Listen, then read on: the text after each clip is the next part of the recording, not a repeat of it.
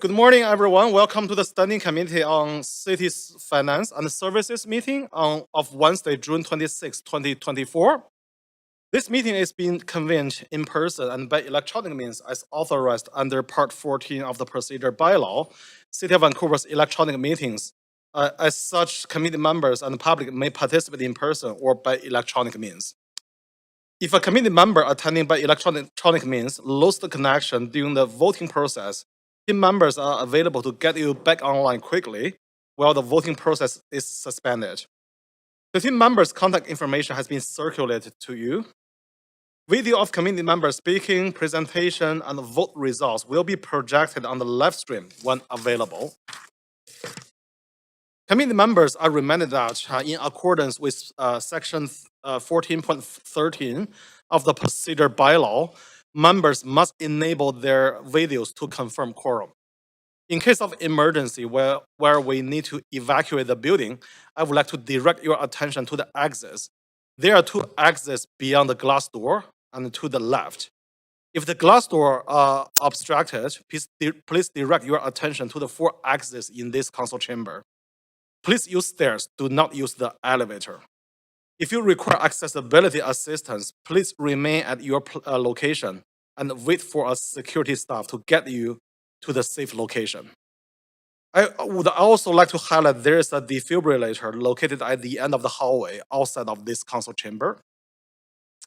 We acknowledge we are on the unceded homelands of Musqueam, Squamish, and the Tsleil-Waututh people. We thank them for having care of this land and look forward to working with them in partnership as we continue to build this great city together. I also want to take a moment to recognize the immense contribution of City of Vancouver's team members who work hard every day to help make our city an incredible place to live, work, and play. Deputy City Clerk, may we have the roll call, please? Vice Chair Joe and the Chair, Mayor Sim. Councillor Carr, absent. Oh, she's on leave of absence from 8:30 to 11 a.m. this morning for Civic Business.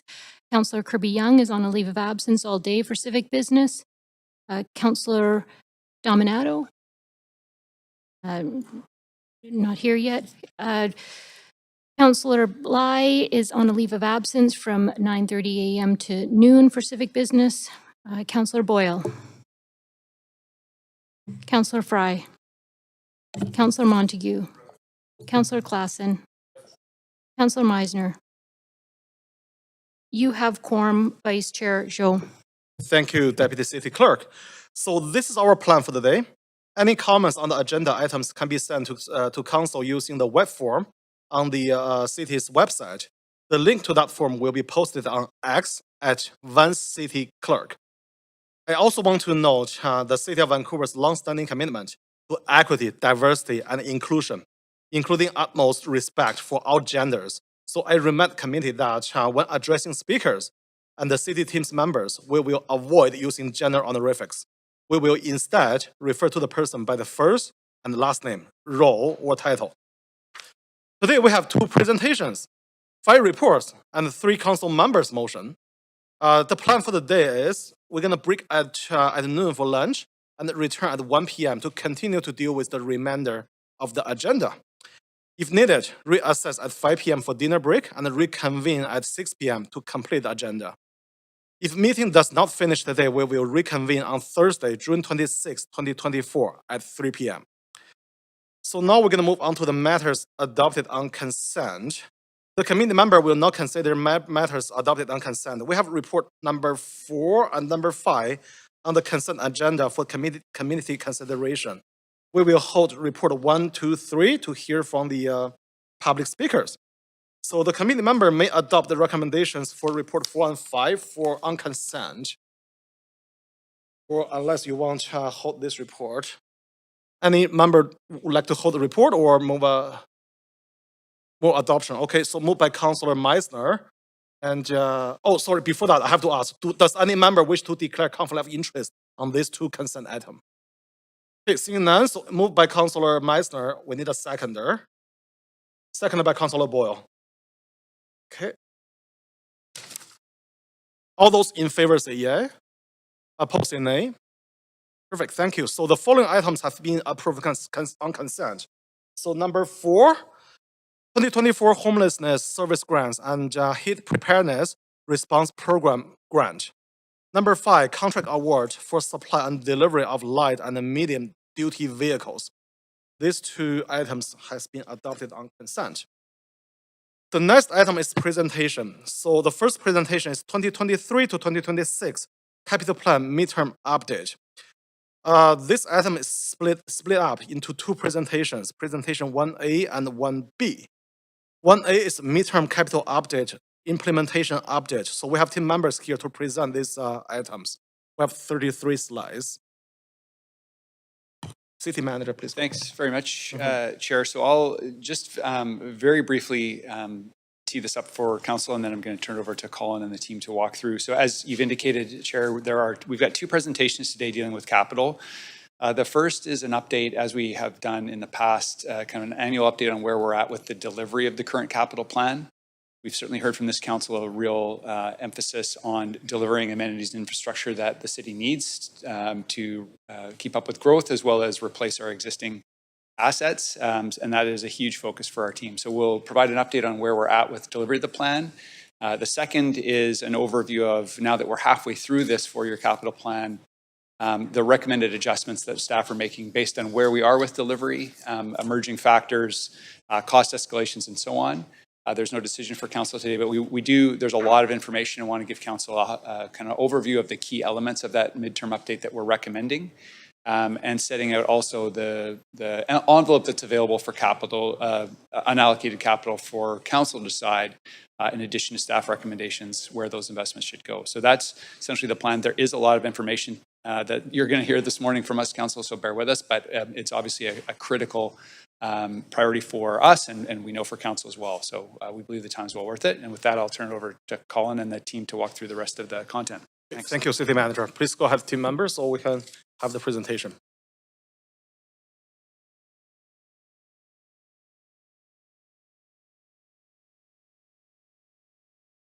The Director, Financial Planning.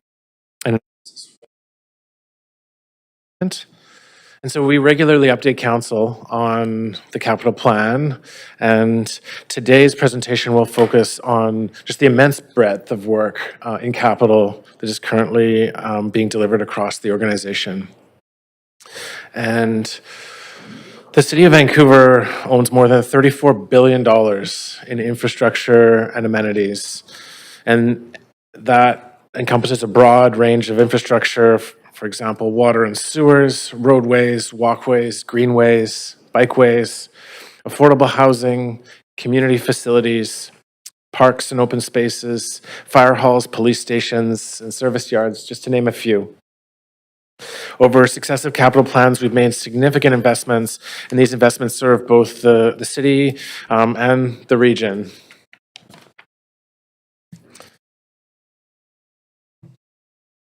And you can see here the capital plan. The current capital plan is allocating $3.5 billion in strategic long-term infrastructure investments to continue to enhance livability, sustainability, and resilience in our city. Despite the challenges of the current and social economic landscape, we're continuing to deliver on our capital plan, where we work to optimize our processes, reprioritize our capacity, and financial capacity, and augment delivery through external capacity. And so to illustrate just some of what those investments look like to the community and the benefits that they deliver, I'll hand it over to Lon LeClaire, General Manager of Engineering Services. Thank you. Good morning, Mayor, Council. Lon LeClaire, as a city engineer. So I'm here to update you on our streets, sidewalks, bridges, and infrastructure above and below the street. And although the street level projects tend to capture a lot of attention due to their visibility, I'm going to start with the below ground services, which account for the majority of our capital budget. So valued at about $11 billion, water and sewer infrastructure is our most expensive asset, and it's critical to maintaining the health of our community, supporting population growth, and adapting to climate change. And because these projects require us to open up the streets, they often trigger other coordinated street level improvements or upgrades when we restore the street. The first project I'll talk a little bit about is the Pender Street water main upgrades. So it's one kilometer of aging drinking water pipes along West Pender between Burrard and Cardero. There's a selfie of me in there just because I happened to be down there for lunch hour. So great to see the work underway. The city's water distribution network is valued at around $3.1 billion and delivers drinking water basically under every single one of our 1,400 kilometers worth of street network. We have an annual renewal program for aging water mains, and that's to catch up on the deterioration of our aging system. The city has increased investment in water main renewals from a rate of 0.5% a year in 2018 to 0.9% this year in 2024, with planned to increase renewal rates in the future, which will take us to that what we would describe as a sustainable renewal rate. Which could keep us going kind of indefinitely. The next project to break ground is actually over at Kitts Point, and this is a project that will support the SNOC development, and it's an important project that represents the government-to-government partnership and our reconciliation in action. Next on to the Canby corridor. So the capital fund, another big contributor of the capital fund is our levies that we get from development. So for utilities, there's utility development cost levy, or the UDCL. This is gathered by all the projects that are happening in the city. In the Canby corridor, we're expecting another 50,000 new residents by 2040. And these funding sources are critical to ensuring that the water and sewer systems are keep pace with that growth. And a key focus for this area has been replacing aging combined sewer infrastructure with separated pipes. The more sewer capacity means that, of course, we can support more homes, but we can also then manage heavier rainfall expected with climate change. And we can also work towards our regulatory requirement to eliminate combined sewer overflows by 2050. Right now, we have a large project on Oak Street between 70th and Fremlin, valued at $28.5 million. This is happening on one of our busiest arterials, very challenging project. We're also nearing completion on sewer separation projects on West 49th and West 54th. Supplementing these projects, often with that opportunity at the street level renewal, we can introduce infiltration bulges or other green infrastructure. And you'll see that on West 54th, where 4 green rainwater curb bulges are being installed to help capture and treat rainwater. And of course, they do some dual duty by improving pedestrian safety as well. Last spring, we also completed a $5.3 million water main transmission project on Heather Street between West 33rd and West 41st to help serve the Oak Ridge area. Now I'm just going to talk about pump stations for a minute. So that's a pump station. It doesn't look like much, and that's the way many of them are. That's a new pump station you're seeing there now. So the old pump stations typically are just a large chamber that's underground. We have 24 of them in the city. Many of them are due for renewal. In this case, with the Glen pump station, we were able to attach some public amenities like the washrooms and the drinking fountains. That's the interior, a large underground chamber where the actual pumps take place. We're also working right now on the Raymore pump station, so that's underway. It's a $7.9 million project in Strathcona, and it's expected to be completed this fall. That's another image of it there. And then construction on the Jericho and Dunbar above-ground pump station upgrades are set to begin later this year. And also we will also begin on a Thornton pump station upgrade, which will help support the new St. Paul's Hospital. Now moving on to our water meter program. So the City of Vancouver uses water meters to manage our water system. We've been installing new advanced metering infrastructure. This technology allows for real-time data on water use transmitted wirelessly directly to the city's systems, central systems.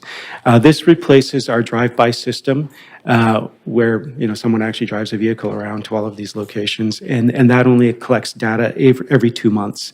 So this advanced metering infrastructure will make data collection more efficient, reduce greenhouse emissions, and improve the management of our drinking water system and support water conservation. And as part of our drinking water demand management strategy, we're also accelerating the installation of water meters on all remaining unmetered homes. And with a goal to reach 85% of properties being metered by 2030. Last year, in addition to the new water meters that are triggered by redevelopment, an additional 465 water meters were installed at Laneway Homes.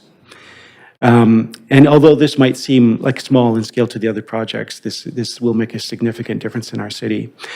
For the remainder of this capital plan, we're planning to install another 6,000 new water meters at a value of about $18 million. So now on to the street network.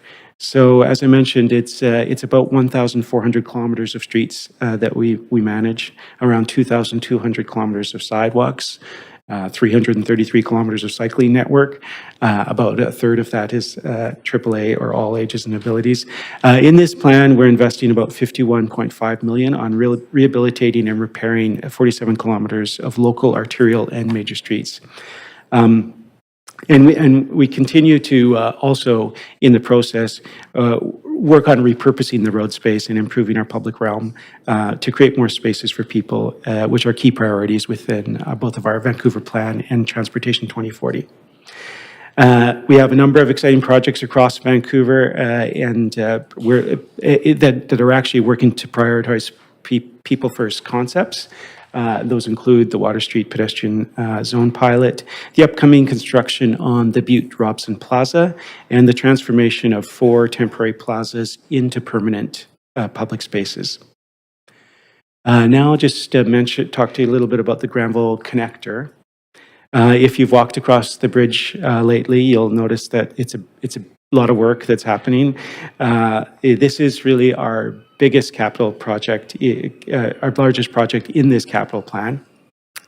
In the spring, you saw that pulverizer that was kind of removing or chewing through portions of the Granville Bridge north of Pacific.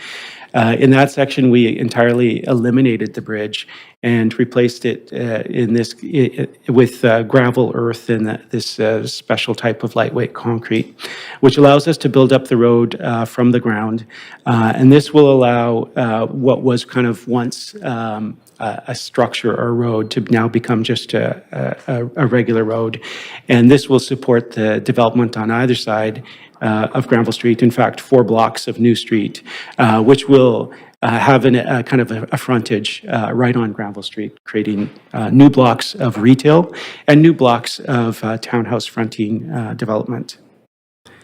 The next thing you'll see is when the north end of Granville Bridge reopens in September.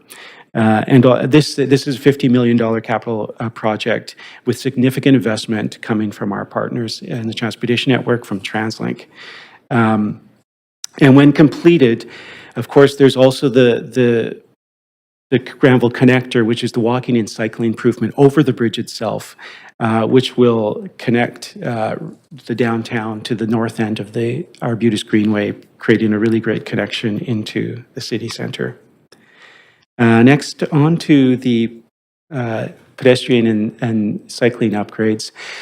This is a project that we did on Howe Street. It's the 200 block of Howe Street, right by Canada Place. It's so where people come off the cruise ships. It was in terrible condition there. It's more than a beauty project, though. It actually created a bit of substantial work to fix the structure. These images you're seeing here are the failure of the sheet pile wall that was just east of the Cambie Bridge, and we needed to shift the path south to kind of accommodate a safe route.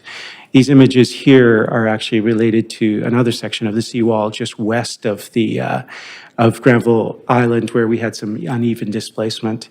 And that's an image of the kind of restoration that we did on the Canby Bridge for those safe hits, which are those white posts that separate the cyclists from the vehicles. And finally, we're also doing the work on for pedestrians in our school street program to create car-free blocks beside a school to open for walking, cycling, and rolling. And that was that last image you saw with the little kid. Next slide on bus speed and reliability. So on our transit system, about 2/3 of transit trips are actually on our bus network, and we need to keep them moving smoothly. And so the TransLink has a speed and reliability program that provides capital funding for projects that reduce their annual operating cost. And if we can help buses move faster and more reliably, then they can arrive more often for the same cost. This means less overcrowding, shorter trips, and more enjoyable experience for riders. We can do this by giving transit riders more space on the streets, by giving more priority over passenger vehicles. We've made some significant investments in neighborhoods such as Commercial Drive, Robson Street, and West 4th. In these neighborhoods, we've done things like the temporary bus bulbs, and which have created improved walkability and additional curbside space for things like patios and parking. When first installed, we used these interim materials on those bus bulbs, which are generally asphalt. And then we can kind of, after the testing proves that they're efficient, then we can transition them to a concrete plan or concrete construction. This summer, we're upgrading the bus bulbs on Robson and Butte in coordination with the permanent Butte Robson Plaza. And we're going to be making changes in South Granville neighborhood to improve bus speed and reliability. And so these in South Granville would include the installation of permanent bus bulges as well. This is the first of 5 corridors which are focusing on the council-directed 3-year bus priority action plan. And we're working closely with TransLink, and we'll have more to share about these bus lanes and priority measures in the future, in particular for Hastings, 49th Avenue, Marine Drive, Kingsway, and other parts of Granville. And lastly, I want to touch on the Gastown project. So a number of activities in this area, really important historic neighborhood within the city. In 2023, we undertook the full redesign of Blood Alley Square. That's what you see in that image there, next to Trounce Alley. This has been completely redesigned and opened last year. It has lots of great features like a stage for local performing arts. Also, then we shifted to this spring to work on Maple Tree Square, where the street was in very poor condition, lots of asphalt patches. We replaced those asphalt patches with pavers to do an interim repair, which would look a lot better than what we had there today. Those interim repairs are now complete in advance of this summer's Water Street pedestrian pilot zone that we will be doing. This work is all part of a $10 million capital plan for rehabilitation and improvements to Gastown, which includes the $1.1 million that we did recently on the Maple Tree Square interim repairs. This July and August, Water Street will be transformed into a vibrant space for walking, for local businesses, culture, community building, biking and rolling as part of the Water Street pedestrian pilot zone. In preparation, crews are on site this week, installing signage, furniture, patios, and other features. And I invite you to come walk on water this summer. And with that, I will turn it over to Margaret.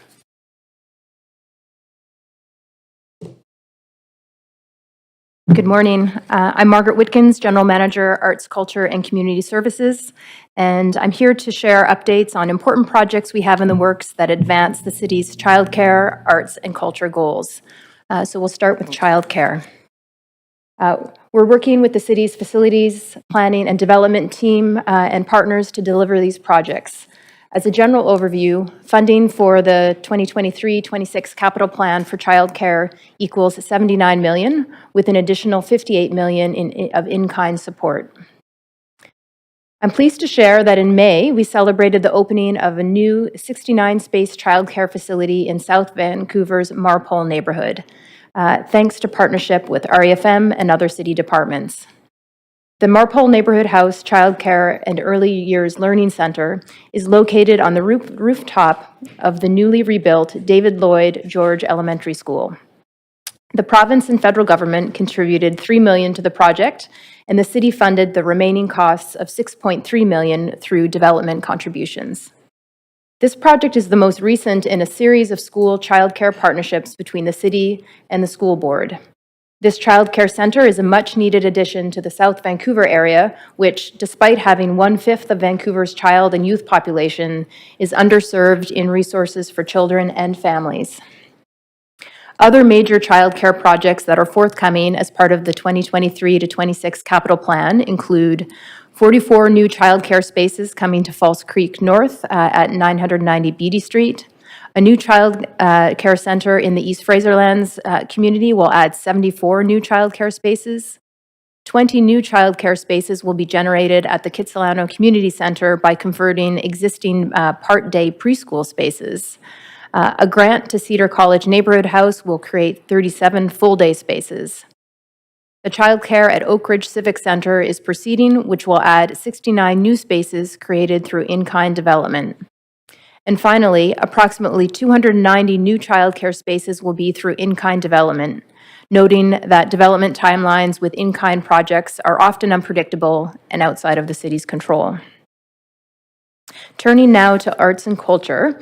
As you well understand, arts and culture plays an important role in contributing to our city's identity, livability, and economic prosperity. As we know from the Making Space for Arts and Culture plan, the most critical challenge facing arts and culture in Vancouver and globally is affordability of space. This May, we were very pleased to open 825 Pacific, a city-owned 21,000 square foot arts and cultural hub in Vancouver's downtown south, delivered in partnership with REFM. The standalone 7-story building is a shared artist production, presentation, and administrative facility for more than 40 artists and nonprofit organizations. The facility is also a certified Passive House, zero emissions building. 825 Pacific is the result of a $15.7 million community amenity contribution. Looking at the coming years, we have a number of future arts and cultural spaces under development. They include a Black Box Theater at Oak Ridge, 9 artist live-work studios, a music production space at Fur and 7th, a hub gallery at Drake and Hornby, and 2 artist production spaces in Mount Pleasant and the Flats. We are also working to support the Eastside Arts District and working hard to support a new Vancouver Art Gallery. That is all for me today, and I'm pleased to hand it over to Christina now.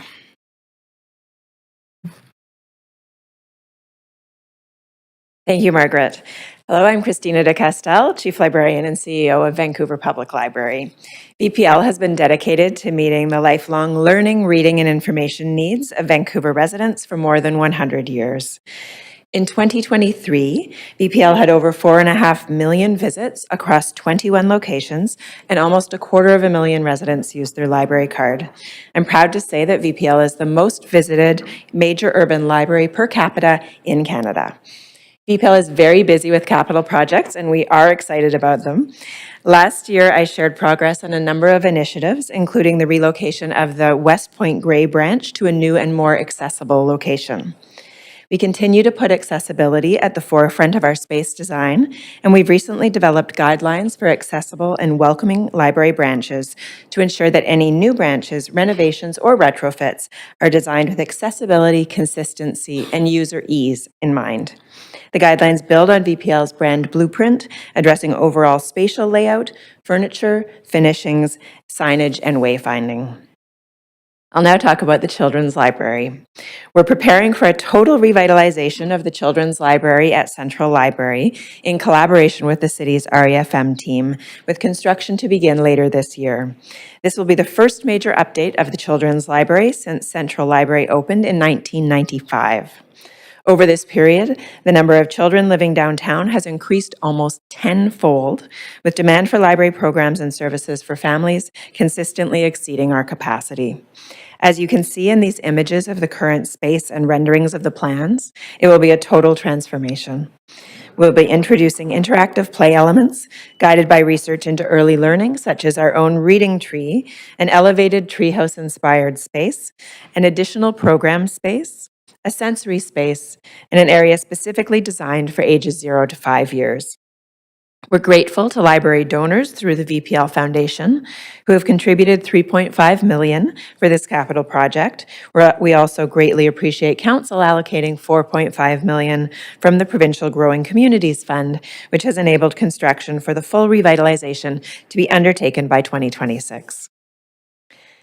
And Oak Ridge Library. As you can see, construction on the new library branch at Oak Ridge is well underway. It's on the second floor of a larger civic center, and you'll hear more about that shortly. At over 21,000 square feet, this branch will be VPL's second largest location, serving as a regional hub, offering robust collections, recording studios, instrument lending, a community program room, and bookable meeting rooms.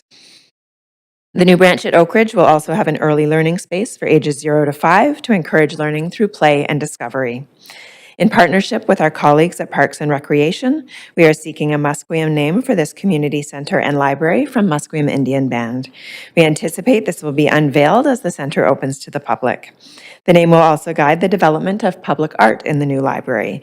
This is a tangible example of how VPL is supporting the city's UNDRIP strategy by creating opportunities for a greater presence of the local nations in the public realm and for Vancouver residents to learn about Indigenous cultures and languages. And now I'll hand this over to Steve.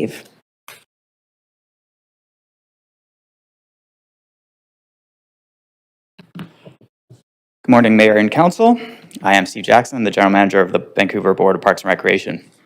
It's been a busy year for capital delivery for the Park Board, and I'm excited to share highlights of the work with you today. Our teams are experts in stewarding many of the amenities that make Vancouver so special, livable, and of course, a top tourist destination. These include trees, parks, splash pads, beaches, playgrounds, sport fields, public gardens, and hundreds of other outdoor amenities.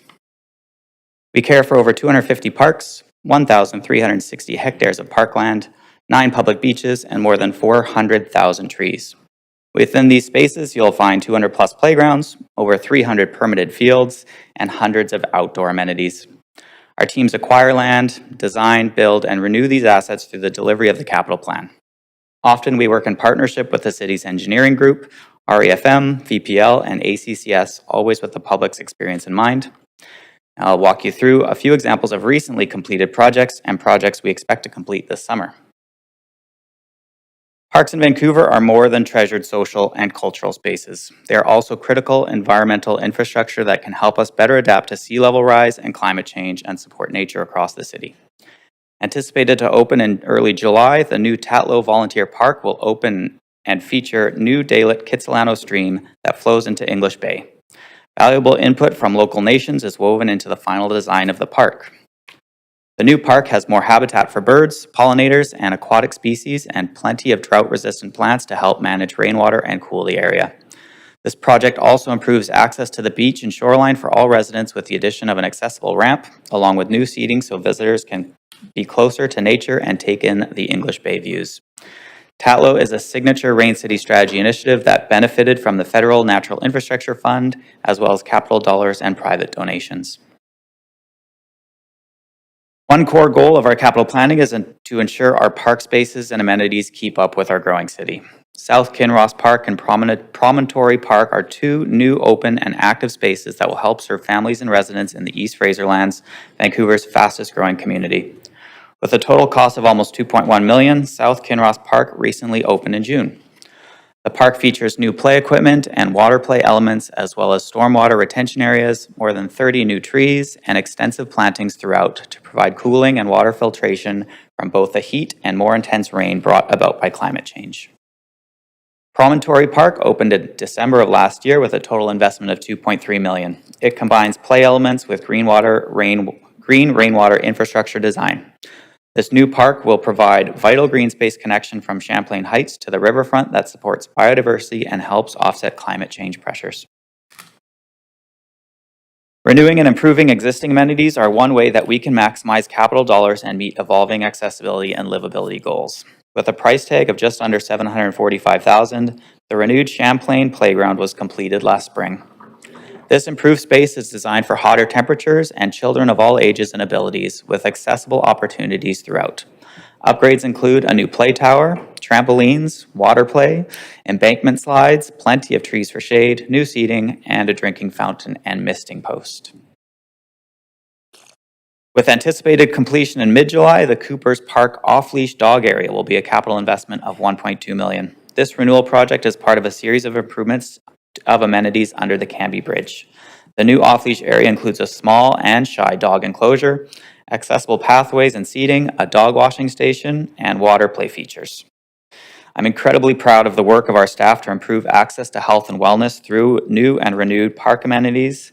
And with that, I'm going to hand it over to Armin, who's going to share a number of our recreation buildings as well.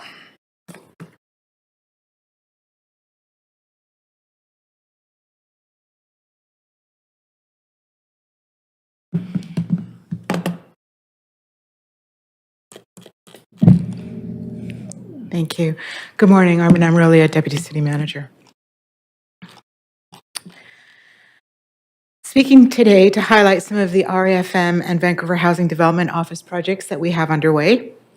Working with our colleagues across the city, partnering with senior levels of government, industry, and nonprofits to build civic facilities, community spaces, and affordable housing that meets the needs of our city. To enable the right supply of housing through strategic capital investments across the housing continuum. I'm also pleased to note to be a leader in the sustainable building realm. A number of our projects now utilize the use of mass timber, and we are committed to ensuring that all our developments meet or exceed low energy building performance. And part of our capital delivery is also ensuring that our existing facilities are upgraded to today's standards. An example of this is the Fire Hall 12, where we recently completed a seismic upgrade that will keep this important fire hall running smoothly in the case of an emergency, such as an earthquake. These projects are good examples of what internal, intergovernment, and nonprofit collaboration can achieve, from innovation housing projects to community centers to a world-class amphitheater. I'm excited to share with you a few key community amenities that are coming online. Vienna House is underway on a new $79.4 million, 123-unit housing project in East Vancouver that will provide affordable and sustainable homes for individuals, seniors, and people living with disabilities and families. This is particularly important for me. This is one of the last projects I worked on when I left the province.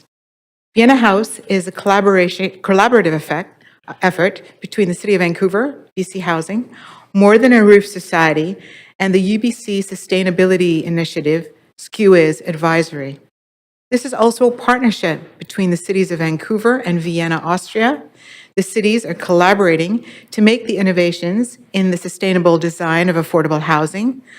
The project is a combination of shelter, low-income, and market rentals, which will provide a mix of housing options, and the project aims to reduce energy consumption for heating and cooling by a staggering 90%.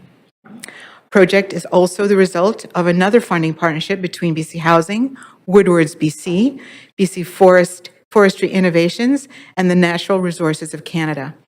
The city offered nominal land leases, DCL waivers, reduced parking, and fast-tracking through our regulatory approval process. And construction is expected to be complete by fall of 2025. The Oak Ridge Community Centre is a $90 million project and will be home to shops, services, and offices, as well as community and residential spaces. The city, in its efforts to turn this area into a new, vibrant cultural district, we have partnered with Quadrille Property Group, Westbank Development, to redevelop this space to include a new community center, a library, performance area, and childcare facility, all located in the Civic Center. In line with the city's housing strategy, a 22-story city-owned housing tower is also being built next door to the center, which will be completed by Q4 2024. and the completion of the Oak Ridge Community Center is scheduled for Q1 2025. Sunset Senior Center has broken ground this fall. We've partnered with the federal government, parks, on this facility to help seniors stay active, engaged, and connected in their community. The city has invested $4 million into this community-guided center. It's a $14.6 million project that will provide space for multi-generational programming. As an addition to the existing facility, the expansion will be approximately 11,000 square feet and will include a Class 1 commercial kitchen suitable for catering or public meal service, multi-purpose rooms for programming, including a fitness facility. Project will meet design certifications to make sure the project is environmentally sustainable and easy to access. Project completion is expected in Q4 2025. The Marpole Community Center, this is an update from last year, is a $91.3 million development, and it is a new 42,000 square foot project, which again broke ground last November. The site has been excavated with the parkade and ground floor slab in place, and the next stages of work will include installing the mass timber structure later this summer. The new Marpole Community Center will provide several key amenities, including a gymnasium, fitness center, and studios, multi-purpose spaces, a childcare up to 74 children, landscaping, basketball courts, and outdoor performance space and gathering areas. This project is being funded by the city, parks, and the federal Growing Communities Fund. Construction is anticipated to be complete in Q4 2026. Cole Harbour Phase 2 project is a partnership between the city, the Vancouver School Board, and the Park Board, and the project is possible through funding from CACs, the province, the Federation of Canadian Municipalities Green Municipal Fund, and CMHC. Project budget is $86.1 million. The project will build important community amenities to the Cole Harbour neighborhood, including an elementary school, a childcare center, out-of-school care program, and affordable housing with more than 50% of the units designed for families with children. Over the past year, we've made significant progress on this project.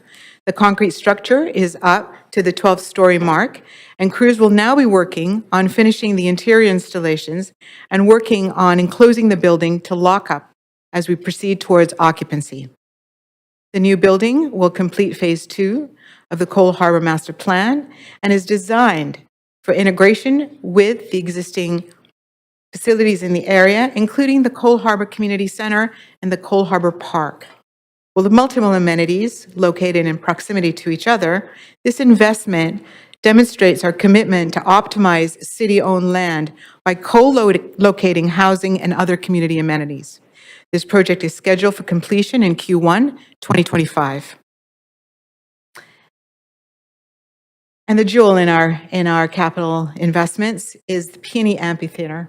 The project is in partnership, working alongside with the PNE on the renewal and expansion of the amphitheatre in Hastings Park. Project is a significant investment of $104 million for the city, and the renewal will support more access to music, culture, festivals, and multifunctional outdoor space. Hastings Park was also recently announced as the location of the FIFA Fan Festival of Vancouver, which serves as an example of the many functions this investment will support. Fans will be able to watch the games on the big screen of the new amphitheater, putting this project on a global stage. To prepare for this exciting event, we have made significant progress. In May 2024, the PNE hosted a groundbreaking event and announced the naming partner, Freedom Mobile. Demolition of the previous amphitheater, as you can see, is now complete, and we are pleased to be moving forward with the construction.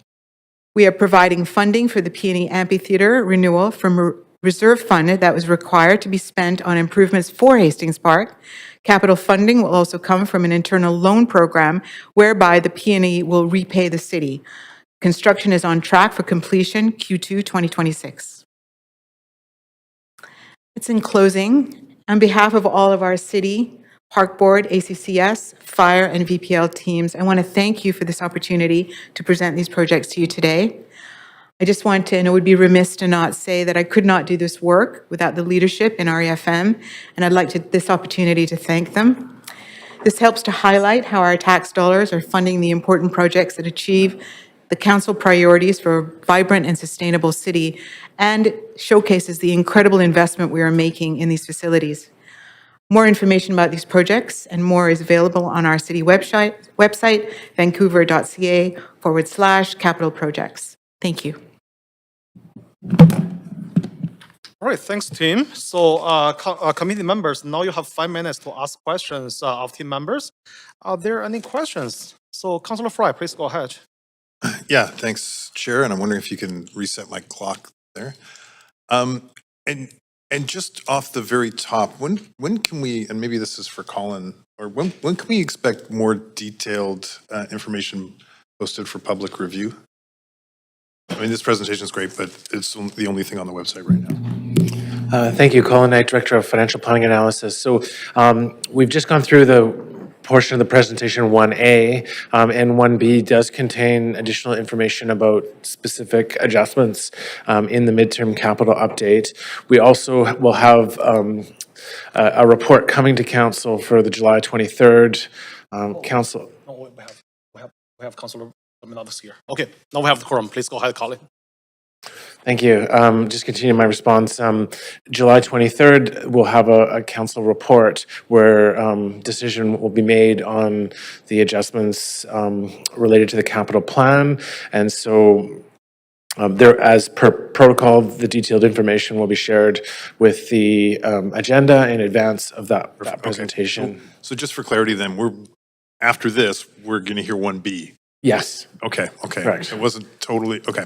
I appreciate that. Thanks, Colin. Okay. Nonetheless, I just have some general questions just based on some of the presentations so far.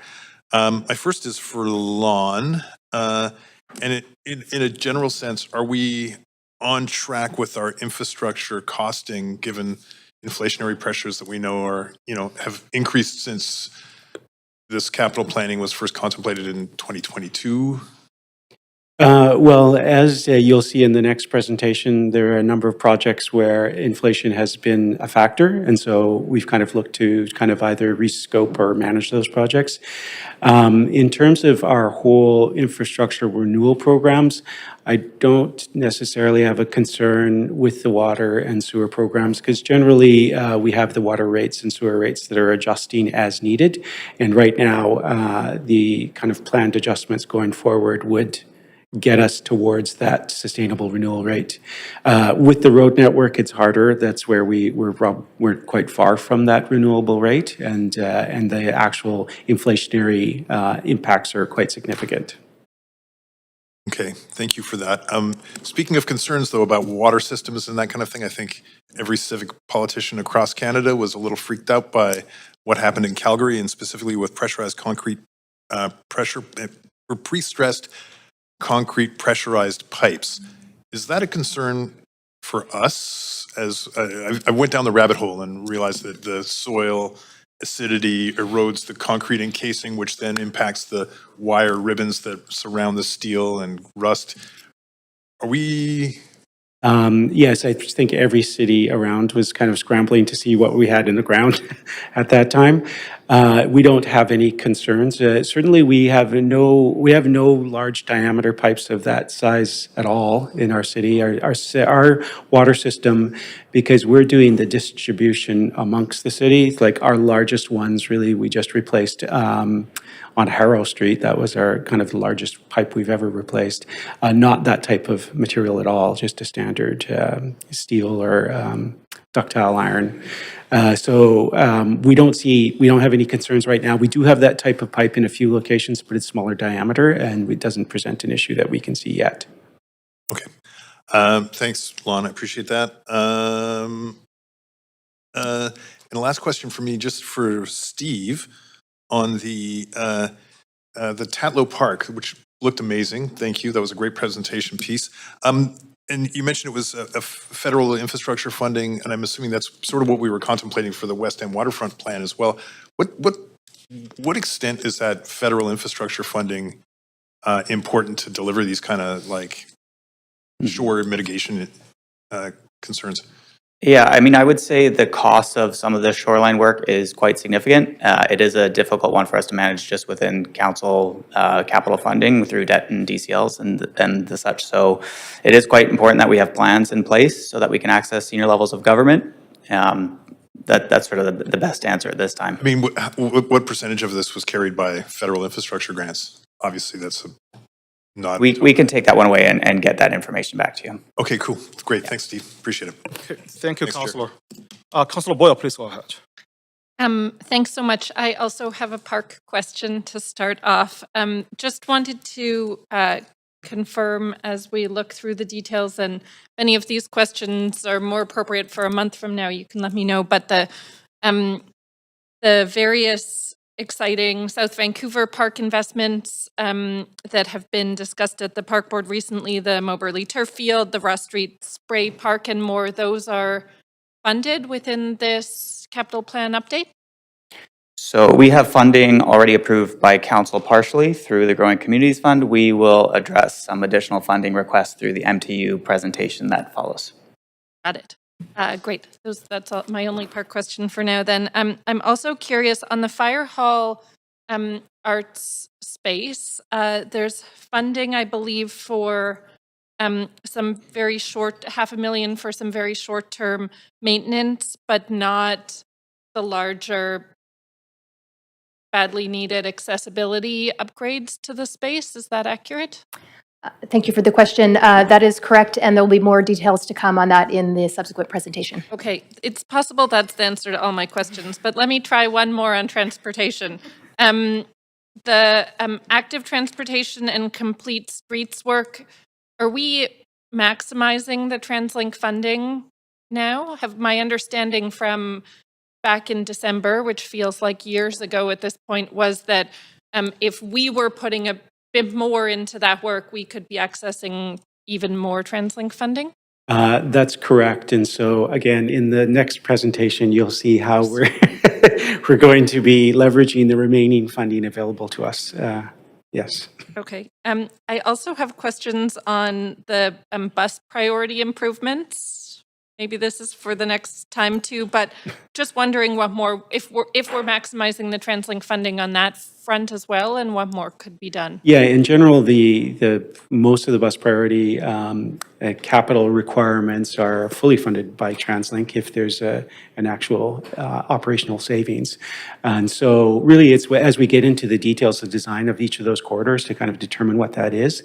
In the midterm update, we've got an estimate based on what we think we'll need. And of course, if that changes, there are opportunities to adjust our capital plan as we go forward in the next 2 years. Okay, but we have the staff capacity to be doing the work on our end that allows us to maximize that TransLink funding? That's right. Again, more details will be in that next presentation. Well, my last question I know is for the next presentation, so I'm good for now. Thank you. Okay, thank you, Councillor Boyle. Councillor Clausen, please go ahead. Thanks very much, Chair. And before I ask my question about roads, I want to give a shout out for this presentation and bonus marks for the drone shots and all the colorful. Honestly, it really drives home all the incredible work that's happening with libraries, with parks, with capital infrastructure, community centers, and roads, and everything else that makes this city operate. And just one other quick comment. I'm flexing a little bit on my Vancouver Hollywood North knowledge, but Tatlow Park was the location for Robert Altman's first classic movie, That Cold Day in the Park. It was the one he did right before MASH, and then came back and shot in Vancouver for McCabe and Mrs. Miller. So just letting you know all that cinema knowledge there. My question is, just with regards to some of our arterial roads, we know the pressure that is on them, especially with some of the changes in the bus network. I'm thinking King Edward, for example. We've got articulated buses there. We got new, longer and changed bus stops. I know that some of the roads are rough in many spots. It impacts our bus network, our cyclists, vehicles, and other shipment. What kind of things are sort of in process there to better understand how we're going to be able to. And I know concrete pads at some of the bus stops are key as well.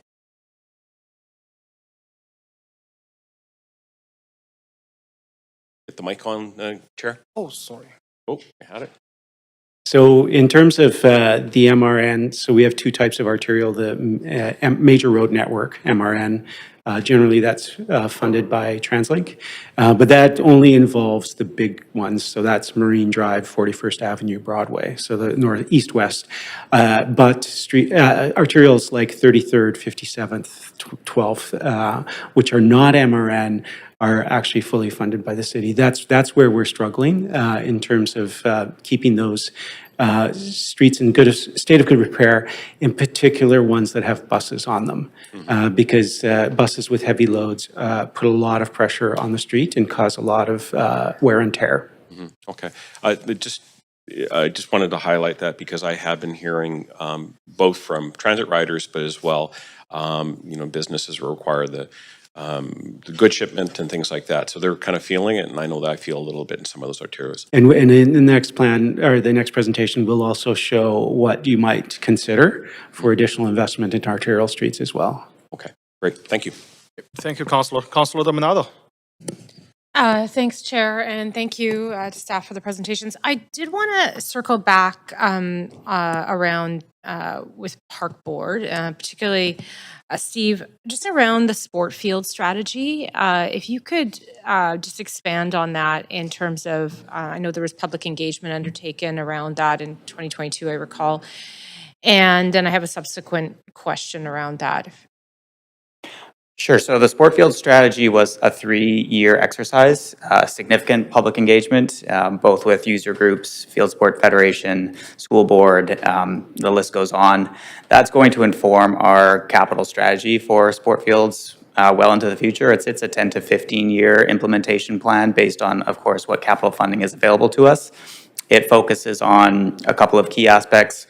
One, converting gravel fields into synthetic turf where we can, and improving grass fields where we can as well, with the goal of just increasing the amount of programming we can offer. Okay, that's great. And is there, in terms of undertaking that engagement and strategy, is there now a prioritization of all of our sort of playing fields across the city in terms of rank order of, these would be the highest need, there'd be obviously some criteria to establish that of whether it's based on, maybe a deficit in certain neighborhoods or use, that sort of thing. But do we have something like that where we could be like, okay, these are the highest priority, these are the next highest?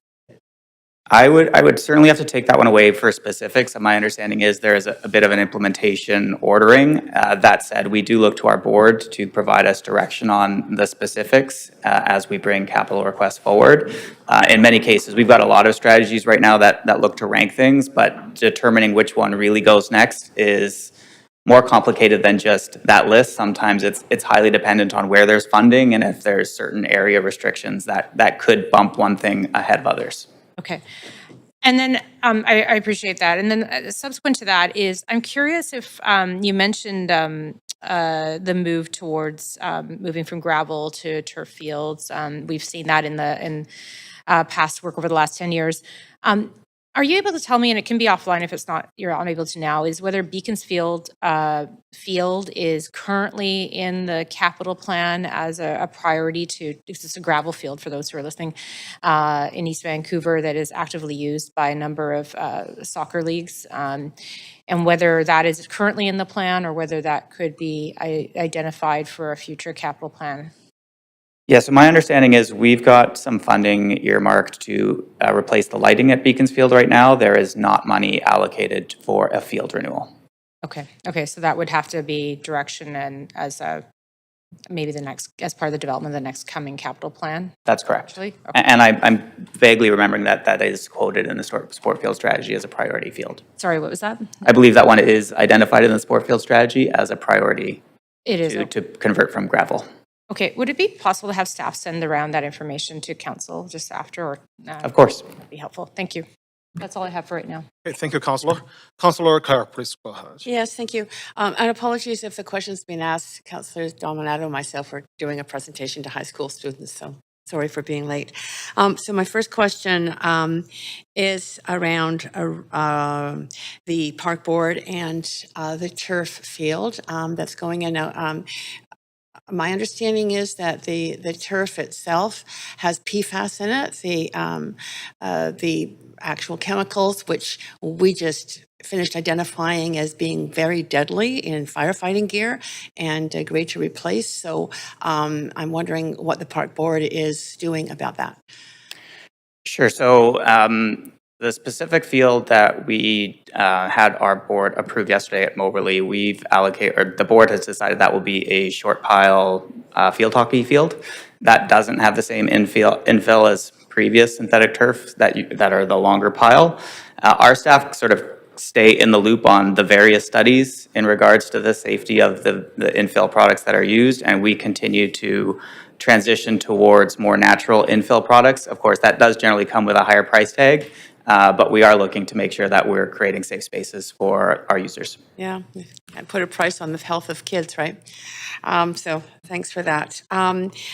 Second question is not for you, thank you. Second question around renewable energy, 73 million for renewable energy. Is that, what is that going to be spent on? I'm just looking at the slides from the slide deck in this presentation. Colin Knight, Director of Financial Planning and Analysis. Just to clarify that we have a presentation component 1B that will be coming next where we'll speak to the funding adjustment content. So that will be coming. Thank you. Thank you. I just was looking through the slide deck for the first presentation, but great that we're going to get it in the second presentation. Third question, 874 million on water, sewage, and drainage to replace it so it lasts. Is that the second presentation too? Okay, I'm going to leave it there and just wait for the second presentation. Thanks. All right, thanks, Councillor Carr. So this is the end of the speakers list. So since the presentation is for information only, so no action is required from the committee. So that completes the presentation 1A. So we're now going to move to the presentation 1B, 2023 to 2026 capital plan midterm update. So we have team members here to present this item. There are 50 slides. Okay, please go ahead, Colin, whenever you're ready.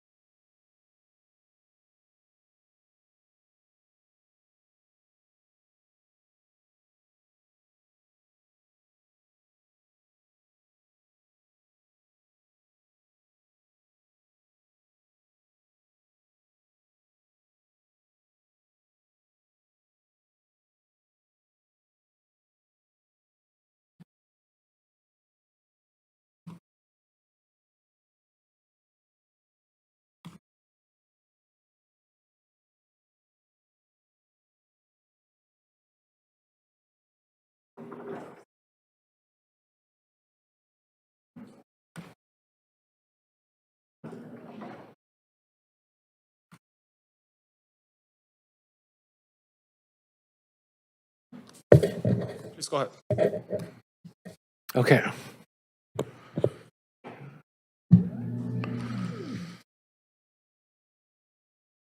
Thank you, Mayor and Council.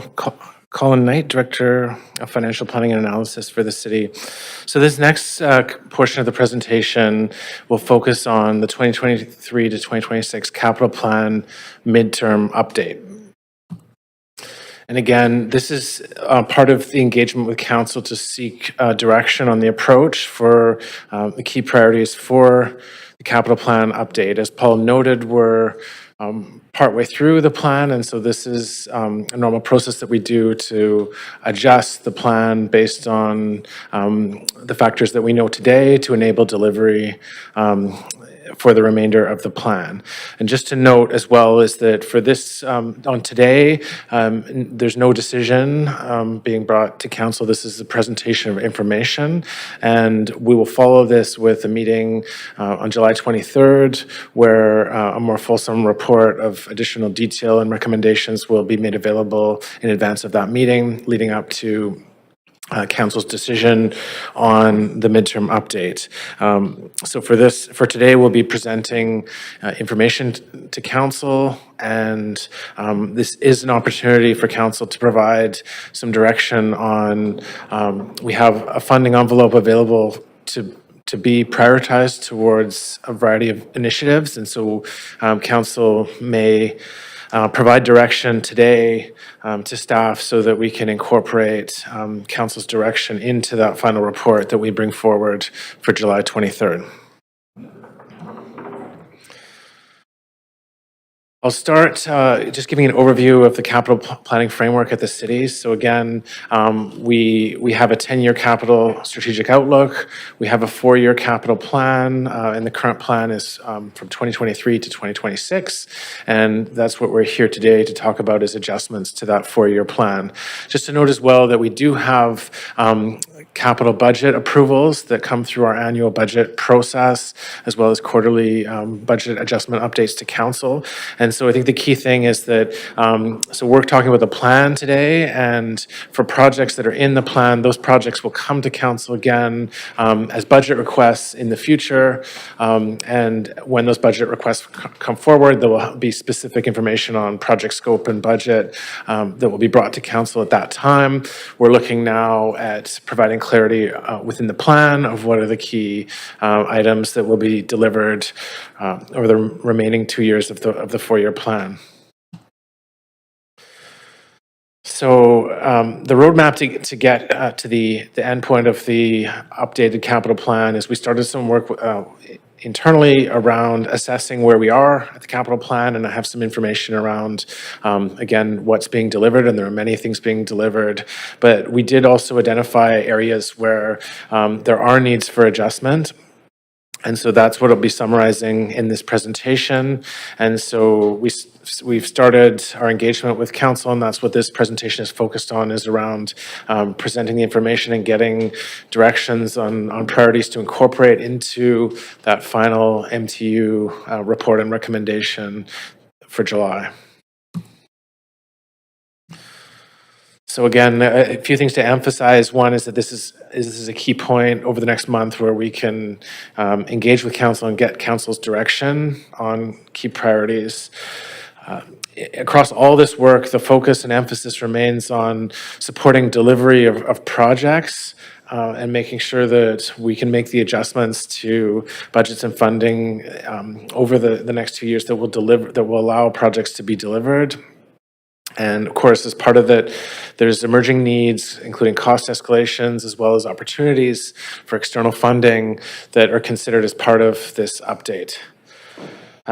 The good news is that the vast majority of the projects in the plan are proceeding as planned. So 75% were flagged as proceeding as planned, but 25% required some action or adjustment to support delivery.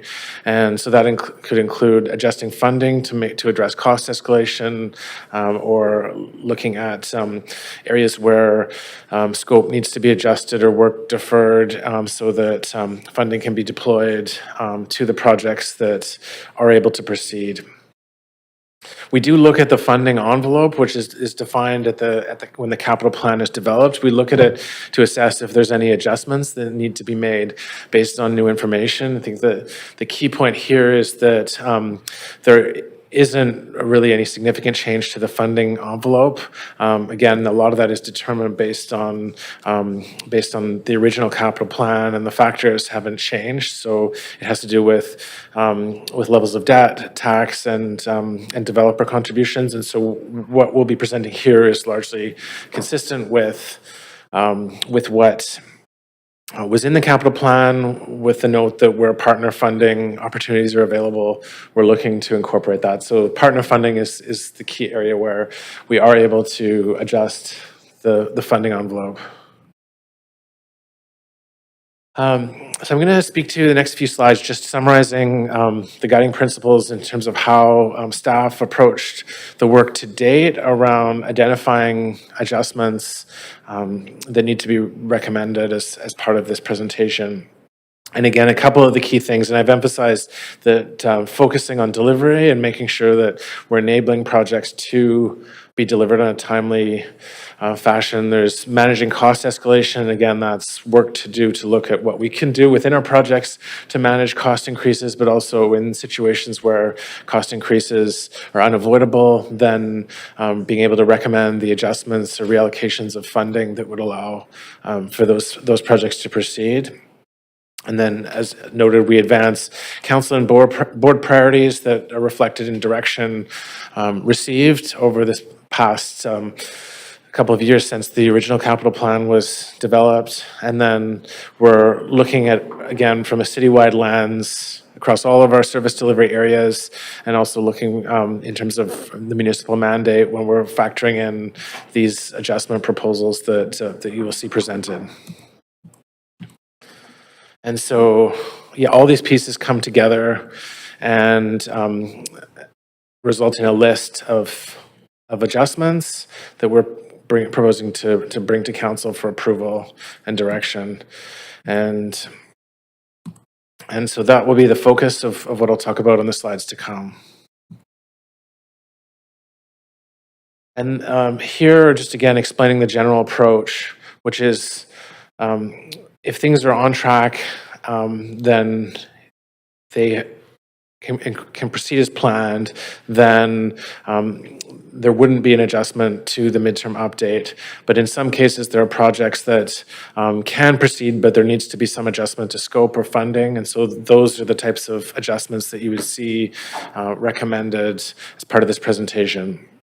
And then emerging priorities, we looked at emerging priorities from the lens of what can start and be implemented over the next 2 years, because there are a number of emerging priorities, and in general, we would look through the next capital plan cycle to address ones that are 2 or more years out, so that those could be addressed through that process. But for ones where there is an urgent need and it can be delivered in the next 2 years, that would be showing up in this presentation as an adjustment request.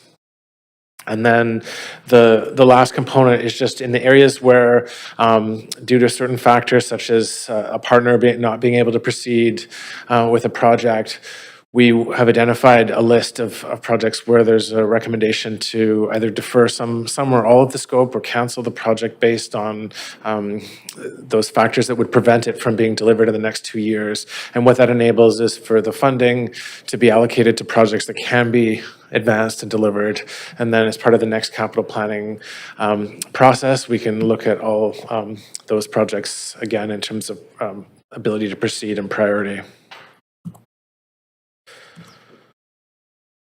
And so I'm going to provide just a brief context. Again, our capital plan, as we noted in the earlier presentation, is $3.6 billion is the current, which includes adjustments made to date from the initial $3.5 billion capital plan approved. And you can see the many areas that funding gets allocated to, and it's both renewal and growth, and it's across a wide variety of different service areas, as you see noted. One of the things that we also have to consider when doing our capital planning is around funding source, because many of the funding sources that we use have different eligibility restrictions or requirements. And so we have to ensure, as part of this planning that we allocate funding within categories that are eligible. And so you can see just a summary of some of the key funding areas. And so this is factored into the adjustments that you'll see and needs to be considered for any reallocation.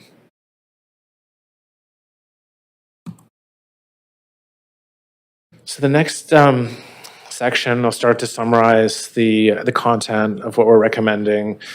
And as is noted, we've looked across our suite of existing projects and initiatives and emerging priorities, and we've got a list of recommended adjustments. We also have $20 million that has been set aside for council to provide direction on, and a list of options will be provided as part of the information leading into the report for July. But in summary, we have $17 million of unrestricted funding, so that does not require specific eligibility, and then $3 million of growing communities funding, which has not yet been allocated. Now that does have specific criteria, which I'll summarize. So this is another summary here of all the different, again, lenses that we look at from a staff perspective when we're building these recommendations that you'll see. And just in summary, in terms of dollars, again, in the context of that $3.6 billion capital plan, you can see the rough dollar amounts across each of these categories as they're presented. And you can see here, again, the key thing is in terms of looking at it in terms of areas where we've identified an adjustment that reduces the funding need, which is part of the picture, and then the other aspect is areas or projects that have an increased funding need. And so I'll start with the reduced needs. And so we've identified $130 million in reduced needs that would free up funding for other projects. And so you can see some of the key ones summarized here. And as I said, there's more detail to come. So I won't go into the details now, but when we present in the slides to follow, you'll see information on these. And then when we move to looking at the additional needs, so again, we look at additional needs in a variety of categories. And so in some cases, there's critical renewals that have come up. So this is something urgent that wasn't necessarily, the urgency or the need wasn't necessarily available when we did the original capital plan. And so that now we have that information and need to proceed on some of these projects. So $52 million in that category. Cost escalations would be, again, areas where due to inflation or other factors, costs have increased beyond the assumptions from the initial capital plan, and then emerging needs, and then added scope that has emerged. And so there are details to come around what those items are and why they're recommended. But this is a summary, just a quick summary of what is being brought forward. And then this is a bit more detailed summary around the different categories of service within the capital plan and the dollar amounts being adjusted both as reduced needs and additional needs through the capital plan. And as I noted, we're working within a consistent funding envelope. So where you see the overall net growth is supported through partner funding and reserves that the city has available. And then, again, you can see that this is just another view where we break it out based on the key funding sources. So city would be the tax and debt funding, primarily funding renewal. And so just to emphasize that nothing that is recommended in the adjustments here would have an impact to taxes and utility rates above what was contemplated in currently approved budgets or capital plans. So it's within the tax funding envelope. And on the development side, again, it's within the envelope. There is some adjustment with respect to deferred projects. Again, with development contributions for those for those that are deferred, those development contributions remain available to allocate to projects when they're available to proceed. And then partner funding would be where we have identified additional partner funding opportunities and are recommending an adjustment to reflect that. And then, yes, just a noting again around the funding earmarked for council's consideration around the allocation to specific projects. So the next segment of the presentation is really focused on going area by area across the different service categories of our assets and just talking about the key recommendations in each of those categories, as well as options for council to consider in terms of the allocation of that 20 million. And so for this section, I'll start, but I'll be joined by several of the general managers that I'll introduce to support presenting this section. So I'll start off just on housing. So housing is notable in the sense that we're not proposing adjustments as part of this midterm update.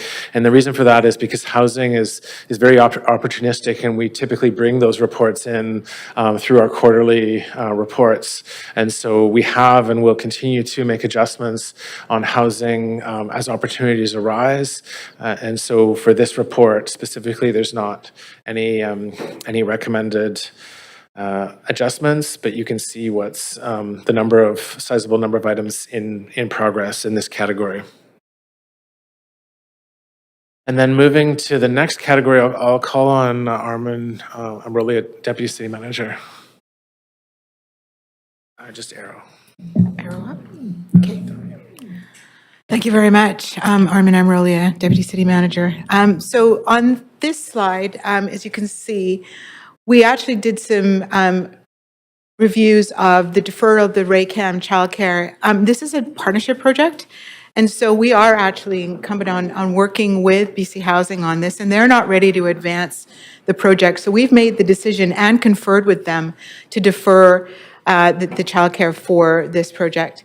And then also, similarly, deferral of the Urban Native Youth Association, or UNYA. Again, timeline delays. BC Housing is not available right now to actually secure the funding. And so we're actually have decided to defer the payment, or sorry, the development of that. And we don't want to tie up the funding as we need that funding to actually reallocate to other areas. And then we have canceled the Vancouver Aquatic Centre childcare as a result of a renewed look at how we're actually going to be developing out the Vancouver Aquatic Centre, and the space restrictions do not make this childcare feasible. Thank you. Oh, this one?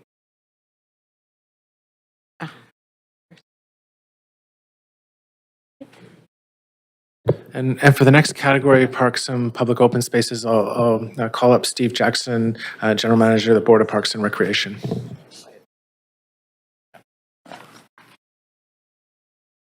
Morning again.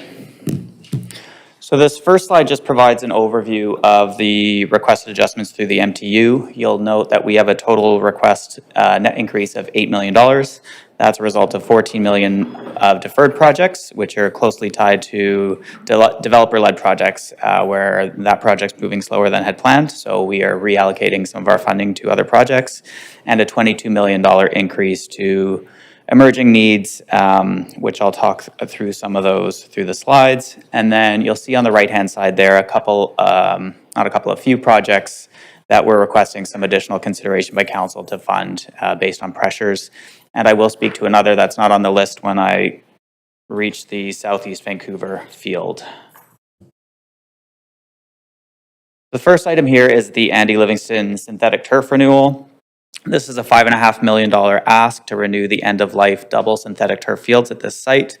Park Board's original plan was to align this renewal with the Northeast False Creek plan. However, due to some delays in the implementation of that work, these fields have reached end of life before we're ready to align those two projects. So we are seeking the renewal of these fields at this time to ensure that programming isn't impacted. These fields permit 4,500 hours annually and does net approximately $300,000 of permit revenues. So the renewal here is a critical piece to make sure that our field sport users' needs are met and that we don't create a significant service disruption.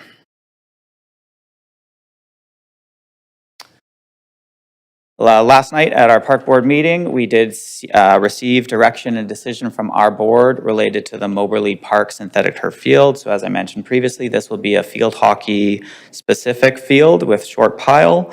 It's a $5.3 million ask for the field. There's additional requests related to the field house upgrades that are needed to meet the standards of play that we expect at this site. The project does leverage existing field house, but we are looking for improvements. In addition to this, our board did approve a walking track or walking loop around this field, as well as a playground renewal. That being contingent on support from council for a $0.8 million ask of funding from the Growing Communities Fund, which you can consider through your processes.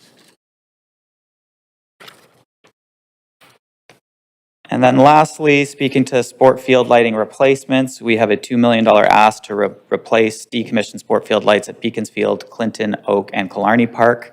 This is a priority replacement of aged assets that emerged after the development of the capital plan.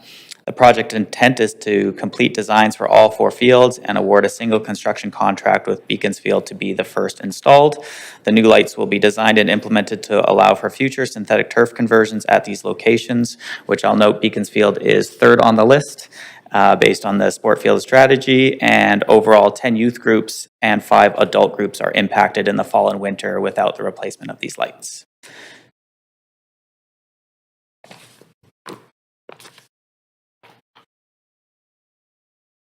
Thank you. And for the next section, I'll call on Armin Amrole. Thanks. So this is a critical renewal of the Orpheum Theatre to renew and add, because it's at the end of its life, on the Smythe Street facade, and there's an envelope repair cost as well. Fire Hall Theatre critical performance also for another $500,000. And of course, we did speak about the cost escalation for the Peony Amphitheatre renewal, and that's another $30 million. Just to note that we are not including that right now in our project budget. We are trying to work within the project budget that we have been allocated, and so in the event that we do experience cost increases, we will be using that fund to proceed. Thank you. This is, again, the amphitheater, and we talked about this. Again, we're made a substantial amount of progress on this project right now. We have completed the demolition, and we are moving ahead with our next stage of project development. We are about 46% of tendered, and we've tendered the project at 46%, so we're well within our budget right now.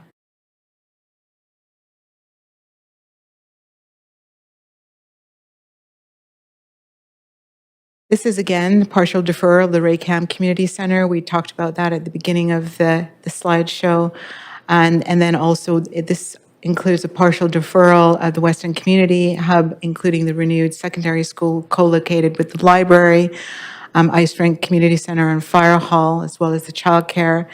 And then further design of this project is going to be deferred until we can get all our partners on board.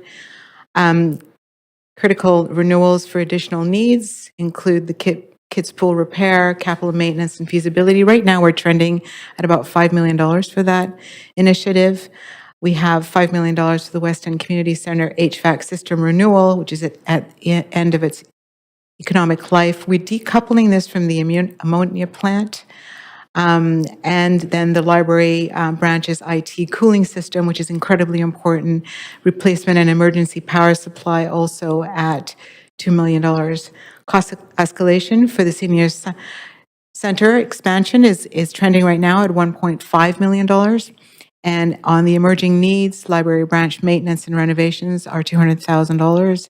Added scope for the Marpole Library branch, we're going to speak about that on the next couple of slides in more detail, at about $11 million, and the social infrastructure climate adaptation retrofits at $1 million.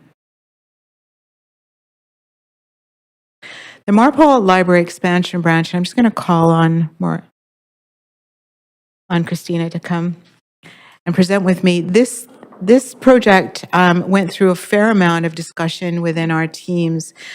The cost of $11 million does include $3 million for an HVAC and roof upgrade, which is not an option for us at this point.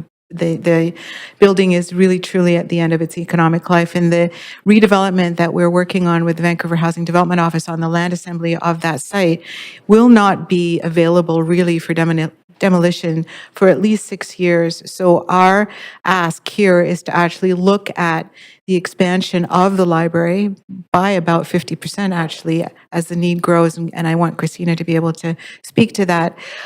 We are holding the $8 million of that 11 as a placeholder. Our teams are working hard on ensuring that we can meet a critical need and use the money wisely to actually do the expansion as we actually work towards making the library a little more efficient. Yeah. So I'll just speak to the need at Marpole Library. It's currently well below its target service levels for a community of this size, particularly considering the lack of complementary social services in the neighborhood and the escalating needs of the residents. Beyond the library services, we have heard from the community that they rely on the space for climate-controlled public space and heat, cold, and air quality events, and for information and referral to social services in the neighborhood. And the branch sees more than 100,000 visitors, 8,400 hours of computer use, and 180,000 items loaned per year, while being VPL's smallest full-service branch. So there's a real need for the services, including the washrooms that are oversubscribed at this location. And so because of the service gaps, this has been included in the city's capital plan since 2012, but has not yet moved forward. Thank you. Thank you, Christina. This is purely for the Sunset Senior Center. This is purely escalation at $1.5 million. We have been doing a fair amount of cost cutting for this project as well, and staff have been involved in ensuring that there's no added scope. The HVAC system renewal at the Weston Community Center is really a result of a end-of-life infrastructure, and we have prioritized this money for the improvement of that HVAC from the existing ammonia plant as we go forward. This is the deferral of the design for the West End Community Hub and the Fire Hall number 6 until we can actually secure all the partners and all of our funding is secured as we move forward. But we are moving ahead with the critical renewals for the Fire Hall and the capital maintenance for the Fire Hall for $1 million, Emergency Operations Center audiovisual system replacement for $2.3, and the cost escalation as well as we move forward. Grandview Fire Hall number 9, please include this $15.5 million request does include the replacement or the temporary replacement of the fire hall as we're actually in the process of developing this fire hall out. We have made substantial gains in actually securing the site for the temporary fire hall, and now we're actually moving forward with the development of that annex. We've also made substantial gains. I believe we are at a class on the Fire Hall 9. We're almost at a class B, so we're pretty secured with our funding actually request and our capital budget for Fire Hall 9.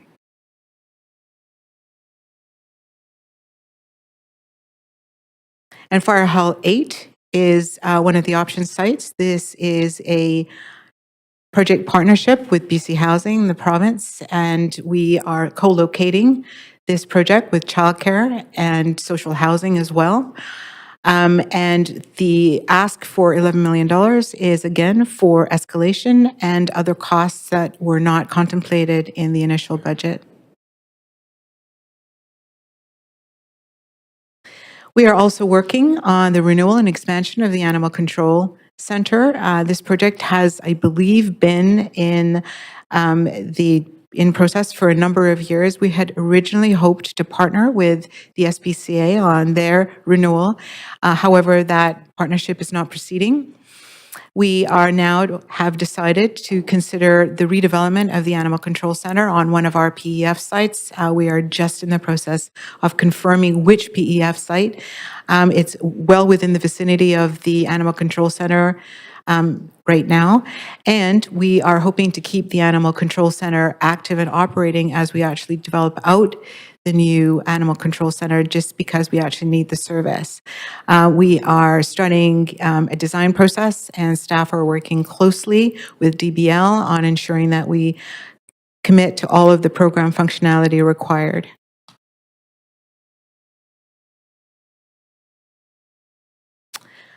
I think this is back to Steve, or this is, I can do this one, Steve. All right. Civic facilities and equipment, capital plan, critical renewals for the service park, service yards, capital maintenance of $2 million, snow readiness, service yard upgrades for 1.6, and the Civic dock maintenance for $500,000. Emerging needs, City Hall security enhancements for $600,000. And again, City Hall subground improvement that's in process right now for $1 million. The Stanley Park Service Yard, capital maintenance. There are 11 buildings in total at the Stanley Park Service Yard, and unfortunately, all of them are at the end of their useful life.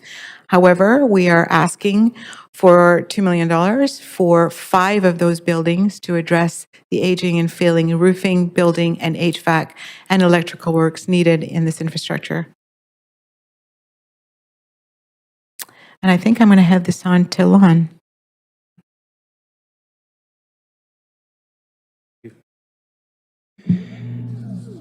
Good morning, Lon LeClaire, General Manager of Engineering Services. So this first slide is quite dense. This is the streets one, just to talk through a few of the items there. Right at the top, the critical renewals, we have the Granville Bridge gantry.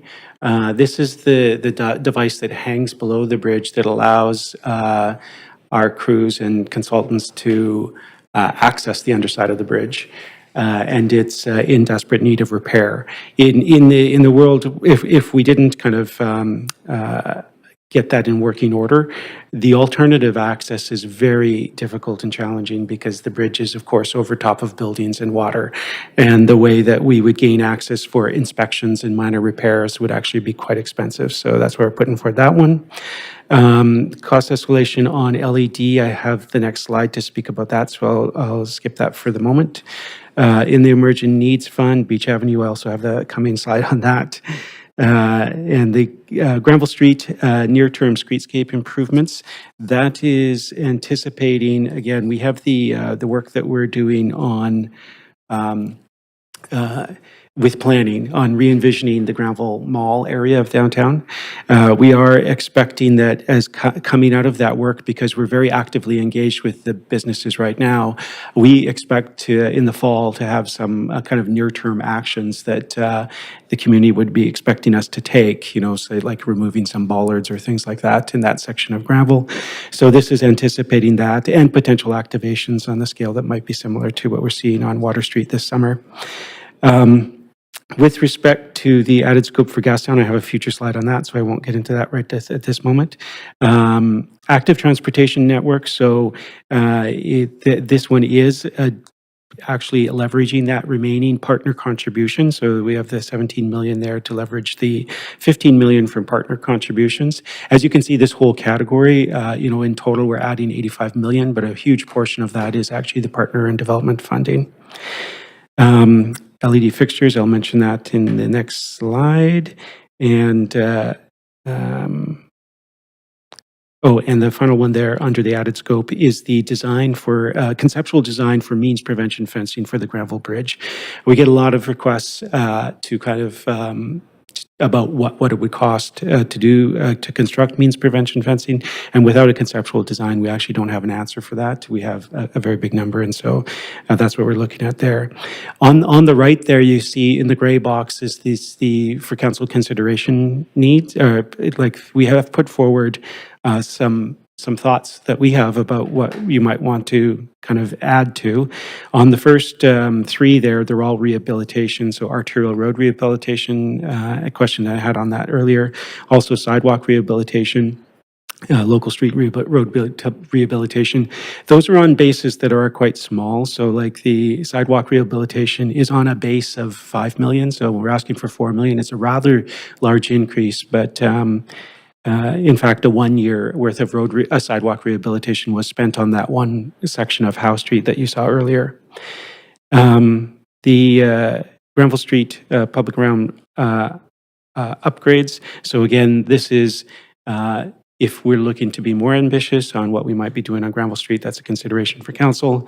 Transportation planning and monitoring, this is one that has us very concerned. It's really our automated counter systems. These are embedded in roadways and in a number of places that count vehicles and cyclists, and a lot of those are coming at end of life.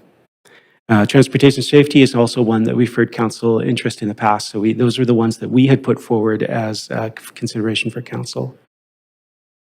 There's a little bit more information on the LED lighting fixtures. So this is a project which is funded through from finance as a business case, because in fact the new light fixtures consume a lot less electricity, have lower maintenance costs because they burn out less often, and so this has a business case generally. However, we saw price escalation in the project the way it was scoped. And so we de-scoped it and changed the project so that now in the business areas and the downtown, we're kind of installing the design, I could say, with all the bells and whistles. But the key thing is that it has this energized pole detection system. And this is really important if we're going to supply power 24 hours a day. Right now, the poles are only energized in the night when the lights are on, and then the pole is not energized at the other times. And so the change in scope here is related to the fact that for much of the city, we're actually not going to have those additional features on the pole, but we'll still do the LED conversion and still get the benefit of the safety and the energy savings, which keeps this project still positive on the business case. West End Waterfront Phase 1 Beach, so that we have added scope there. That's related to council's direction to proceed with Phase 1 of the West End Waterfront Plan. So there is partner funding from the West End,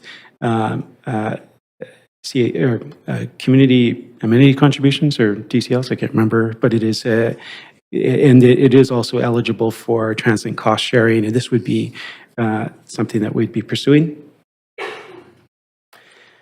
Gastown and Water Street, a couple of adjustments here. One is we'd always been planning to do the immediate repairs to Trounce Alley, and that's that granite cobbled portion of the lane which is immediately next to Blood Alley, and that's where we've seen price escalation of the 1.5 million. And then we've also have an addition there, which is anticipating again over the next couple of summers, assuming that this pedestrian zone for the summer is a positive experience, and we're expecting and people want us to repeat it, that we would look to kind of fund both the kind of the first phase of what comes of the public route spaces plan, which we're working on right now, but also the activation of the pedestrian zones, including because we've already learned from the closure for the construction, some of the traffic impacts as a result of that closure. If we were to do it again in future summers, we would actually look at introducing more two-way segments on Cordova Street and things like that. And so we would add that to the scope of those future projects. It also includes a First Nations public realm project. And and this one was, this slide is specific to, because council did pass a motion for adding pedestrian safety with a specific dollar value attached. That was the 5.5 million. And what we had done as a result of that was kind of look to what that purchases, what kind of increases you would see in road safety if you were go down the path of increasing of 5.5 million. And as I mentioned in that very first slide, we had already put forward the 1.5 million as a suggestion. And I think that's it for, utilities. So on the utility front, with the changes in the NEU, the neighborhood energy utility, there's deferral. These deferrals are generally just because the projects aren't built yet. So expansion and capital investment in the neighborhood energy utility occurs when developments are ready to receive that service. And then on the additional needs, I've got the additional partner funding for upgrades for multiplex developments. The critical renewals, this is Canby sheet pile. I think, is there another slide on that one too? Yes, there is. And so maybe I'll just skip to that one. On the Canby sheet pile, I had mentioned it in that first presentation that, it was a failure that was unanticipated. It's an old sheet pile wall way back from the industrial days. And what we did was we solved the safety concerns related to the pedestrian and cycling use by just shifting the path away from that sheet pile wall. But unfortunately, there's also a sewer outfall at Crow Street there, which is connected and integral to that sheet pile wall. And so as part of the consequences of that failure, we would be looking to fund that out of the sewers, a sewer increase in sewers. And with that, I think I'm done. Thanks. Thank you. So I'll just wrap up with the last sort of two areas. So just speaking on technology, and so there's some adjustments recommended around refreshing end-of-life infrastructure and around cybersecurity, emerging needs, and client hardware refresh program related to the planning for the upcoming election. And then emerging priorities. So this is just to summarize. So this category was set up as part of the capital plan around having an emerging priorities. And so as part of this recommendations for the midterm update, we did allocate emerging priorities funding from the capital plan to specific projects that you saw earlier and you see noted here. And this is also where that additional $20 million in funding is categorized pending council's direction on how to allocate that to specific areas. And so just to note that there is funding in this category, such as around climate adaptation initiatives, which are proceeding as planned. And then just to note that and overhead supporting the delivery of the capital plan. So this category is after the allocations recommended in the midterm update. This category would be fully allocated based on the recommendations and the allocation of the 20 million for council to provide direction. So yes, so just to wrap up in terms of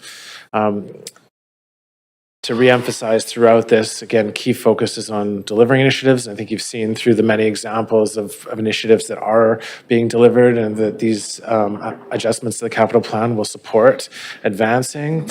And so really the next step is that we will be publishing a report in advance of the July 23rd meeting, and council will have the ability to provide their decision on the midterm update at that meeting.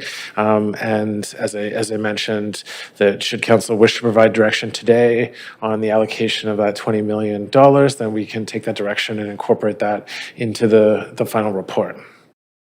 So with that, I will conclude the presentation. Thank you. Right.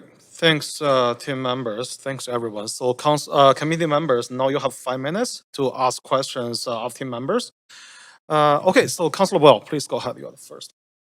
Thanks. I'm going to just loop through a few of the questions I had before. First, on the Fire Hall Arts Center, interested to know a bit more about, I know there's a small amount for very short-term updates, but what the long-term plan in terms of addressing the accessibility needs and infrastructure needs of that civic space. Thank you for the question. And just wanted to recall that the Margaret Wickens, General Manager, Arts, Culture, and Community Services, so what's currently in the proposed revised capital plan would address critical envelope and roof upgrades required. And the work that is not included within the MTU relates to some critical accessibility upgrades. So it would be the addition of providing an accessible route from the entry to the auditorium, adding an elevator to provide an accessible route to the second floor public washrooms, as well as renovating the first floor washrooms and change room to make them accessible. And so I just want to highlight that we recognize that the current those upgrades are quite critical and are not included within the current proposed MTU, but for council consideration. And it's a city-owned facility and a heritage designated building? Correct. Okay, great. I will leave that one there. Thank you. I think I got my active transportation question answered and bus priority. I'm wondering, similarly on the Granville Bridge means prevention, there's 300,000 included for now. First of all, I'm obviously not an engineer. Can you help me understand? My understanding was we had done some of that means prevention scoping or work a few years ago. I understand prices escalate, but 300,000 in a year and a half to do that conceptual design sounded to my non-engineering brain like a lot. So help me understand why that's what it takes. It is a complex project in terms of how we would affix it and whether or not we would replace the railing or keep the railing and have it added to it. There's a lot of options in terms of locations. Do you cover all the bridge or not all the bridge? How do you install it? Like, how is it constructed? So for us, that doesn't seem like a lot. 300,000 is actually looks like, I mean, the original, right now, if we were to guess, it's somewhere between 20 and 40 million as a project. And so that's just a really big ballpark guess without much knowledge about the project. 300,000 will give us a more Will give us a better idea, or at least a range of options. Okay. And then if that's done in a year and a half, could we get started pretty quickly? I know we need to figure out what of that we're funding ourselves and see what senior government funding we can access. But I guess I'm trying to get at how do we line it up so that we get that report in a year and a half and we don't see another 3 years pass without doing anything, and then things have changed and costs escalate again, and if we have early results, we could share those with council, and if you wanted to consider adjustments to the capital plan late in this plan, you could. However, this does line up pretty well with an added consideration for the next capital plan, I would suggest. Okay. And my last question for now is on the Anya project. The childcare piece was delayed. Is the timing of the Anya project overall being delayed? I believe it is. Okay, can you? And it's, I believe that the housing in the province are actually still refining the costing and still refining their budget ask, and they have to actually go to senior level, so they have to go to Treasury Board, and there's a timing issue with that compared to where we are right now. Okay, so that childcare funding contribution from the city could still be part of the project. It's just not. Just not now. It's just deferred. Okay. Correct. But our commitments for the childcare is there. Okay. Yeah. Okay, great. Of course. Thanks.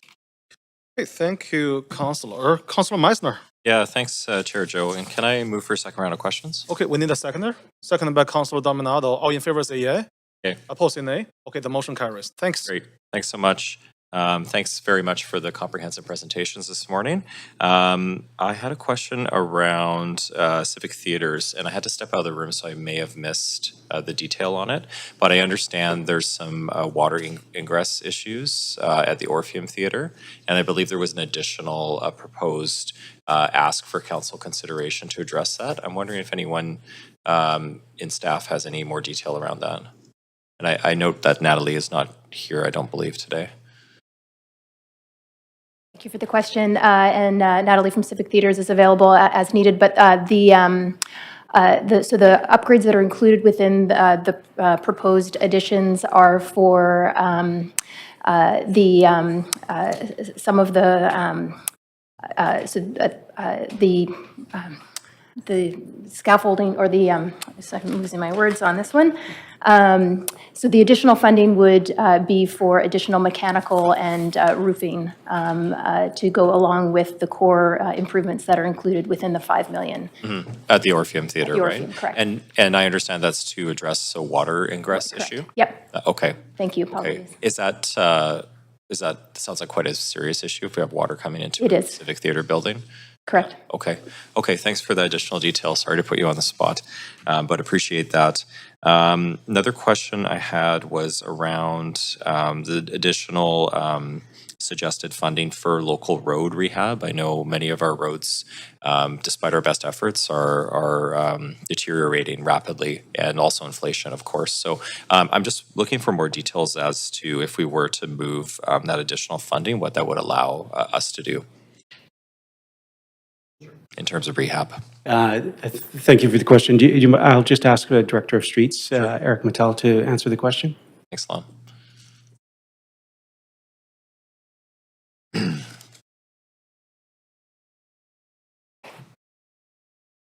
Hi. Yeah, in answer to the question, the current capital plan has about $2.5 million per year allocated for local roads rehab.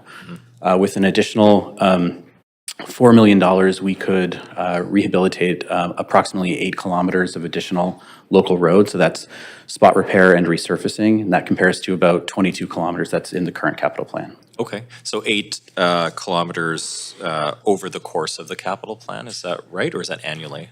So 8 with the additional 4 million that we were suggesting. We sort of looked at our ability to do work in the balance of this capital plan and put forward $4 million as the amount that we could sort of confidently deliver.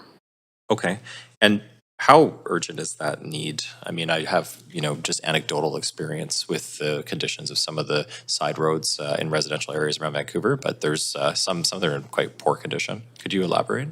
Yeah, that's right. I mean, a lot of the local roads in the city are in very poor condition. They're a relatively low priority for the limited funding that we have available. We generally prioritize our rehabilitation on the arterial network and collectors, and on the subset of local roads that are the local street bikeways and other sort of higher priority streets, routes to school, hospitals, community centers.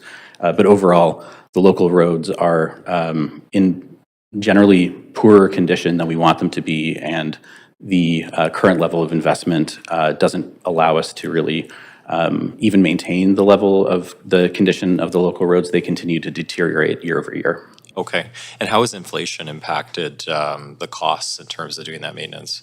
Pretty significantly. Over the last few years, we've seen a 30 to 40% increase in the cost of materials, asphalt and concrete specifically. Okay. Thanks very much for that detail. Appreciate it. That's it for me for now. Thanks. Thank you, Councillor Meisner. So we're going to take a 2 minutes recess so we have our chair back to the table. Okay, so just 2 minutes recess. We're going to do the switch.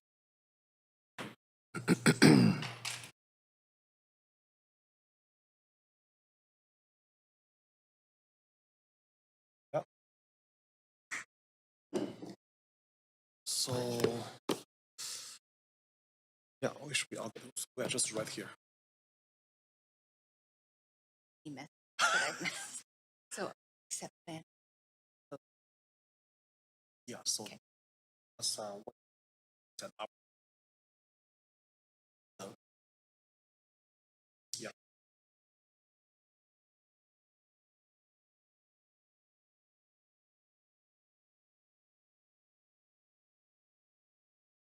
Yeah.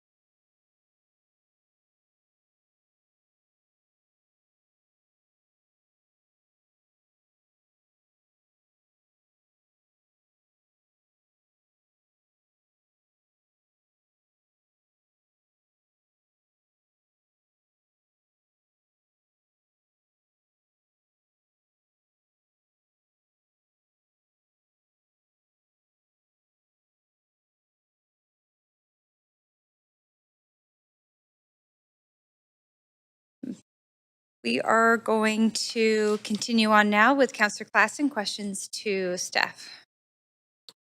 Thank you very much, Chair. Just a few questions here. To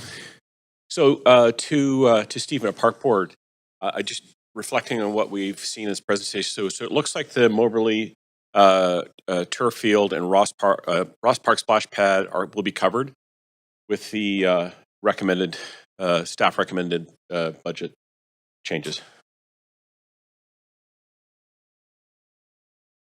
Thank you. Yes, that's correct. The only piece as part of that comprehensive package of amenities that are currently unfunded via growing communities is the walking path that has been suggested around the new synthetic turf field and the playground renewal.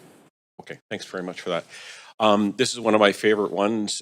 Question probably for Lon. Lamp standards. And the street pole, the light poles. You talked about lighting updates, but I know a lot of the lamp poles themselves are in a sorry state.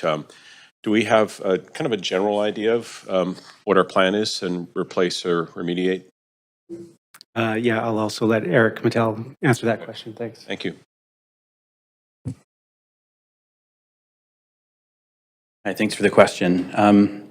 Our approach to streetlight maintenance, like the poles and the lamp standards that you refer to, is mostly from the perspective of ensuring that they remain safe and that they don't fall down. And so we have a proactive program of inspection to ensure that they are generally in good condition. That being said, we do hear from the business community in particular about the visual condition of lamp standards across the city and our kind of lack of a pole painting program overall. And so with the funding that we have available, we prioritize sort of safety and replacements where they are needed based on our inspection program. Okay, thanks very much. This is more of a general question for REFM that I have here. And again, I appreciate that this is a bit high level, but recently a number of us went to the Federation of Canadian Municipalities, and I did a tour of Glenbow Museum, which is a sort of mid-70s architecture that is going through a major renovation at very low cost compared to new construction. And I'm wondering if that we have any sort of long view on any potential sites for capital infrastructure that may benefit from a big renovation as opposed to completely new construction. Thank you for the question. It's certainly something that we are thinking about, looking at all of our facilities, and it's something that our staff are going to be working with other teams in the city to actually now start looking at critical infrastructure renewal rather than new build. And so, yeah, to be fair, and as we move forward, I think that that's certainly something that we're going to start looking at a little more carefully. And it's going to save us time and money. And certainly it's going to give a renewal to a lot of existing facilities. We already own the sites. It makes actually a lot of sense. I think this is probably a question for you as well, Armin. I know that with our big emphasis on rental development and the fact that we're not collecting as many CACs, we're feeling that pressure on funding shortfalls. Do we have any kind of long-term ideas on how we might be able to fund capital infrastructure for the city? Pretty loaded question, but yeah, I think so for the most part. It's going to be interesting to see how the ACC construct actually unfolds. I think the more certainty with that structure, I think we're going to be able to understand and how to plan all of our infrastructure needs rather than some of the negotiated CACs that we're doing right now, which are typically quite drawn out and are fraught sometimes with a lot of negotiations that don't necessarily have timelines that actually are really good for the development. So I think that ACCs is going to be, I think, a welcomed construct, to be honest. But we also are hoping that the spin-off from the Vancouver Housing Development Office for some of the revenue generation that we're actually looking for, if this all goes right, is something that we're going to be able to have council then prioritize some of that revenue for that infrastructure. Excellent. Okay, Yeah, thanks very much of course. for the time. I know, Colin, you were looking like you wanted to say something, but I don't have much time. Okay, thanks very much. Of course. Thank you, Councillor Klassen. Councillor Carr. Yeah, thank you.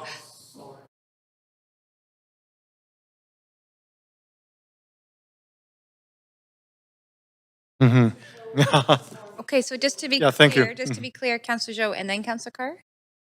Okay, we'll make sure we add Councillor Carr and then Councillor Dominato. Okay, great. Go Okay, ahead. thank you.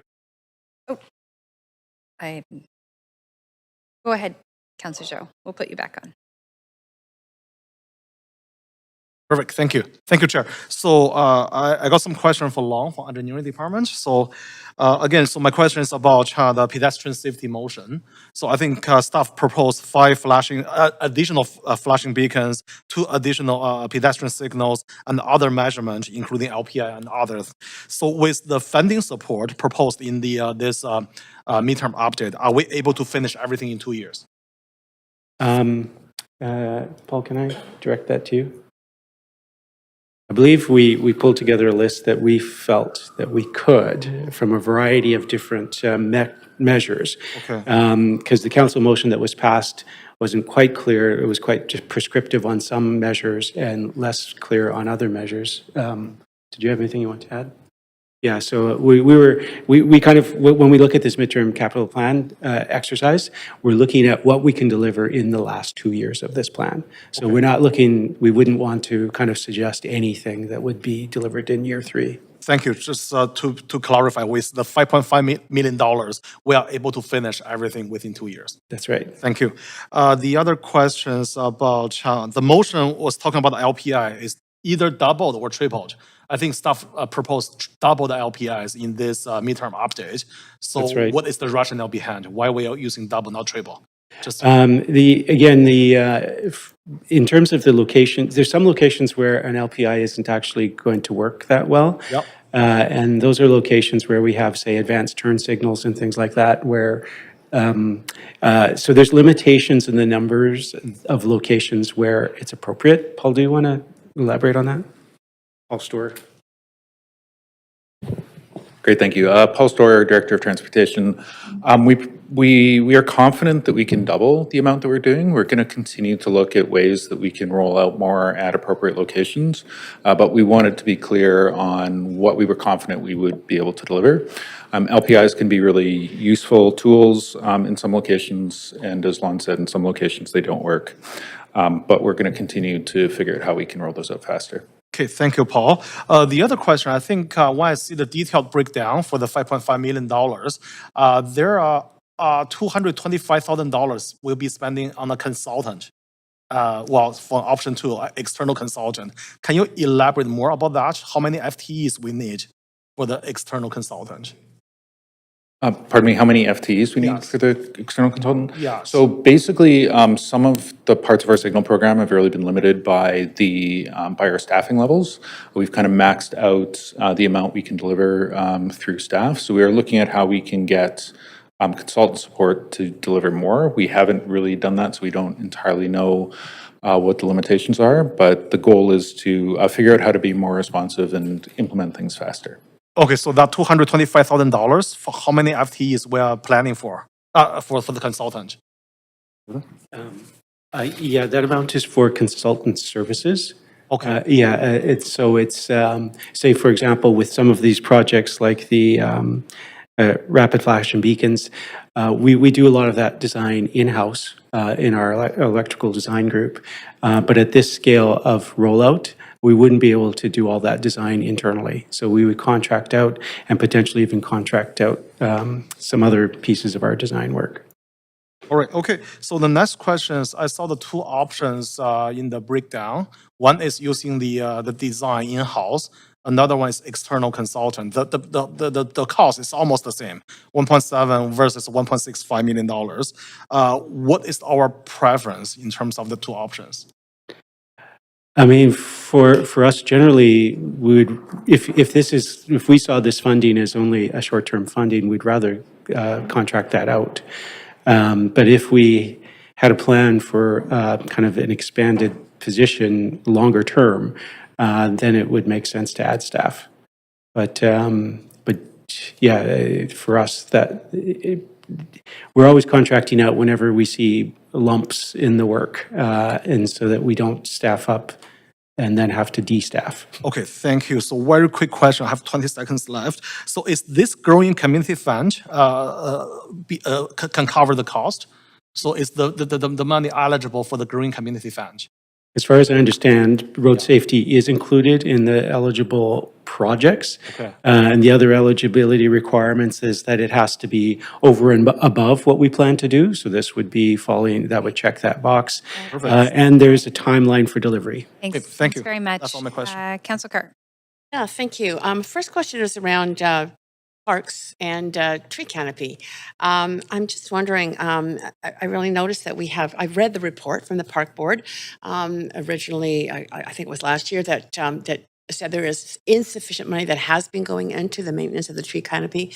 We got a report from Vancouver Coastal Health saying tree canopy is critical to people's health, and where there was a deficit of tree canopy, there were more deaths during the heat dome. So I'm wondering if you have an estimate on what would be needed in this budget to better maintain and expand the tree canopy. Thanks for the question. I'd separate that into two pieces. So there's the growing of our canopy and also the regular recurring work we need in our operating budget to maintain that canopy healthy. Right. The urban forest strategy has a goal of a 30% canopy coverage by 2050. We're currently at 25% on that. Based on staff's estimates, we require about 165,000 trees to be planted between now and 2050 to achieve that target. That covers for the attrition of existing trees as well. Our current funding and staff capacity allows for approximately 3,000 to 4,000 trees planted per year. And that is based on a capital plan allocation right now of $7.5 million. So two things, I would think. One piece, any additional funding would help. That said, we have a lot of work behind the scenes right now to access other granting opportunities and corporate sponsorship around tree planting. There's a lot of interest in this space. The other piece we'd have to manage is the actual capacity constraint, being those skilled workers who would have to plant those trees. Mm-hmm. So an estimate, hard to say. It's a significant number to actually get to our target of 30%, but any financial amount would really help. Okay. All right, thank you. I'll go on with my questions, but I appreciate that because certainly your report was very clear about the need for more investment. Second question, implementing the Vancouver plan. We had a goal of really, I think it's a really important one to people, of complete neighborhoods. And part of that included a realignment of city streets, 11% of city streets for local use. So I'm wondering, in terms of moving forward with that, I don't see anything in our plan right now, but I'm assuming it's going to take some time to get to that point, and I'd love to see it start this term. So is there kind of a ballpark on what we might need to make sure we have the work progressing towards that realignment of city streets to better complete neighborhoods as per the Vancouver plan?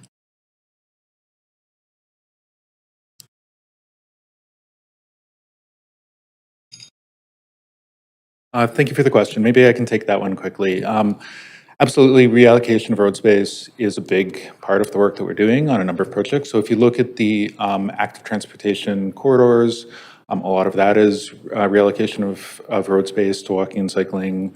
Same with the bus speed and reliability work. It's reallocating road space to transit. One of the things that we're working on right now is the Broadway public realm plan. And a lot of that plan is looking at how we can, in a specific neighborhood, use the road space reallocation to really achieve a number of goals, like park space and things like that.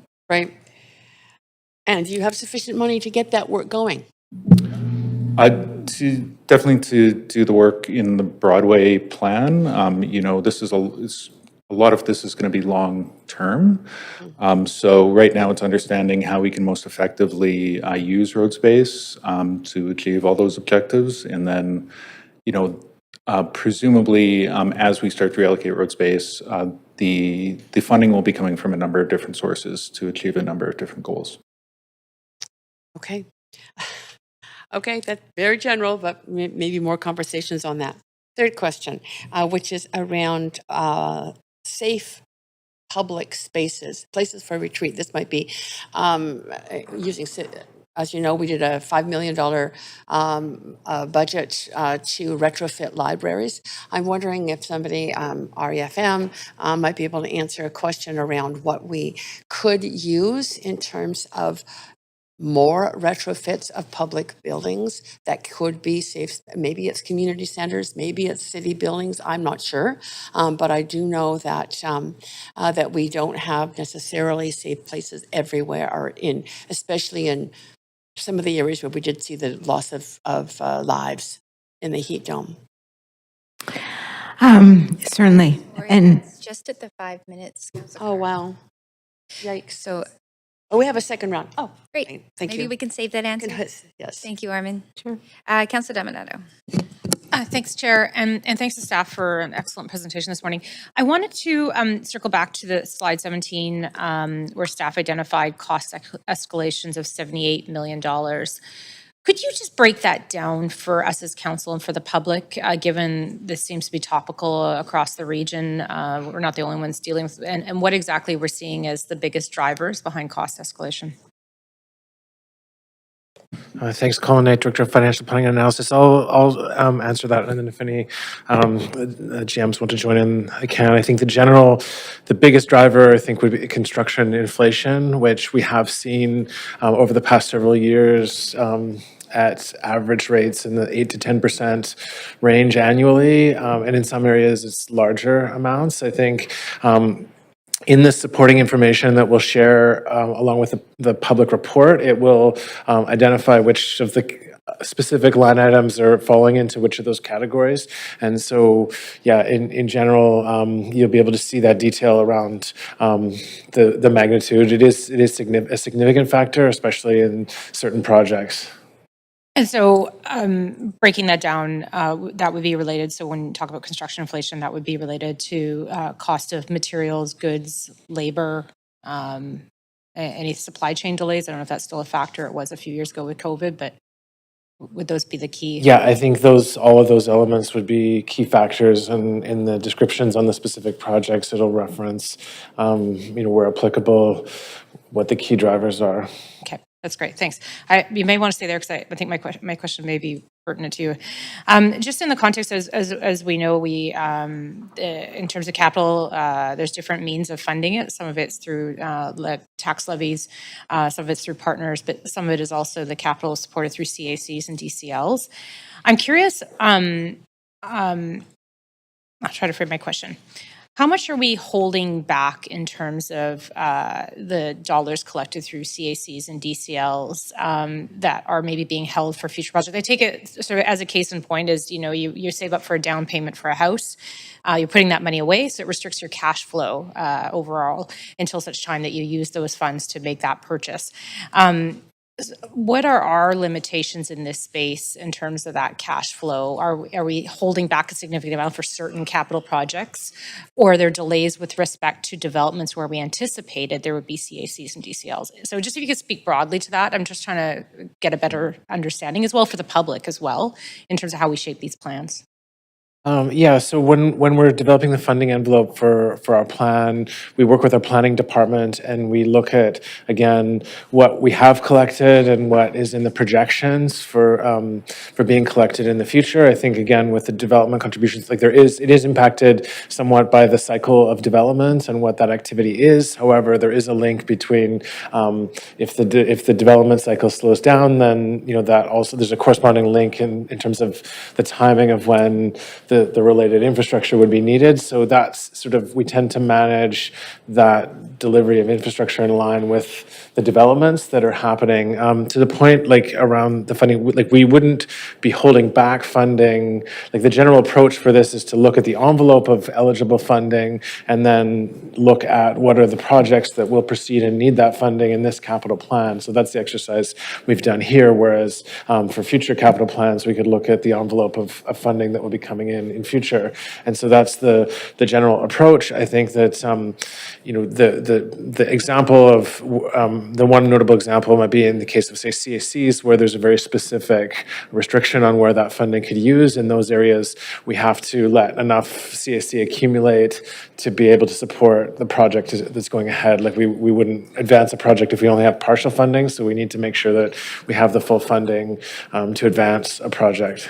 Perfect. I want to squeeze in one more question, and then I'll go to the next round. It's on the Marpole Library expansion. I just wanted clarification. Did I understand correctly that the plan is to enable that to go forward as part of the broader integration of a development and land assembly there, as opposed to making investments into the existing building at this time? Could you just clarify? I wasn't clear on that point. Certainly. Thank you for the question. Right now, we're contemplating making the existing building a little more. We're expanding into where the Salvation Army space is right now. We're doubling that space, as Christina mentioned. It's inadequate for the community and the use for the area. So that's what we're contemplating right now. It's been obviously something in the area that's needed since 2012. So we've seized an opportunity here. We've got the site, we own it. We're I know. I over kind of squeezed it in. I got the answer bad I luck needed. again, Armin. I'll come back on. Thanks. There is a problem. second round, so hopefully you can answer that question. I'll advance. So now we're in a second round of questions. Is that right, Councillor Meisner? Okay. Oh. Yeah, thanks, Chair. Okay, so sorry, I just need, because I've stepped in halfway through, so forgive me just for a second as chair. So typically, we need to make sure that everybody's had a chance to ask questions who would like to before we go for a second round. So that would be Councillor Montague indicating you're okay. Councillor Klassen, you've already asked. Mine can hold off. Councillor Joe, you've already asked. So actually, I think we're good. Go ahead. Yeah. Okay, clerks, are we good?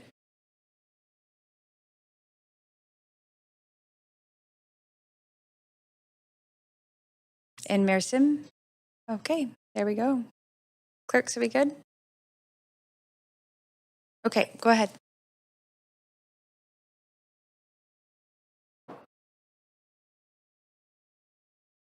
Thanks, Chair, and thanks everybody around the table. I did send in two motions I'd like to move on the floor. The first one is around capital funding for local road rehab.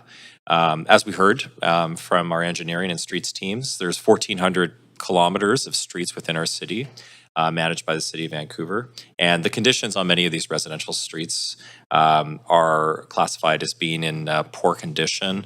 There's issues such as potholes, failing asphalt, lack of curbs, etc. But most importantly, that the current funding doesn't allow us to maintain what we have. And that's compounded by escalating inflation, increases in labor and material costs of 30 to 40%. So my motion would add an additional $3 million for local road rehabilitation to be funded from the unrestricted capital funding as part of this midterm capital update. And then the second part of it quickly is around civic theaters. As many of you know, I've been on the Civic Theaters board for the past 2 years almost. There is a water ingress issue at the historic Orpheum Theater downtown. This is an amazing venue, a treasured civic arts and culture space, visited by tens of thousands of Vancouverites a year. So this motion would direct $1 million additional to be funded from this unrestricted capital funding to address these water ingress issues at the Orpheum Theater downtown. So hopeful that I'll find council.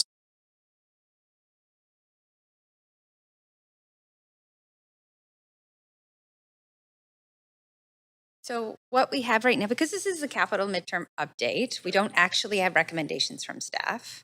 So Councillor Meisner, what you're moving sounds like direction.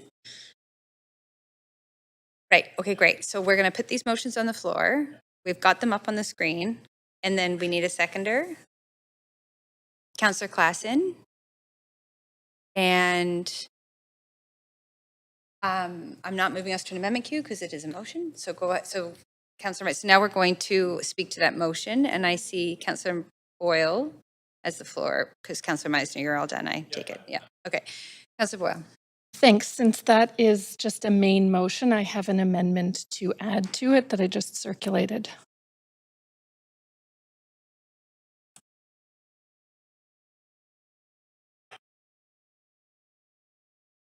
Okay, so we'll move to an amendment queue. Councillor Boyle.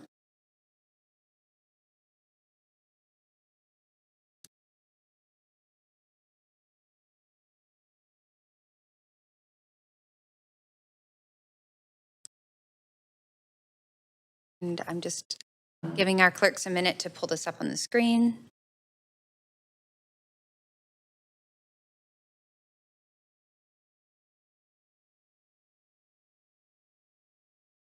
And Councillor Boyle, you're welcome to introduce. Million rather than $7. So just sending that, though I'm sure the fire hall would make good use of $7 as well, but this seems like a more appropriate amount. So as we all know, I know a couple councillors did a tour of the Fire Hall Arts Centre last week, and a number of others have been there on numerous other occasions. It's a heritage building. It's a beloved and well-used arts space that supports a wide range of arts and culture groups, of theater groups across the city, and particularly that creates a really positive, inclusive, and economically beneficial hub for the downtown east side and Gastown and Chinatown and Railtown, a beloved space, like I said, a city-owned space, and it is far behind what we should expect in terms Councillor of Boyle? accessibility. I'm very sorry to interrupt you. We're at noon. Oh. So because there was no motion to extend, we actually have to stop. Oh. So we'll pause timers and we will be back at 1 p.m. after our lunch. Okay.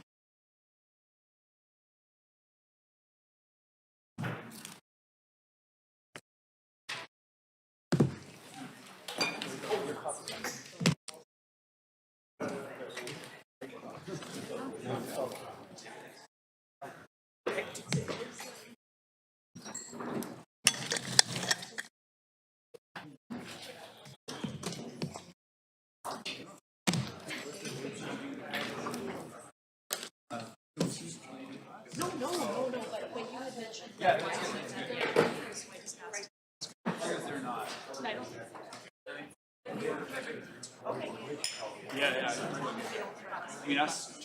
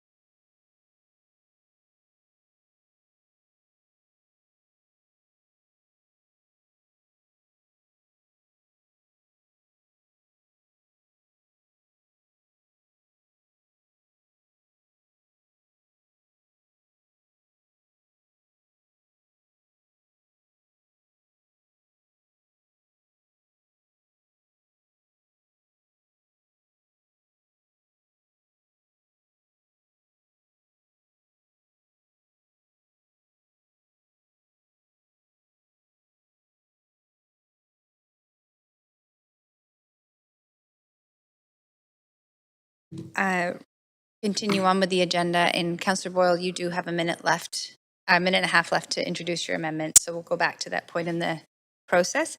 But I just want to let Council know we do have a number of LOAs after 5 o'clock today. The goal is to finish the business, including ratification of committee's decisions in Council before 5 o'clock, because we require 8 members of Council to be present for the grants. So just keeping that in mind, very early on, we're only at 1 o'clock as we move through the process today. So with that, Councillor Boyle, you have a minute and a half left to introduce your amendment. Councillor Carr seconded the amendment. Thank you.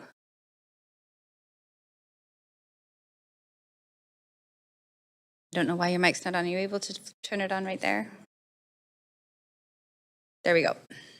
Thanks. I forget a bit where I was, but just to say again, the Fire Hall Arts Centre is a beloved and well-used space. It's a historic building. It's been serving the downtown east side and Chinatown and Gastown and Railtown and beyond for a very long time. Council knows we have received 200 emails in support of it from artists and arts groups all across the city.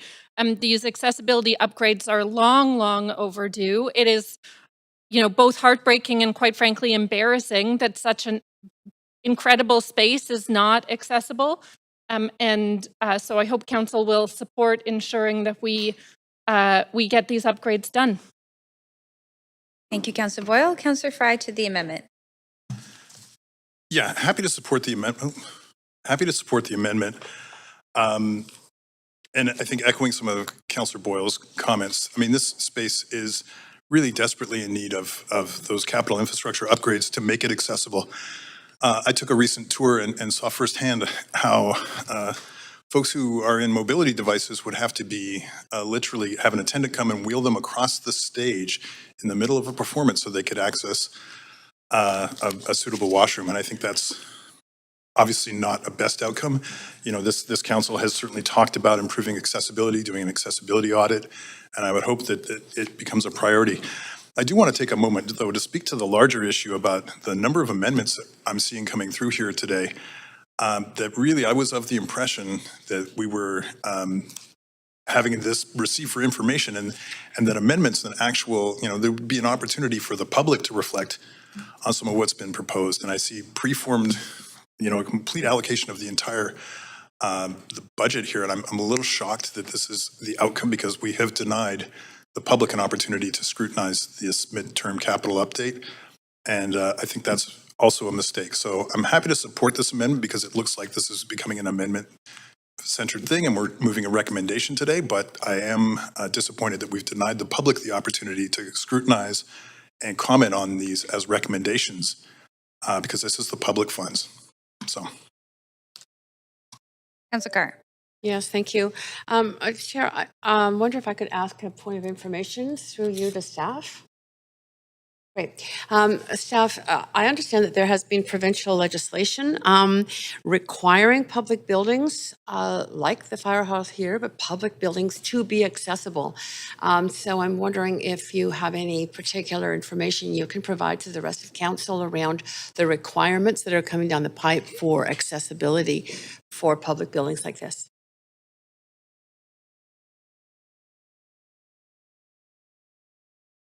Meanwhile, oh, sorry. They're coming up now. Okay. Michelle Schulz, Director of Facilities Planning and Development.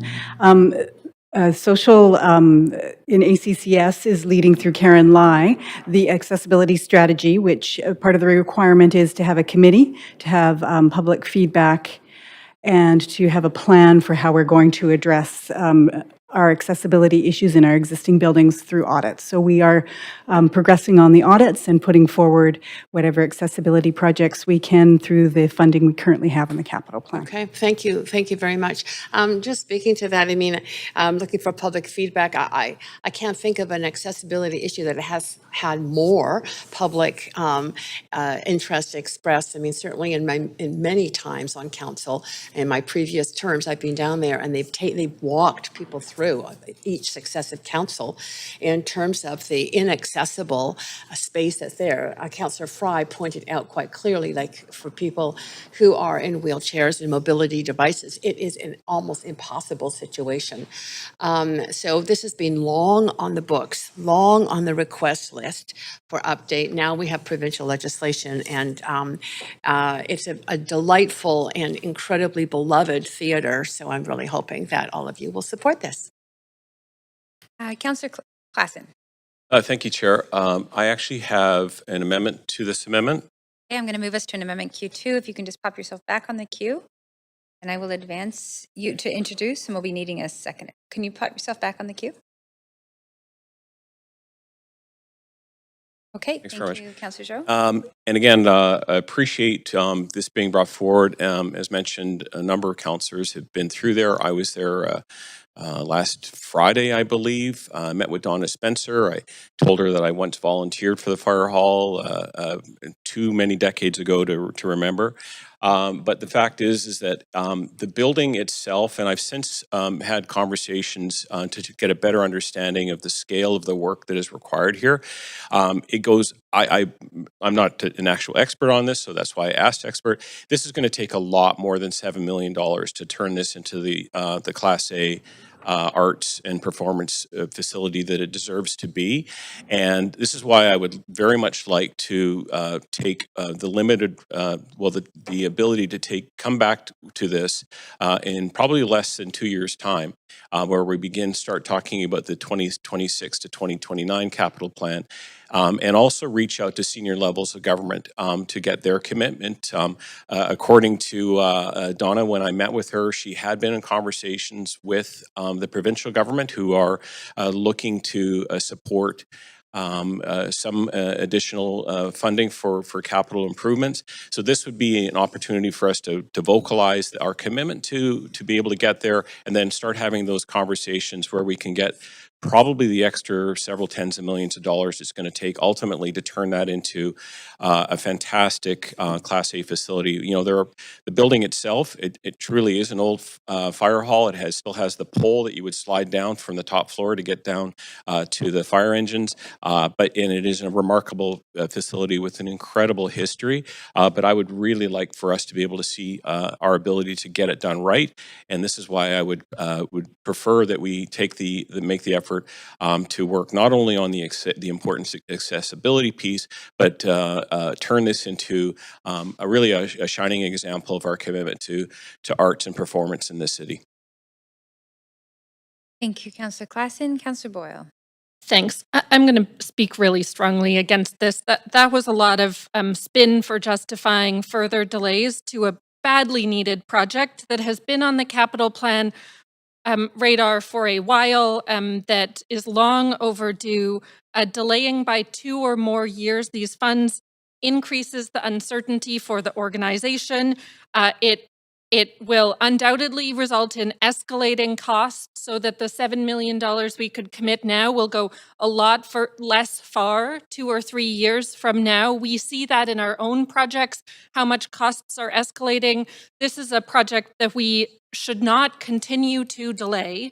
But additionally, actually, our commitment of funds is incredibly important in achieving senior government commitments. Somebody has to step up to the plate and say, we're going to do this. We're going to commit to this. That's what gets senior governments at the table. That's what secures that partner funding. This amendment doesn't even say that we commit to adding funds to the next capital plan. It says that we explore adding funds. It could not be more vague and weak, and it's not going to help us secure those senior government funds. And it's going to mean that more and more patrons, performers, staff at this space are not able to access it and are not able to have the safety and dignity that they should. Councillor Fry spoke to somebody needing to be in a mobility device needing to be wheeled across the stage to access a washroom. That's one piece of it. But if you're arriving at the Fire Hall Theatre and you can't do stairs, there's a ramp to go to the ticket booth, and then you have to go back outside, down the ramp and down the street and through a side entrance in the rain or the snow. That is unfair. It's unsafe.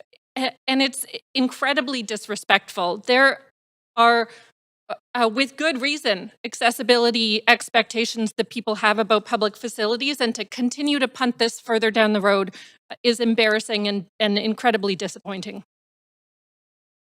Councillor Fry. I certainly appreciate that my esteemed councillor colleague next to me took the time to speak on behalf of Donna Spencer, who's actually here today and is unable to speak herself. And I'm sure she would have more to share with us.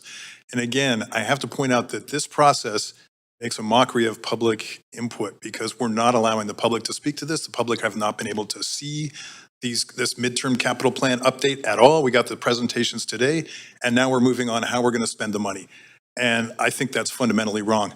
And just to be clear, the Fire Hall Theater upgrades have been on successive capital plans for at least 3 now. I'm looking for a nod from Donna. It's like, okay. Technically not allowed to speak, but thank you anyway. And it just this is, once again, as Councillor Boyle alludes, this kicks it down the line. It does not actually affect any meaningful change.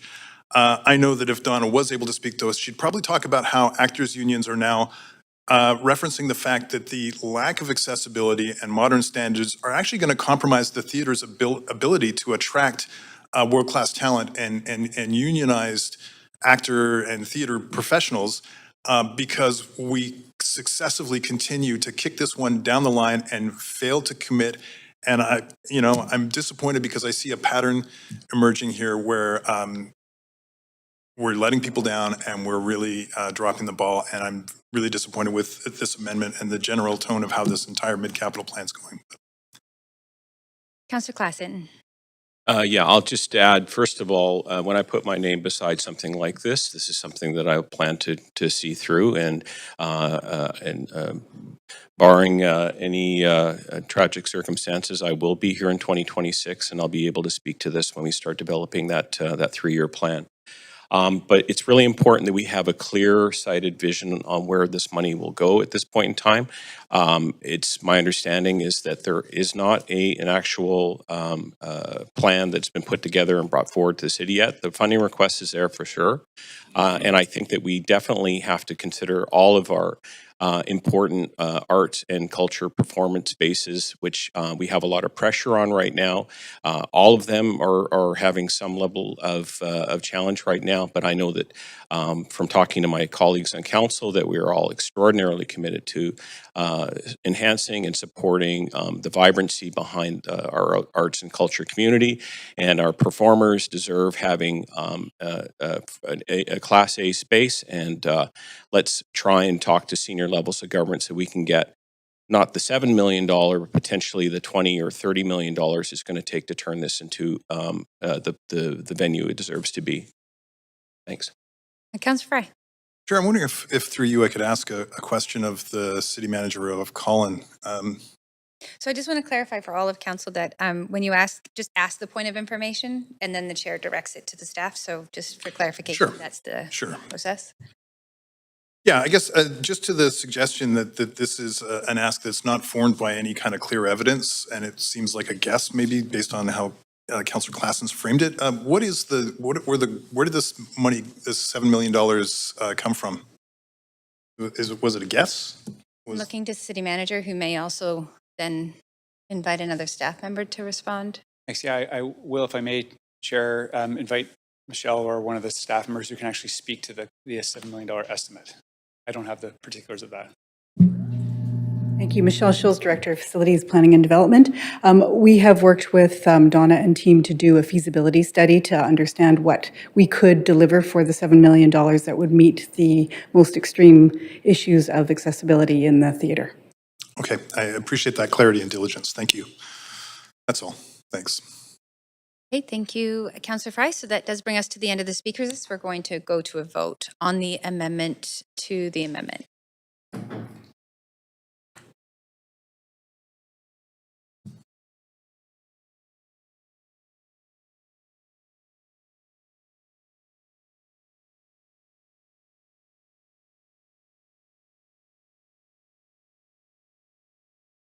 And that motion passes with Councillor Carr, Boyle, and Fry in opposition. So now we are going back to the amendment queue with amended language. And Councillor Klassen, you still have the floor. That's fine. Councillor Dominato. Thanks, Chair. Through you, I just have a quick point of information to staff, and it was just with respect to the update around lighting. To Lon's team, you mentioned that those lamp poles are not active 24/7. But I was curious if there's a shift towards using a lamp post towards EV infrastructure. So I just want to clarify where. Oh, are we still in the amendment? Thank you. No Okay, problem. sorry. It's a little bit of a confusing process today. So So can I nothing make on this amendment? Can I make an amendment at this time? You can amend the amended motion, but to this. Yeah. Just okay. Then I'll come back. Okay. Okay, great. Councillor Boyle. Thanks. I also have a question, a point of information, Chair, which is, as Councillor Fry has noted, this is just early direction. The full midterm capital update is coming back to Council for a final decision at the end of July. So my point of information is just wanting to clarify if this direction passes today around the fire hall, and I assume it will, is there still an opportunity for council if we get more information, if councillors have had a chance to fully educate themselves on where this project is at and why it's so badly needed, that we could make a change at the end of January and recommit to providing this funding now rather than hunting it down the road? Okay, so I will ask City Manager to respond to that point of information. Thanks, Chair. And just to clarify, I think end of July, just want to make sure we're still talking about the same. Are you talking about? Yes, end of July. Yeah, okay. That's good. Yeah. Time is a construct I understood. can't understand anymore. So yes, the decisions, so council is providing potentially through these amendments today is providing, or motions today is providing direction to staff that we will incorporate into the entirety of the draft or the midterm update, which will come back to council for an actual decision on the entire plan at the end of July. So this motion though, or amendment as drafted, direct staff to explore adding funds to the next capital plan. So it would not come back as part of the MTU the way it's drafted now. Okay, but in that report at the end of July, council could still decide to add the fire hall funding in? There is a whole other, yes. So all of these amendments that, or motions that council is considering today, plus all of the recommendations that staff are making, which greatly exceed the $20 million that's in play here. Council will have to decide on all of that at the end of July. And so there could be other changes at that time. Okay. Thanks. So I'll just speak to the strike and replace of my motion. I will just abstain. I think this is far too vague and meaningless. But I do hope that in the next month, councillors who haven't been to see the space or maybe don't understand the implications of delaying these accessibility upgrades further down the road will get the information that they need to make a different decision in July. Again, I think it's important to understand the thousands of people who will be negatively impacted by this, and likely, again, as Councillor Fry said, the impacts to the operations of the Fire Hall Arts Centre overall. So hope that folks will reconsider. I again am incredibly disappointed. Thank you. Councillor Carr. Yeah, thank you. I too am going to abstain on this. I'm going to abstain, number one, for the reason that I think the original motion was very clear. It included a amount of money that was identified by staff as the needed amount of money to actually affect the upgrade for accessibility reasons. That was the focus of it. The amendment is unclear around the amount. It's just to explore. As staff have responded back, there is anyway. the senior plan that considers, the plan that considers senior level government funding. We have tried that for I don't know how many capital plans. Certainly all the time I've been on council, it seems that it's been a push. I think unconscionable delay at a time when the province is also directing us to actually do this kind of accessibility work for public buildings. So abstain because obviously if something does come through for the Fire Hall Arts Centre, that's great. I don't want to stand in the way of that happening, but I think this is a wrong-headed way to have amended what was on the floor by Councillor Boyle. It's a very clear motion that included data that staff had given us. So abstention for me. Okay, and that brings us to the end of the speakers queue. So we'll go to a vote on the amendment.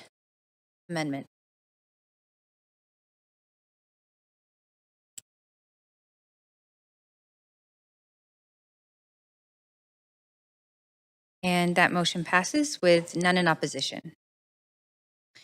Okay, so that takes us back now to the main queue. So this is where you can add amendments if you're interested in moving one forward. And Councillor Boyle, you have the floor. I will come back on later. Thanks. Okay, Councillor Fry.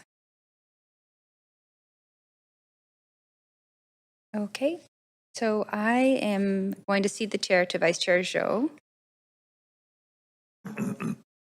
And I'd like to move an amendment.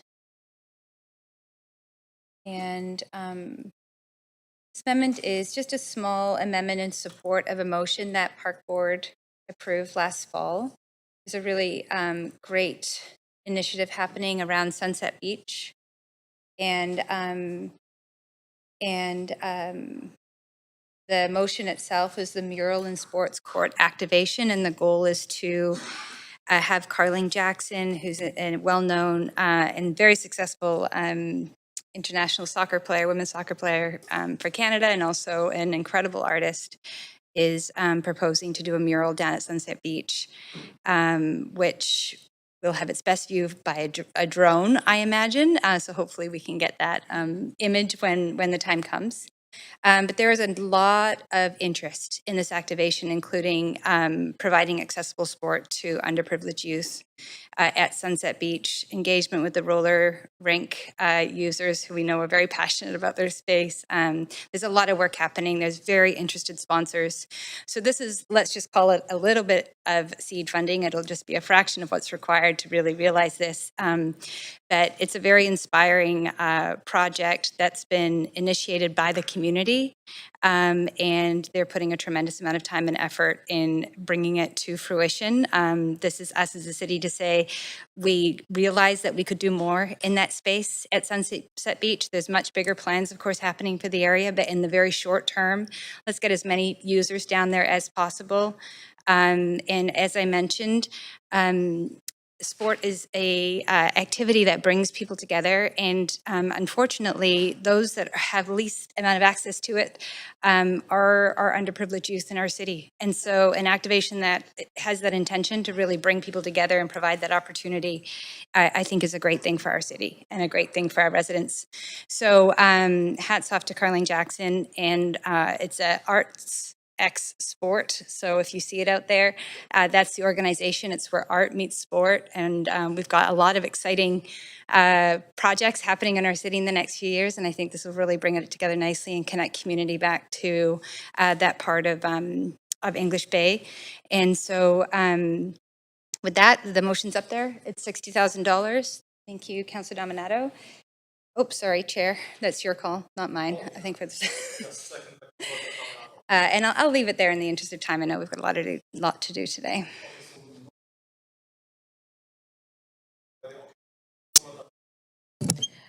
Yeah, just to echo the comments of Councillor Bligh, we've had a number of discussions about the opportunity here to offer a more urban, accessible space for youth for sport.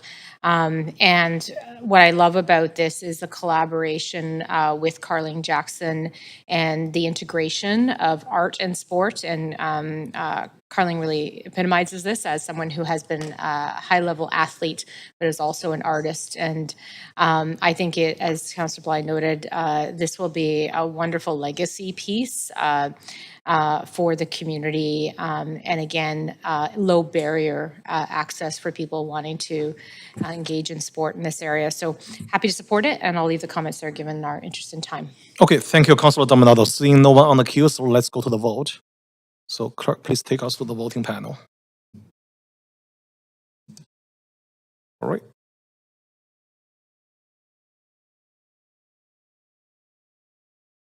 I can see the result. Okay, this motion does pass unanimously. All right, so we're gonna go back to the main queue. So Councillor Bligh, you have the floor. That's all for me. Perfect. I'm gonna return the chair back to you. Thank you. Great, thank you. Happy to take the chair back. Mayor Sim. In the interest of time, I'll be quick as well. I've circulated an amendment, and I'd like to move that council add $6 million to the 2023 to 2026 capital plan to establish the Uplifting Communities Fund, which will provide targeted sidewalk repair, bin renewal, and other key infrastructure upgrades to be funded from the unrestricted capital funding earmarked for council consideration as part of the MTU process. Mayor, may I just move us to an amendment queue and I'll have you continue? Please go ahead. Great. Hey, look, we can talk about this forever and a day, but I think the team has shown, you know, what is possible when you look at what's happened in Chinatown and how that community has completely transformed. And you know, we're going to be seeing some pretty great uptick in Gastown. I think it's prudent that we start to, you know, make more of these investments, these incredibly needed investments. And, you know, I will let the engineering team and the city manager prioritize, you know, where this funding goes based on the requests and their knowledge of the communities. I can just say, look, we walk around Vancouver and it's an amazing place, but even this weekend being at Douglas Park, and we're celebrating Douglas Park Days, and one of the big things that came out of it was the sidewalks there are all uneven, and it actually provides, you know, it's a hazard for people that are walking there. So I'm sure you get these comments all the time, and just giving you a few more resources so we can actually expedite the work. That's the purpose of the amendment. Councillor Klassen has seconded the motion. Councillor Fry to the amendment. Yeah, Chair, hoping through you to ask the mover of the amendment for a little bit of clarification. I'm unsure what this fund is. I can't find it on the city website. And is this directed toward, it seems a bit sort of, not vague, but not very specific either. Is this for engineering? Is this an engineering related fund? So point of Parks Board or? Point of information through the chair to the mover of the motion. Yeah. Yeah, so I think yeah, so, you know, like I said earlier, I think it is pretty specific. It's $6 million.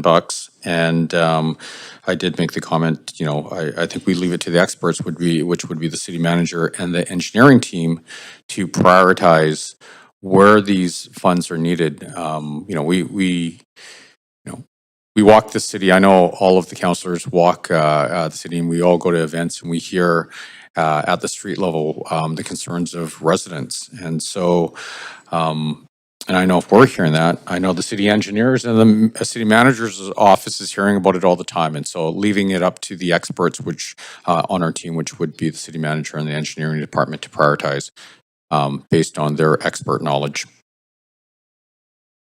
Okay, Councillor Fry, is it? Can I just clarify, Councillor Fry is now off the queue, that he was supposed to be on the queue. So we've just got a little bit of a mix up here. Great, go ahead. I guess, would it be helpful? I appreciate the mayor's clarification because it's not in this amendment. I'm wondering if it would be helpful to have that specificity that this is going to the city manager's office and the engineering rather than somewhere else like real estate and facilities management or park board or something. It's the lack of specificity that kind of threw me for this. I think I'll take that as a point of information, perhaps some clarity from city manager. Yeah, thank you. Yeah. If further direction is required. Thanks, Chair. So I think that through the debate here, we understand generally the intent. Again, this will be now incorporated into the report and plan that Councillor sees back at the end of July.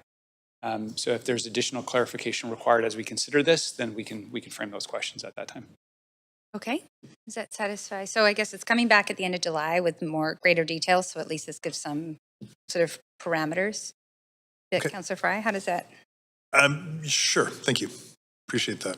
Councillor Klassen. Yeah, just really briefly, the way I read this is we know from being on many of the neighborhoods in our city, whether it's Commercial Drive, Dunbar, Victoria Drive, there are places where some of our streets, our sidewalks, our waste bins are looking a little tired, looking like they could use a refresh. And I think that taking the lead of our staff, they could look at this as an opportunity to be able to fund improvements in our neighborhoods so we can make them look better and safer as well. The appeal of being able to have a walkable community is really important. So being able to draw down from this uplifting communities fund was, I think, presents a real opportunity going forward. So I'm happy to support this amendment by the mayor. Thank you, Councillor Klassen. Councillor Meisner. I'd like to thank Mayor Sim for bringing this forward, for building on the success of the Uplifting Chinatown initiative, which has shown great results. I hear about it regularly, about how people are feeling better about the state of Chinatown. And it really has helped support businesses and residents through things like enhanced street and sidewalk cleaning, graffiti removal, repairs to sidewalks and roads. And also that attention and funding from the city was successful in attracting additional investment for the province and federal government for new initiatives in Chinatown. So it really paid itself many times over. But it is the reality that isn't just Chinatown in Vancouver that needs to be uplifted. We have neighborhoods all over the city that could use a little more attention. And this fund is a tangible example of how we can improve things on the ground in Vancouver neighborhoods. So I plan to support this amendment and or motion and thank Mayor Sim for bringing it forward. Great, thank you very much. I just going to cede the chair, Vice Chair Zhou. I have a question. Great, thank you. Through you to the city manager. Yeah, please. When it comes to this type of fund and the report back in July, and further to Councillor Fry's question, we know that there are neighborhoods that are struggling more with sidewalk maintenance. There are neighborhoods that have more seniors than others. We know there are a few neighborhoods that deal with cobblestone sidewalks still, not just Gastown, but others. Will there be a sort of intersection analysis, if you will, where critical incidents have been reported in communities to prioritize some capital infrastructure upgrades, specifically related to sidewalk maintenance? Thanks, Chair. So we wouldn't have that level of detail by July, but that is the type of work that staff would then undertake around prioritizing where this funding would be applied, and we could certainly keep council apprised regarding those recommendations or expenditures as we move forward. But we wouldn't have that level of detail for the end of July. Okay, then I'll just very quickly say that there's many areas in our city, as Councillor Meisner pointed out. We spend, I think, a third of our engineering street maintenance budget was mentioned yesterday in the downtown east side. What would it be like to actually have some capital infrastructure upgrades? So I think it's worth mentioning that we've paid tremendous attention to Chinatown and Gastown, and of course, both sort of bookend a very important and special community in the downtown east side in our city. So looking at that area, and then specifically Kerrisdale. Kerrisdale has some of our most affordable rental, relatively speaking, and are some of our oldest or older persons. Councillor Klassen, you'll let me know exactly how to frame it correctly, but seniors in our city. And they also have cobblestone sidewalks. And so I know of many incidents in the last 6 years where people have unfortunately tripped and fallen, and there's been some advocacy coming out of the BIA consistently year over year in terms of upgrades to their sidewalks. So very interested to see what level of analysis can come back, and appreciate that that may extend beyond the end of July. But advocating for those two pieces as well, as we've heard time and again that there is much needed investment in those communities. So I'll leave it there. Okay, I'll return the chair back to you, Chair. Thank you very much. And with that, we can go to a vote.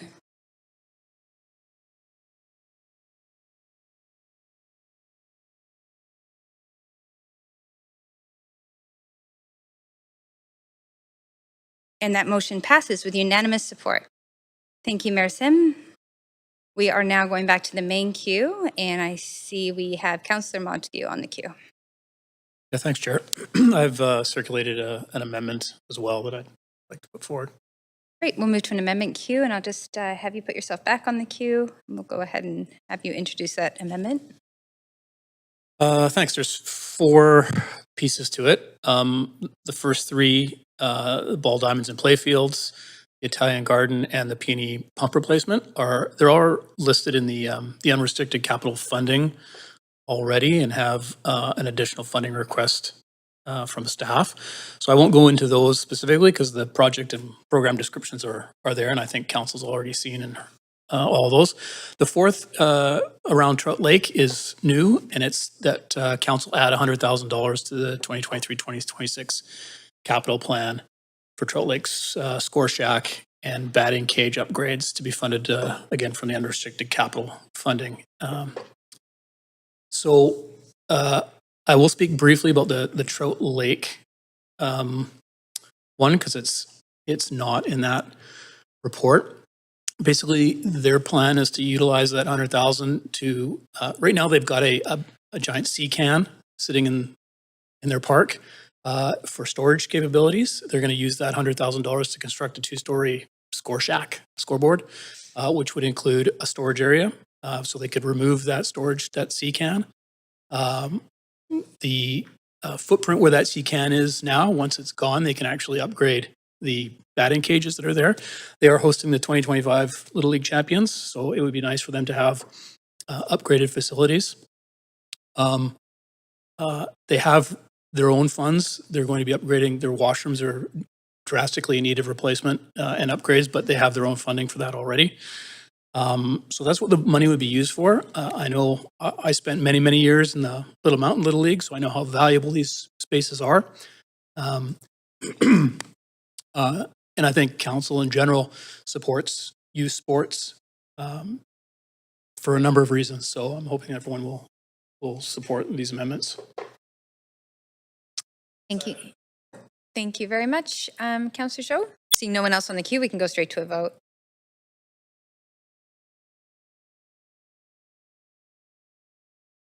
And that motion passes with unanimous support.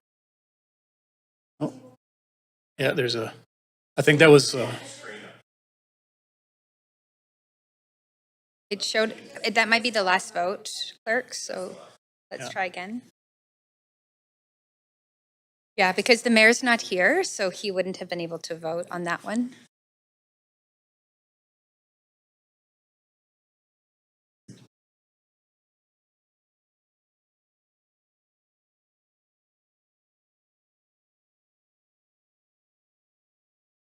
here we go.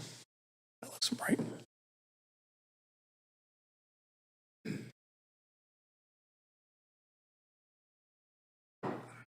Councillor Fry? And that motion does pass with unanimous support. Okay, back to the main queue. Councillor Montague, you have the floor. No, that's it. Thanks. I appreciate the support. Okay, thank you very much. Councillor Carr. Oh, great. So I have a motion that I have submitted, and I'll speak to it as you switch queues, I guess.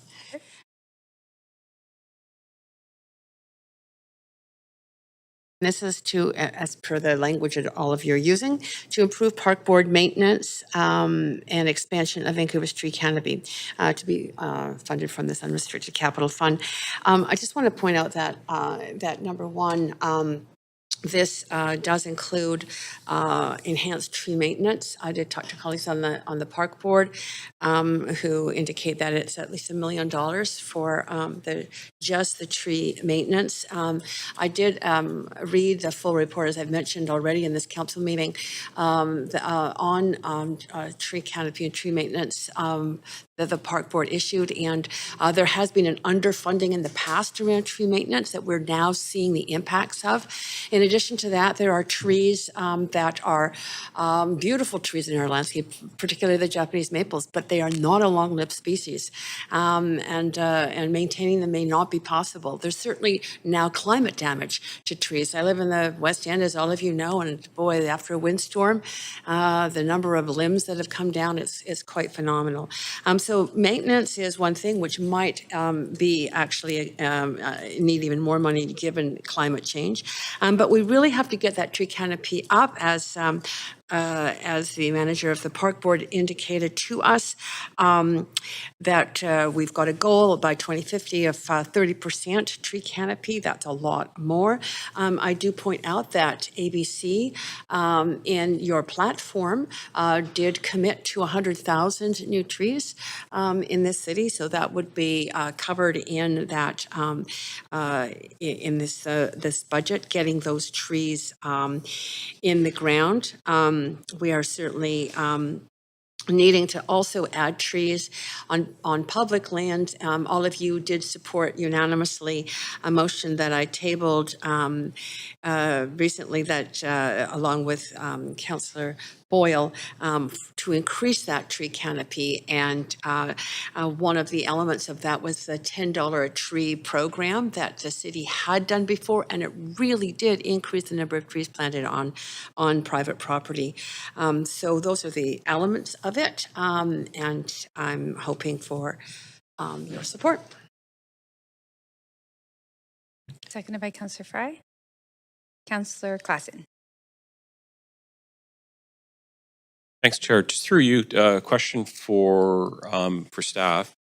Are trees typically something that we would fund through our capital budget?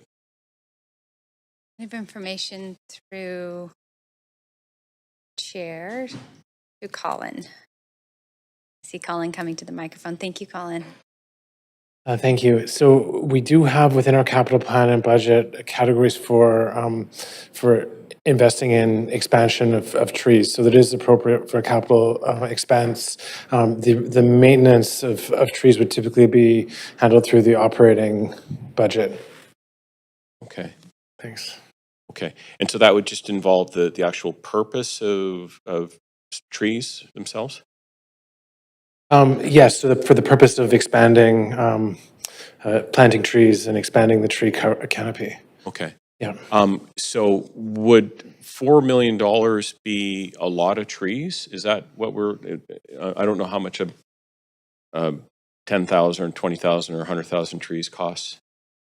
We'll have to, can get you some information on the specific details of the tree costs, but I'll have to get back to you on that and consult with staff. Okay.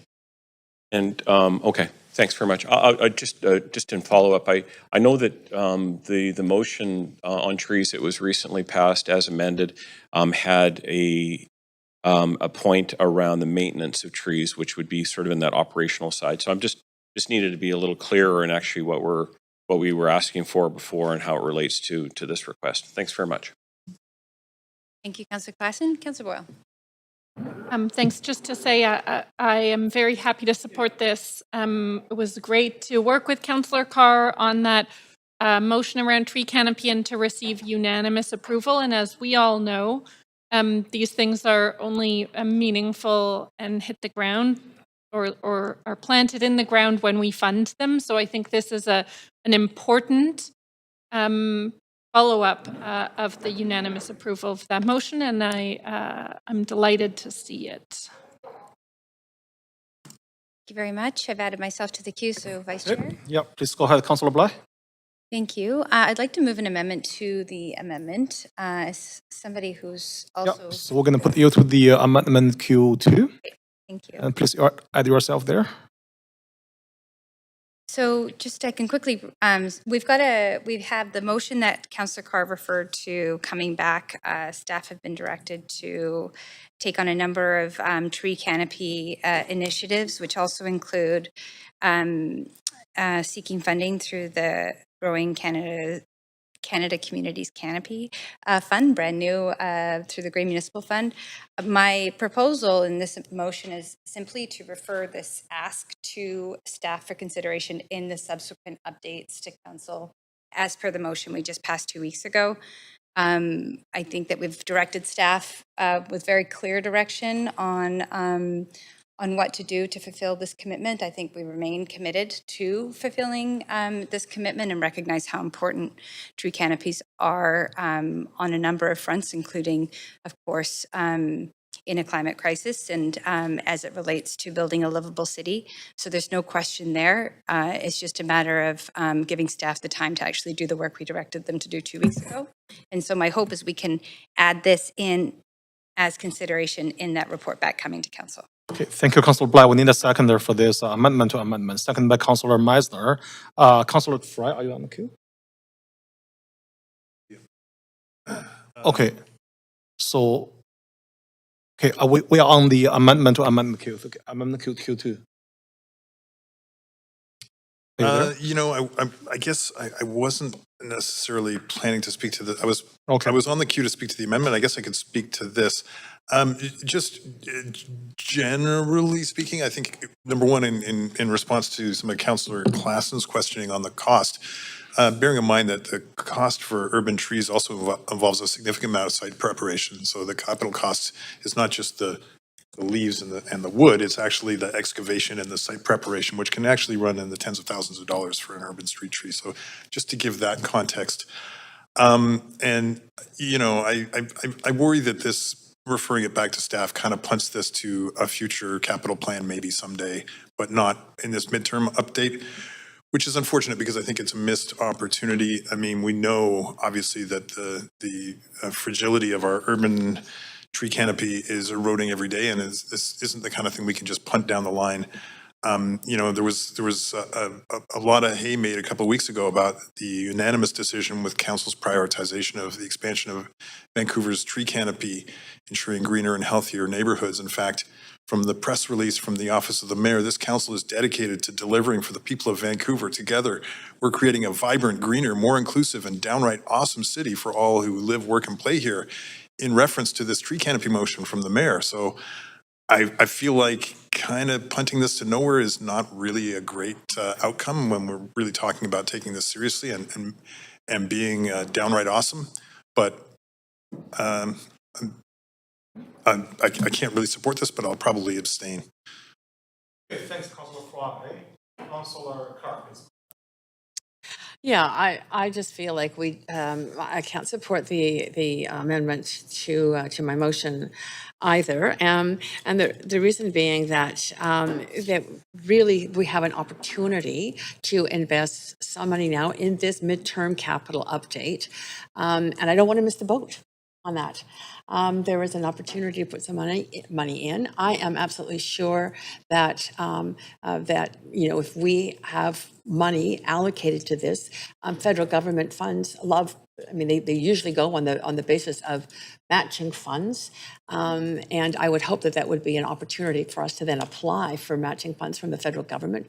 They seem committed around tree canopy funding, so it's this opportunity to leverage that extra money, and time is definitely ticking on our tree canopy. As I mentioned to you already, read the report from our park board. It is pretty scary in terms of the fragility of our canopy right now. And we know it's so important in terms of the link to health of people in the city as well as biodiversity. Okay, thanks, Councillor Carr. Seeing no one else on the queue, so we have to go to the vote. So clerk, please take us to the voting panel. This is the amendment to the amendment.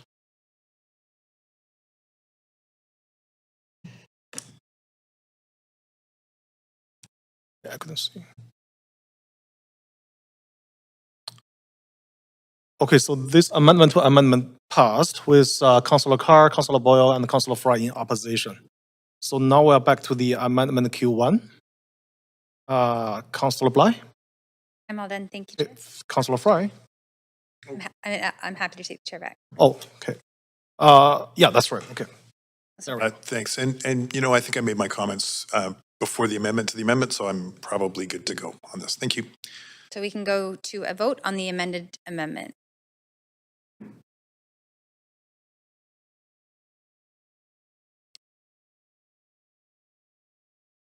And that motion passes with none in opposition. And back to the main queue. Councillor Carr, you have the floor. I'm fine for now. I'll go back on. Thanks. Thank you. Councillor Klassen. Thank you, Chair. I have an amendment to this one that I've circulated. I'm happy to speak to it, but we should go to the amendment queue. Okay, go ahead. Let's get you to put yourself back on the queue. Perfect. Thank you. We heard the discussion this morning and the importance of, along with the recommendations that came from our staff, was a discussion about the condition of our roads. In particular, the arterial roads, which are significant in the sense that they provide our major transportation routes throughout our city and out of our city and into the city, of course. And they are where our bus infrastructure are reliant upon, and as well as goods movement. And they are in need of some rehabilitation. And so I am proposing a $3.5 million budget for the 2023-26 capital plan for the arterial road rehabilitation to be funded from the unrestricted capital funding earmarked for council and consideration as part of the midterm update process. Thank you. Second. Thank you. Seconded by Councillor Zhou. Any discussion? Seeing none, we're going to go to a vote.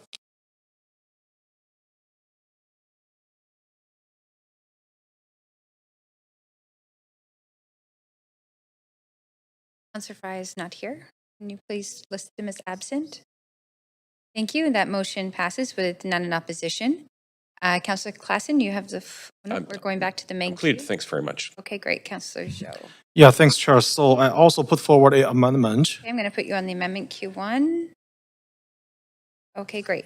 Go ahead. Thank you. Yeah, so this amendment is to support the pedestrian safety motion that was passed unanimously in May. So I think in this report, staff recommend $5.5 million to support pedestrian safety initiative. I think we should fully fund it. We have $3 million left in the Growing Community Fund.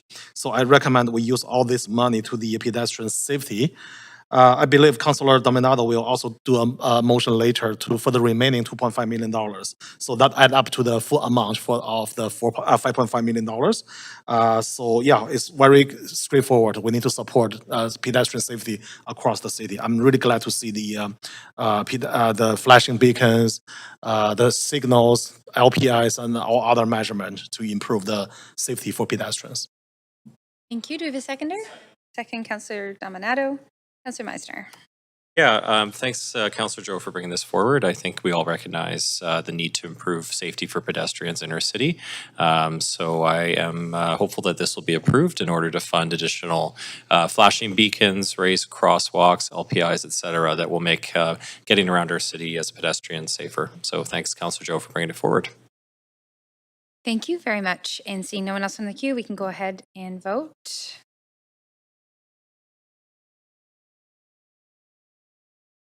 And that motion passes with none in opposition. Great. Councillor Dominato. Thank you, Chair. I have two points of information I just want to relay while I'm here and then ask if staff could just report back in a memo. Is that possible? Well, could you ask it and then we'll find out if we need a motion or not? Yep, for sure. One is with respect to lighting. I'd started on the question and with the updates around the LED lights. But I was curious about full-time electrification to support EV infrastructure. If that could come back as a report back, I don't need the information right now. And then the second question is in light of the, it's on our agenda for today, the contracts around light-duty vehicles and fleet updates, and noting in the capital plan today, additional funding is to support higher cost estimates for procurement and delivery of 20 net new fleet assets, and that all those assets will be received by the end of 2025. I'm curious if there's any opportunity for savings or pushing out some of that fleet renewal in order to achieve some room in our capital plan for other priorities that are maybe perhaps higher ranked. So those are two questions I have, and I'm hoping, I don't need the answers today. We'll just take them as a point of information and maybe just allow staff a moment to confirm or comment on future updates. I'm just conscious of time, so if, yeah. City Manager? We can report back. Report back? We can follow up with that information. Okay, great. Okay, thank you. That would be fantastic. Thank you. And so I would at this time like to move a motion that I circulated, and if the clerks could move us to an amendment queue, and if you could put yourself back on the queue, please. Go ahead. If the clerks could pull that up for me so I could speak to it.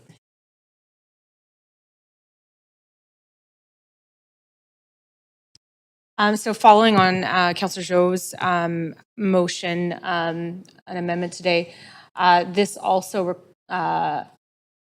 is that council direct staff to add 2.5 million to the 2023-2026 capital plan for transportation safety to be funded from the unrestricted capital funding earmarked for council consideration. And again, this flows from a member motion that Councillor Joe and I brought last month in response to ongoing and persistent concerns from the public wanting to see enhancements, both pedestrian controlled signals, rapid flashing beacons, leading pedestrian intervals, and other measures in the suite of tools that we have to enhance pedestrian safety and comfort as they're crossing streets and intersections throughout the city. And I think it's important to reiterate that we do hear about this from residents from across the city in every corner and every neighborhood. And we have seen roughly 7 to 8 deaths a year. And so, and that's far too high. We don't want to see any deaths on our street. And so that is the impetus for adding more funding to be delivered in this capital plan. Okay, I heard Councillor Joe first, so we'll, any discussion? Seeing none, I'm going to go ahead and call the vote.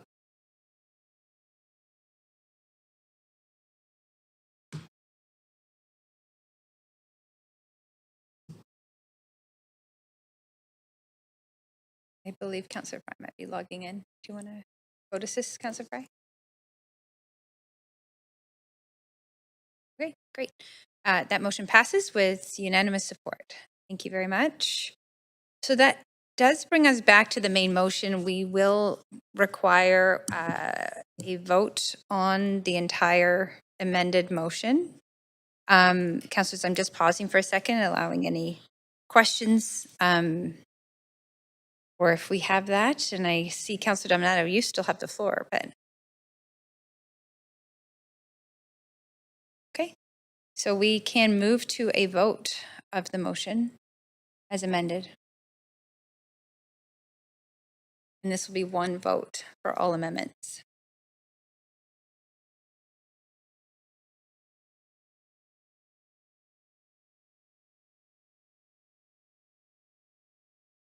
Mr. Meisner?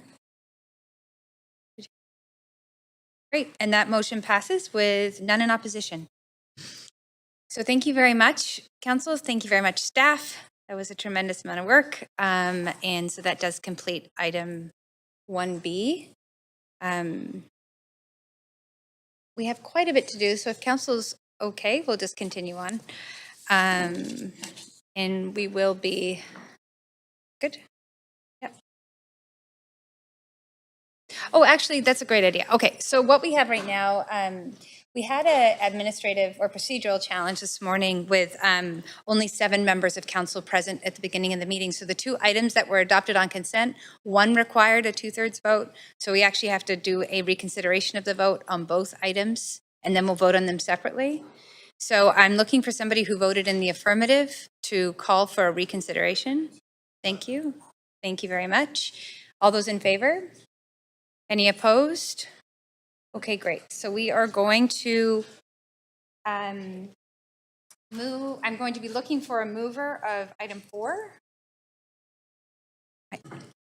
Oh, they can? Oh, because we have 8. Okay, well, we will do both together. So if I, okay, great. Thank you very much. And we'll go to a recorded vote on both items.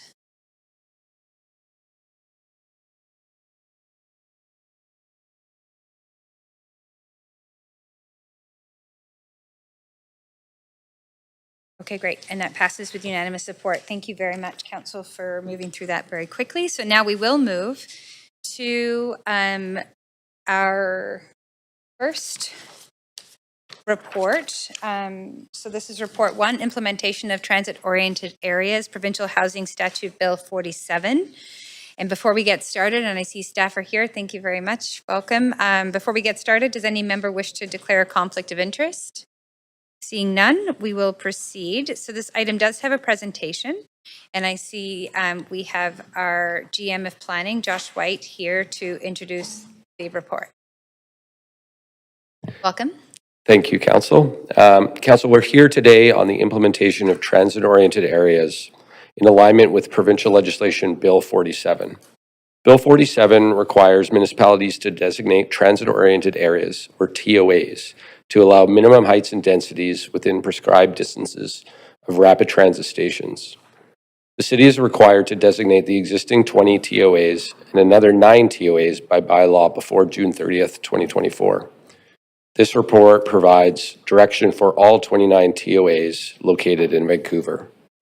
We are also recommending the approval of a TOA rezoning policy to guide rezoning applications in TOAs. These are important changes to our land use policy that will enable more opportunities for housing in proximity to transit service and are part of a larger coordinated response to the housing challenges Vancouver faces. Before handing it off to staff for our presentation, I'll highlight one important change to our recommendation. Staff's initial recommendation with respect to inclusionary social housing for strata development was for 30%. This number was heavily weighted towards managing land speculation. However, this would result in very limited, if any, uptake of strata development. As such, having heard feedback since the release of the report publicly, staff has rethought the requirement to 20% inclusionary social housing. This will improve project viability and will likely result in more market housing and commensurate social housing to be delivered via new projects. This recommendation is in service of supporting the realization of social housing units in our city in TOA areas. Potential concerns related to speculation and land value impacts can be addressed by performer review and, where necessary and feasible, CAC negotiation for additional public benefit. Provincial legislation and the city's response to all the constituent elements is complex and happening very quickly. Therefore, staff will continue to monitor, evaluate, and bring adjustments to council for consideration as necessary. And with that, we'll commence the main presentation. Thank you.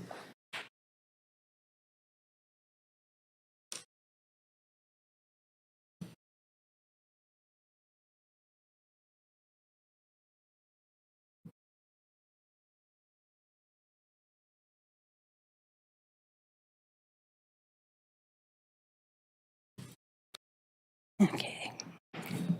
All right, good afternoon, Mayor and Council. My name is Matea Seaton, and today I will be presenting staff recommendations to implement provincial legislation under Bill 47 relating to transit-oriented areas, or TOAs. Here's the outline for today's presentation. I will start with a summary of staff recommendations. I will then provide the background and policy context for the analysis, followed by an overview of staff's approach to the provincial requirements. This will include a proposed new TOA rezoning policy, as well as other changes required to resolve policy conflicts and to streamline future rezoning applications in this area. Here's a summary of recommendations contained in the report before you today. I will be going into more detail throughout this presentation. However, these are the collective changes that staff are recommending to implement Bill 47. This includes approval of a new TOA designation bylaw required by the province. Staff are also recommending Council approve a TOA rezoning policy to help guide future rezoning applications and TOAs. Consequential amendments are also required to various area plans and city policies to align them with provincial legislation. Staff are further proposing amendments to the Grandview Woodland Community Plan to remove the pace of change policy and amendments to the CAC policy for rezonings to reflect development scenarios and TOAs. Finally, we are asking Council direction to initiate a coordinated utilities review with regional and local partners to better understand impacts on shared infrastructure and associated upgrades required to support future TOA build-out. Since the Council report was released to the public, there have been significant discussions regarding the 30% inclusionary social housing requirement. In response to concerns raised by members of the development community and in public discussions, staff reviewed further, and we're now recommending to change the inclusionary social housing option under the proposed TOA rezoning policy. This change sets the required turnkey social housing component at 20% of the net residential floor area, as opposed to the 30% requirement that was originally recommended. In addition, rezoning proposals following this option would be required to undergo a pro forma review as part of the application process. The city has had very limited time to comply with the new provincial legislation, and this has involved significant complexity and impacts to existing citywide and local area policies. Staff are committed to continuing to monitor, evaluate, and bring forward adjustments such as this for Council consideration as necessary. A memo explaining the updated recommendations was circulated to Council yesterday and has been posted on the meeting agenda page as part of the public record. Moving into the background and context now. The provincial legislature introduced several pieces of legislation since November that seek to increase the supply of housing in the province. In April, staff laid out our approach to responding to this new legislation, and earlier this month, Council considered requirements to implement Bill 44 related to small-scale multi-unit housing. TOA legislation under Bill 47, which is before you today, focuses on higher density housing near rapid transit stations, and Council must comply with TOA legislation by June 30th. TOAs fall within a broader continuum of work. The provincially mandated TOAs are consistent with the Vancouver Plan, which also gives direction for higher density, complete neighborhoods around existing and future rapid transit. The focus of the work, as well as many other initiatives, is to shift to the right supply of housing. Vancouver has delivered more affordable housing than any other municipality in BC and is on track to meet its housing targets. TOAs are one of the key implementation initiatives of the Vancouver Plan. And requirements have already been incorporated into the Rupert and Renfrew Station Area Plan process, and updates to the Broadway Plan are underway and anticipated in the fall. And we'll continue to monitor and adjust our policies to ensure that they function as intended and support our housing goals. As you heard yesterday through the Housing Vancouver update, staff have refreshed the city's 10-year housing targets to incorporate the recent provincial housing target order of 28,000 completed units over the next 5 years. 72% of these units must be market rental housing, of which 20% must be below market rental units. Implementation of TOAs is one of the initial key actions outlined in the 3-year action plan, which will help the city meet its housing needs, advance the Vancouver Plan vision, address speculation, and support the city's rental stock and marginalized residents. Moving on to our proposed implementation approach for Bill 47. The main priority of this work is to comply with provincial legislation by the mandated deadline and to enable the right supply of housing near rapid transit. The important aspect of implementation is also to clearly communicate expectations to applicants, staff, and the community. Most importantly, to meet our housing targets, we need to limit speculation in TOAs to support these vital city and provincial goals ahead of an upcoming review of the city's financing growth tools. This recommended approach is the first cut at establishing a framework for review of rezoning applications in the TOAs. And future area planning and review of financing growth tools will further refine requirements in the coming years. This slide provides a summary of the TOA requirements that need to be met by June 30th. This includes designating identified TOAs by bylaw with accompanying maps. Our approach is a standalone TOA bylaw consolidating all 29 TOAs that have been identified by the province that impact land within the city limits. No public hearing is required for adoption of this bylaw, as its intent is to designate lands which fall within the legislated catchment areas. The province also mandated the removal of residential parking minimums in TOAs, which requires updates to the city's parking bylaw.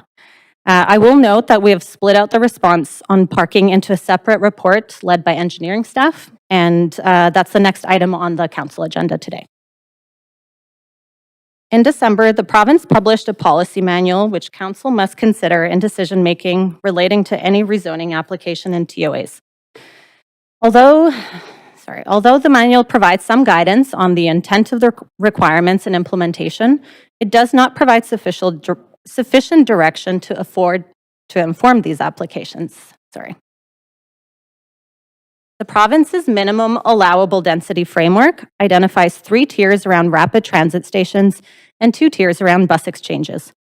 Each tier has a minimum height and density that local governments may not prohibit or restrict. Municipalities do have the discretion to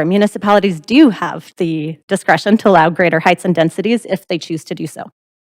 So in Tier 1, within 200 meters of a SkyTrain station, for example, local governments have to allow 20 stories and a density of 5 FSR. In Tier 2, within 200 to 400 meters, it's 12 stories and 4 FSR. And within 400 meters, 8 stories and 3 FSR. However, the policy manual does allow local governments to regulate other aspects of development, such as form of development. The province has also laid out clear exemptions in their regulations for industrially and agriculturally zoned lands. The City of Vancouver has the largest number of TOAs in the province. We have 29 in total, which is just over a quarter of all of the ones identified. And this impacts approximately 27,000 parcels citywide. 27 of the TOAs are technically in Vancouver and include all SkyTrain and Canada Line stations, as well as the Dunbar and Kootenay bus exchanges. The other 2 are in neighboring Burnaby and Richmond, but they do extend into the city's boundary. So these lands are industrially zoned, but they are exempt under TOA regulations, or they fall into areas that have active planning processes underway. So the Rupert Renfrew planning process. Slightly more than half of the parcels are already located in existing community plan areas. The map on this slide shows an example of how the TOA framework lands at a specific station. So the 3 mandated tiers corresponding to distances from the SkyTrain station are color-coded. The highest density 200-meter tier around the station is green, while purple and orange show tiers 2 and 3, which are anywhere from 200 to 800 meters away from the station. Based on the TOA manual, legal parcels that are touched by the ring are included within that tier or catchment. And this is how the province illustrates the catchments in their policy manual. So we are directly mirroring their approach. As mentioned, provincial regulation, and not just the policy manual, legally exempts industrially and agriculturally zoned lands from the TOA framework.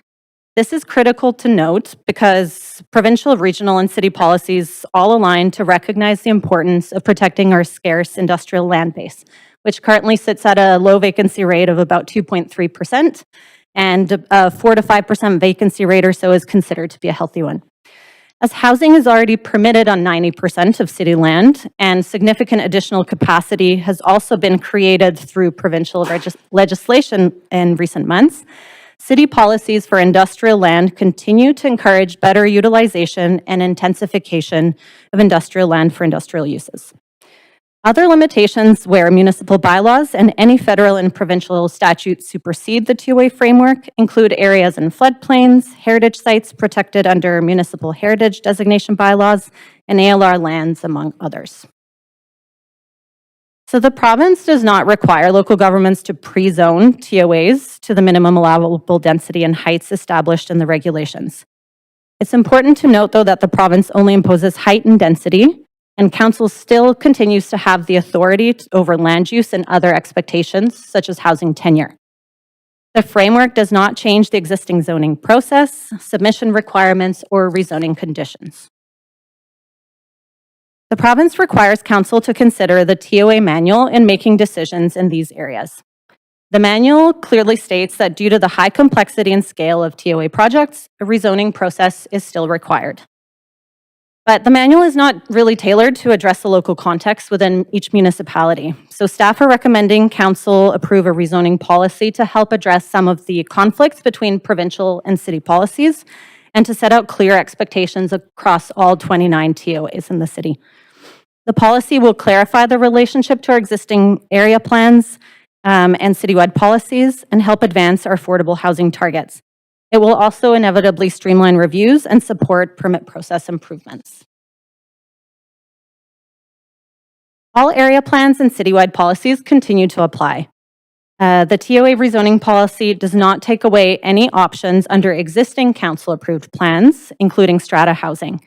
Rather, it introduces additional development scenarios where extra height and density can be considered beyond that permitted in a plan. Mass timber projects could also layer an additional 2 to 3 stories in as outlined under the mass timber policy for rezonings. So as part of our technical review over the last few months, we completed a density analysis for all 29 TOAs to understand where the provincial requirements differ from council-approved policy or existing zoning. And we've shown a map here in the slide. So for many areas, primarily within the Metro Core region, these areas already allow more height and density than what is required by the province. However, in many others, such as Marine Drive Station on this map, large areas are non-compliant, and those are the areas that are shown in red. The TOA rezoning policy will help implement council priorities, which local governments have the discretion to do, as long as height and densities are not restricted. I will now move into providing an overview of the proposed TOA rezoning policy. Increasing the supply of affordable housing is paramount if council is to meet the city's housing target orders under the Provincial Housing Supply Act. Staff are recommending that council approve the recommended inclusionary housing requirements to achieve TOA heights and densities. This would include a choice of strata projects with 20% social housing, as outlined in yesterday's staff memo, or pursuing 100% market rental projects with 20% of the floor area for below market rental housing. To even further encourage diversity and viability of housing options, we are proposing to expand low-rise market and below market rental options into all tiers in all TOAs. These options would be eligible to rezone directly into an existing rental RR zone. The rezoning policy enables additional height and density for projects advancing reconciliation or 100% government or nonprofit-owned social housing. And to ensure that existing renters have adequate protections, staff are also recommending enhanced tenant protections, which are the same as under the Broadway plan. As noted earlier, in earlier slides, council received a memo from staff yesterday outlining amendments to recommendations B and E to address concerns heard from some members of the development community and expressed in the public sphere regarding the viability of the proposed inclusionary housing requirements under the TOA rezoning policy.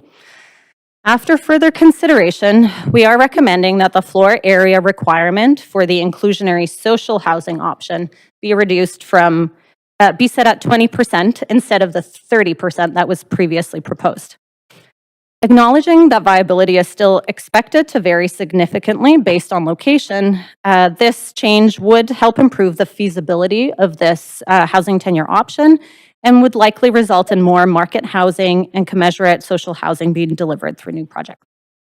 In order to address potential concerns related to speculation and land value impact in some locations, staff are recommending that projects following this option under the TOA rezoning policy still be subject to a pro forma review.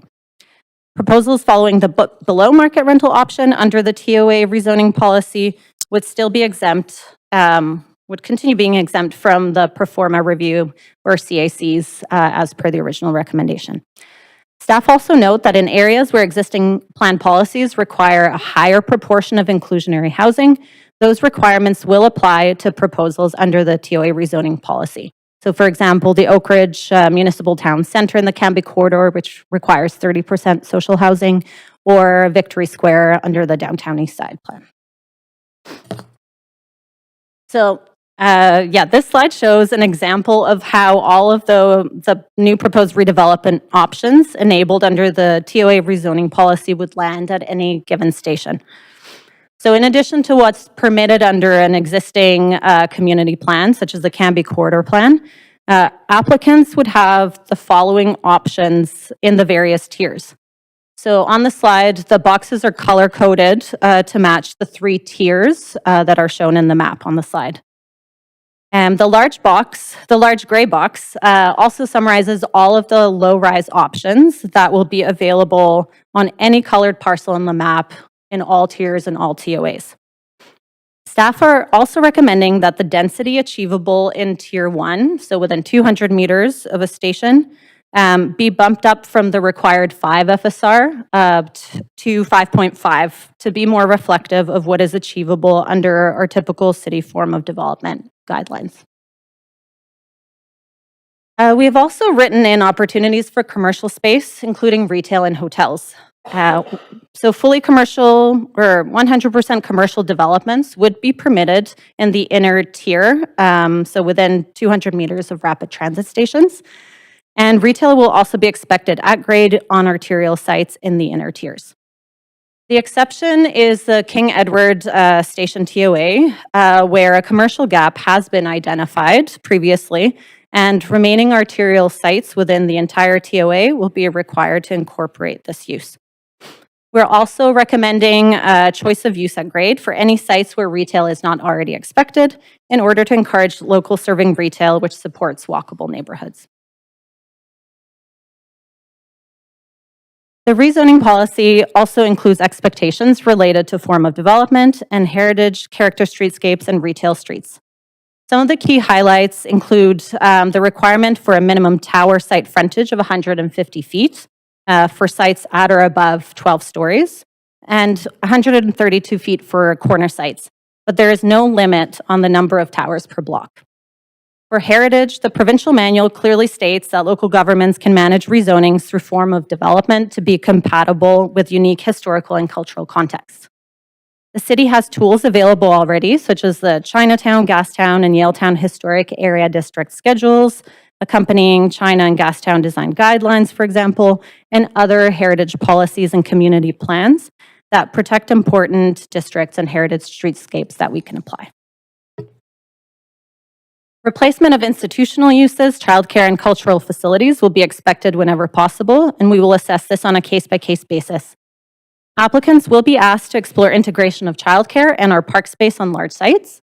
And from a CSC perspective, policy-compliant applications for the 100% market rental option with 20% below market rental will not require a pro forma review or any cash CAC if the inclusionary housing component is provided based on the TOA policy.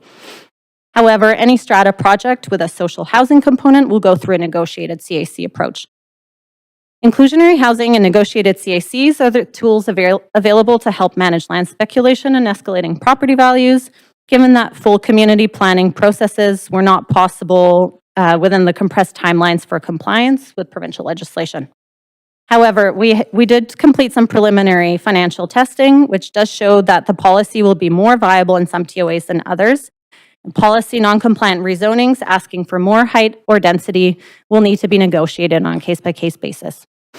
We're also recommending amendments to the CAC policy for rezonings to expand the commercial linkage target citywide to capture CACs from 100% leasehold commercial projects allowed within the 200-meter tier. Finally, the rezoning policy also outlines other critical elements to ensure that projects support biodiversity and green infrastructure. It also identifies the need for potential neighborhood-serving upgrades and coordination with regional and local partners, and flags higher risk TOAs, such as Nanaimo and 29th Avenue stations, where added cost to developers may be significant. Moving on to consequential amendments proposed in appendices C, D, and E of the Council report. Text amendments will be required to various area plans and citywide documents to insert references to the new TOA rezoning policy. Significant changes are also needing to be made to the secured rental policy to remove eligible sites, which would currently be covered by the TOA policy, and the related residential rental district design guidelines.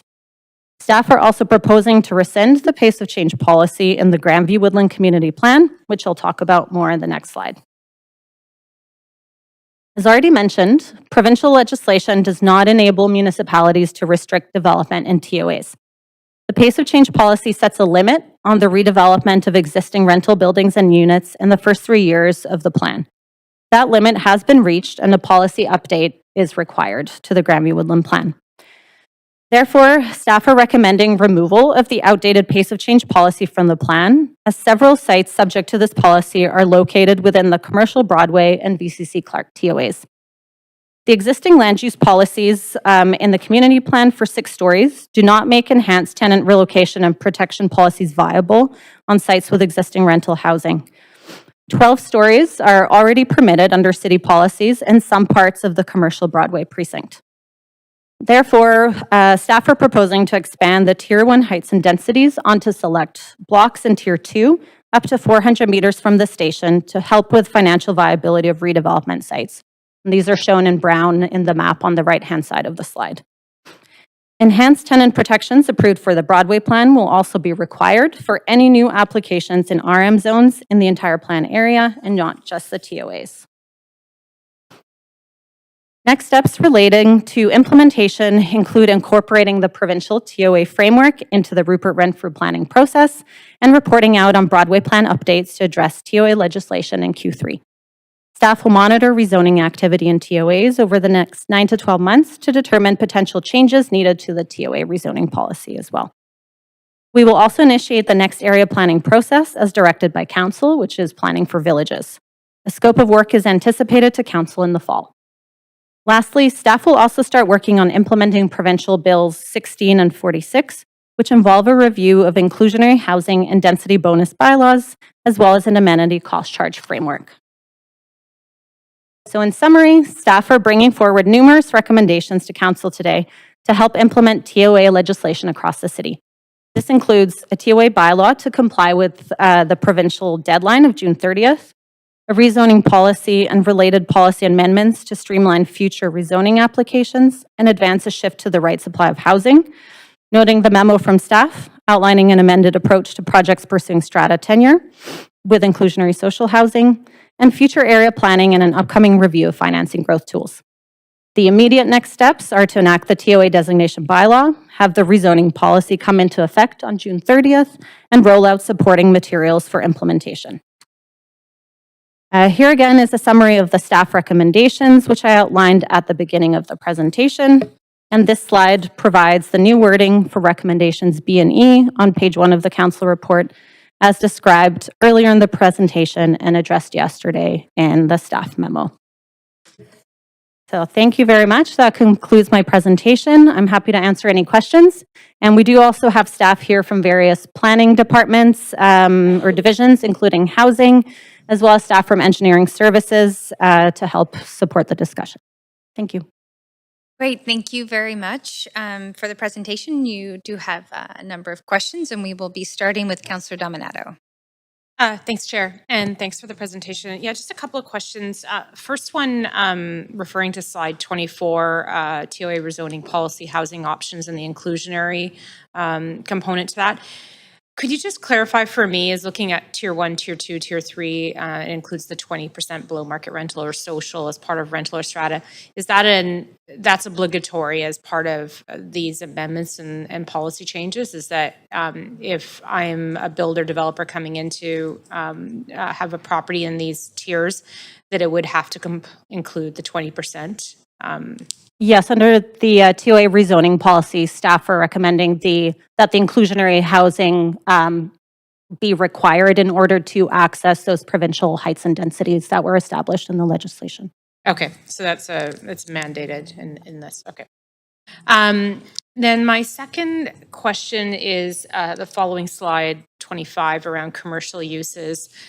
I'm curious if references where no area plan exists at grade retail expected on arterials, 400 meters from rapid transit and 200 meters from bus exchanges, would builders be enabled to deliver commercial at grade off of arterials? We do see this in unique circumstances around the city, but again, it has to be compatible with kind of adjacent residential.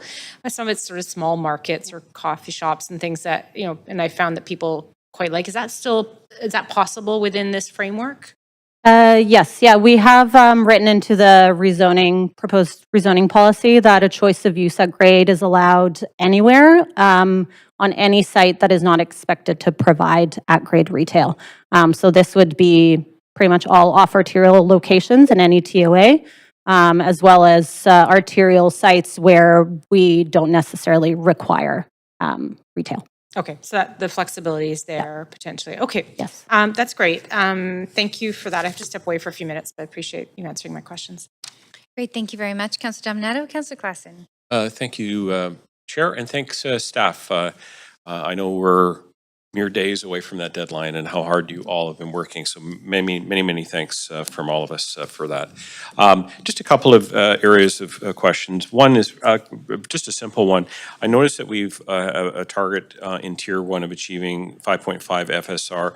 Occasionally, somebody will come along insisting that we can do better than 5.5 FSR on a site. Is that something that we would entertain generally, depending on what the proposal is? Yeah, so the province has said that the 5 FSR is sort of the minimum that municipalities are required to provide. We bumped it up to 5.5 FSR right now. There are a number of other provincial bills that were recently passed by the province as well that speak to a requirement for inclusionary housing bylaws, density bonusing tools, and an amenity cost charge framework. So in the absence of those, we have introduced that inclusionary kind of housing requirement as well as the kind of density cap right now to ensure that we're kind of mitigating any upward pressures on land values and achieving all of the required housing targets that are required under the Housing Supply Act. So we would definitely kind of encourage compliance with the TOA rezoning policy, and have the 5.5 cap as something that we would require applicants to A achieve. tool in your toolkit around land speculation just to try and prevent it. Okay, I understand that. Excellent. I didn't expect to be bringing some old business that we had around employment lands as defined by the Metro Vancouver Regional Growth Strategy. But the question was being asked of us. There are definitely some of our rapid transit centers and the the other transit centers. There is some language in the RGS about that 200 meters and what our the amendment that council passes having that intensification of that commercial and light industrial or office space below to before looking forward at building any rental. Just putting it straight to you, is staff prepared to intake projects with the right sort of planning appeal to them in those 200 meter areas? Hi, thank you. Hi, Councillor Matthew Burke. I'm a senior planner responsible for the employment lands policy. The current policy is to look at this through area plans, right? That allows us to look specifically at adjacencies and fit and all the rest and decide whether that flexibility from Metro is appropriate. We have 2 area plan reports coming up where we can incorporate that work. The Broadway Plan Review, including Great Northern Way, for example, and South Vancouver Industrial Area Review. So those will be opportunities to consider that. But to your question specifically, if a developer did bring a rezoning, we would be able to work with them and apply good planning principles to see what we could do there in terms of the flexibility Metro gave us. Yeah. So just so I'm clear, there's no gray area on that one. If there's an opportunity that looks good, then it's something that our staff would be able to proceed. Yeah, and you mentioned the word gray area. That's interesting. Metro does have guidelines, implementation guidelines for Metro 2050, which specify the methodology for how we identify which sites are potential candidates. So we would apply those, and that would kind of set the line for where the 200-meter boundary is. If they're within that, then we would be able to work with them and just look at whether it's going to make sense in terms of the different constraints that could apply. Yeah. Okay. All right. I'll pause there. Thank you. Okay. Thank you very much, Councillor Meisner. Yeah, thanks very much, Chair. I had kind of a slightly confusing question, but hopefully you can follow me. At Commercial and Broadway, there are two SkyTrain stations. There's essentially the Millennium Line platform and the Expo Line platform.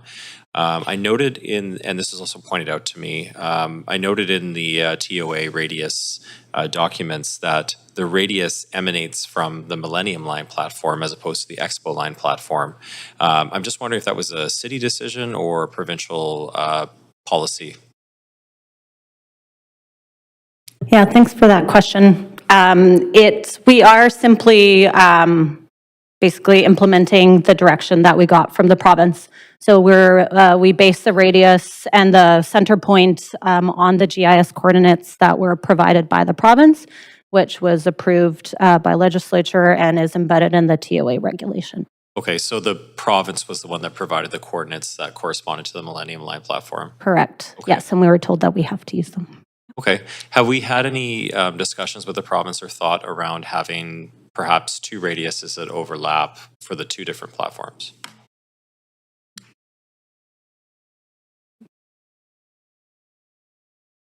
Thank you for the question. Templar Sanctuary Stitch, rezoning director. At this time, no, we haven't had those detailed conversations, but that's certainly up to the province if they were to so choose. Okay, but it's possible to have those conversations if we so wished? It's possible, yeah. Yeah, okay. Okay, thanks for that. My other question was around the pro forma review and CAC negotiations for strata and social housing developments in the TOAs. With the ACCs coming forward, will that change that requirement at all, or will that still be a negotiation? That's a great question. I think my expectation would be that our system in some ways of financing growth and looking at development contributions to the costs of growth will change with the ACC bylaws coming in. So what we're putting in place today or asking council to put in place today is in some ways interim to that next step, which is figuring out the ACC framework, figuring out the inclusionary housing bylaw, the density bonus bylaws that are now going to be required. So this is in some ways interim to that broader system change. Okay, and just remind me when those are coming forward. I know I keep asking and I also keep forgetting. I don't know if I've had a super clear answer. Yep, I'll step in here. Chris Clibben, Finance and Growth Planner. Yeah, staff are gearing up for a 2026 delivery of a comprehensive update to all its financing growth tools. So it would be updates to the DCL system to align with Bill 46 and also introduce the ACC as well as other financing growth tools. So one big update before the next capital plan. Okay, great. And is the intention of the ACCs that they're not negotiated, they're fixed? Correct. They are. Think of them like a DCL. It's a fixed dollar per square foot rate applicable on all new development. Okay. Do we have any concerns that knowing that's forthcoming in a few years, we won't see strata and social housing developments within these TOAs because they may be waiting a couple of years for a better deal? Yeah, I think the debate's still out there. One thing we have looking into ACCs, they do fund a unique set of amenities that are different than DCLs. DCLs fund probably the most expensive amenities in the city and infrastructure, so mainly our engineering infrastructure, our childcare, our housing. The ACCs fund other types of amenities like culture, art programs, some recreation facilities. So it's not, the basket of goods isn't as big as the DCL world. So we don't envision a charge that would be necessarily as significant as what one might imagine. Okay, so in the future, we'll have the ACCs, but we'll also still have DCLs. Is that correct? Correct. It'll be a layer. It'll be another charge on top of the DCL. Okay. Okay, great. Okay, thanks. Appreciate that. Great, thank you very much, Councillor Meisner. Councillor Zhou. Yeah, thanks, Chair. So, first of all, thanks all the works behind this very important initiative across the province. My question is, I think very similar to Councillor Clausen's question. So, when the Bill 47 was published, I think the provincial government aimed at minimal. And here we are actually doing up to. So basically, we are doing a bare minimum with the exception of Tier 1, only give additional 0.5 FSR. All others, we are doing the very bare minimums here. So my question here is, what are the barriers or considerations prevent us to be more bold, to allow more density?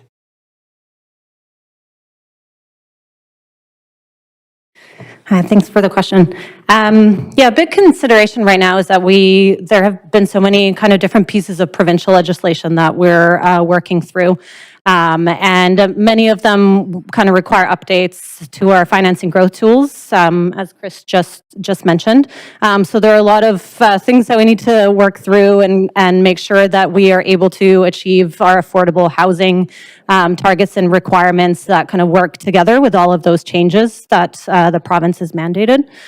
So yeah, we'll be working through those. And then additionally, you know, in the meantime, the TOA rezoning policy is really supposed to help focus on the delivery of the right supply of housing, meeting our market rental and below market rental housing targets that were established by the province and that are supported in our citywide strategy as well. So yeah, it's kind of a combination of different things. Okay. And Neil Rochelle, Director of Community Planning, just a quick addendum.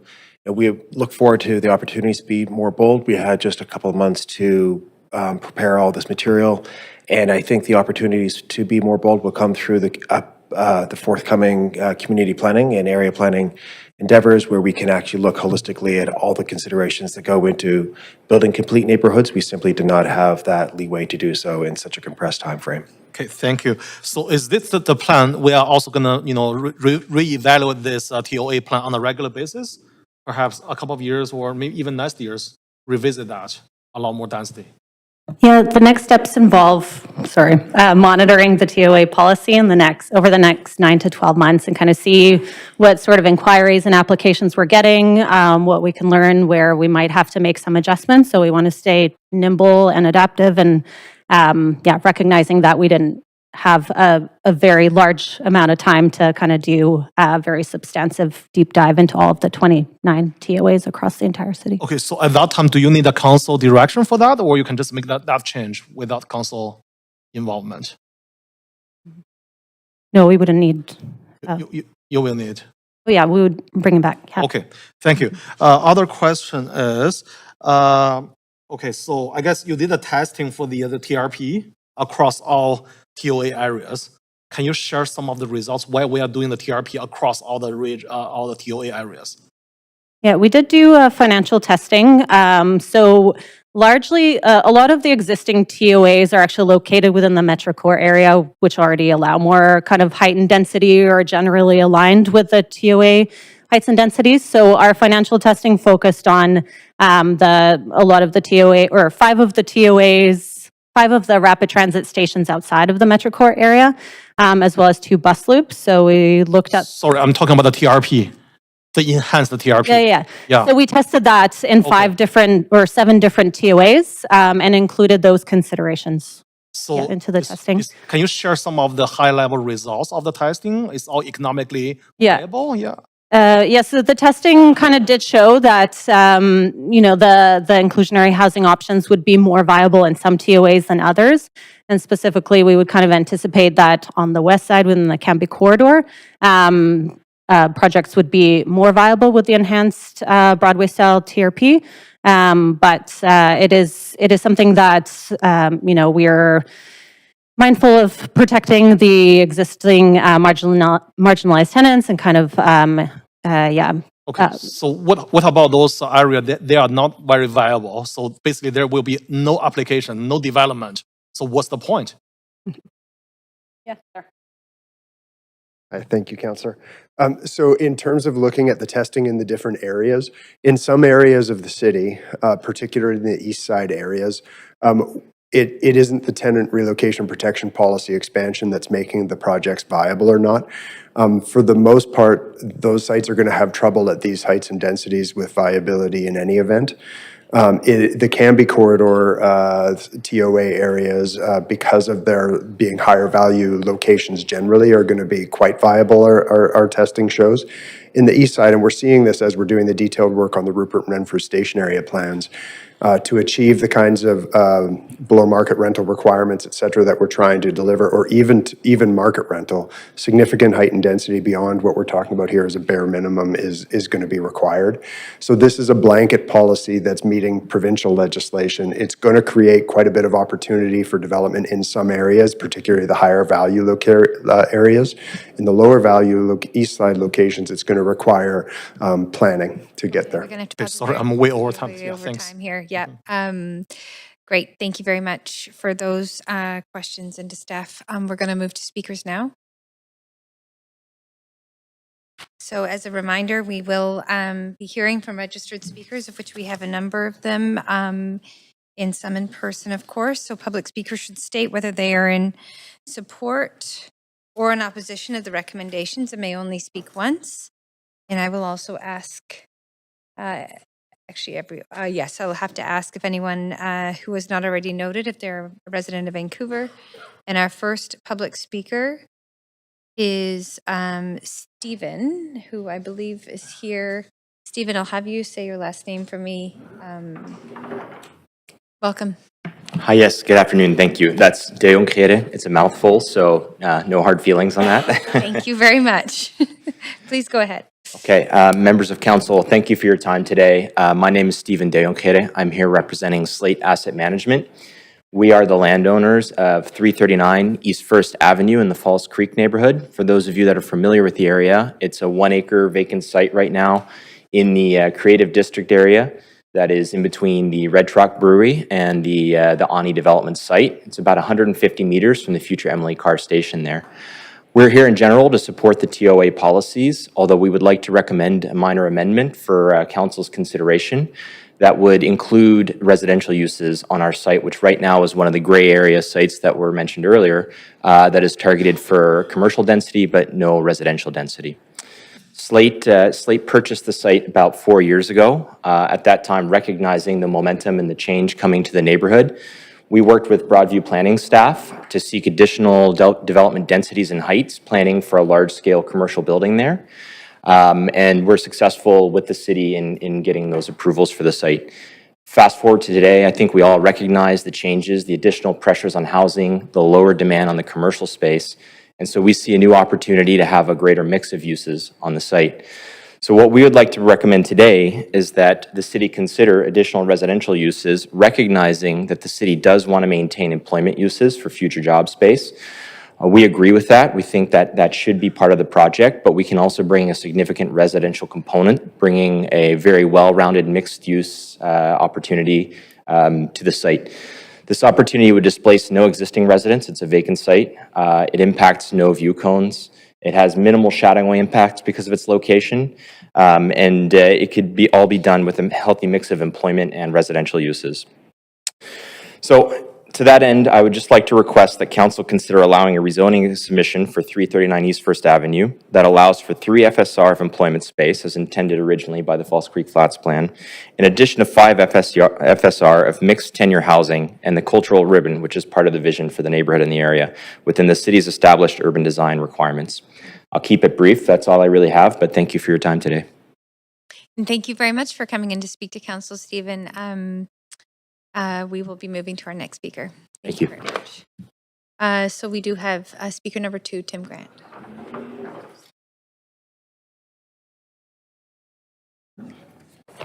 Sorry. Good afternoon, Chair Bligh and Council. My name is Tim Grant. I'm a resident of Vancouver and representing PCI Developments. Thank you. I'm speaking in support of the report as presented, but suggests addition of a corresponding motion that provides for acceptance of rezoning applications, including rental and affordable housing on employment lands within 200 meters of rapid transit stations that adhere to the provisions of Metro Vancouver's Metro 2050 Regional Growth Strategy Update. For 15 years, we've been advocating for the unique, large-scale, mixed-use development opportunities integrated with Marine Drive Station and the South Vancouver Bus Loop. Despite achieving approval at public hearing in 2011 for our first phase at Marine Gateway, which was completed in 2015, we've made little progress on our adjacent Phase 2 site, which remains an underutilized 5-acre property with car dealership and service center, providing for approximately 75 jobs. We've tried to collaboratively work with city staff to highlight the opportunity to address a number of city priorities in our second phase at Marine Gateway, and that's viability, including one of the city's largest new industrial premises, is dependent on inclusion of significant residential density. Despite various supportive, engaged senior city staff, members, mayors, and councillors over the years, we have not been able to proceed even to a rezoning application.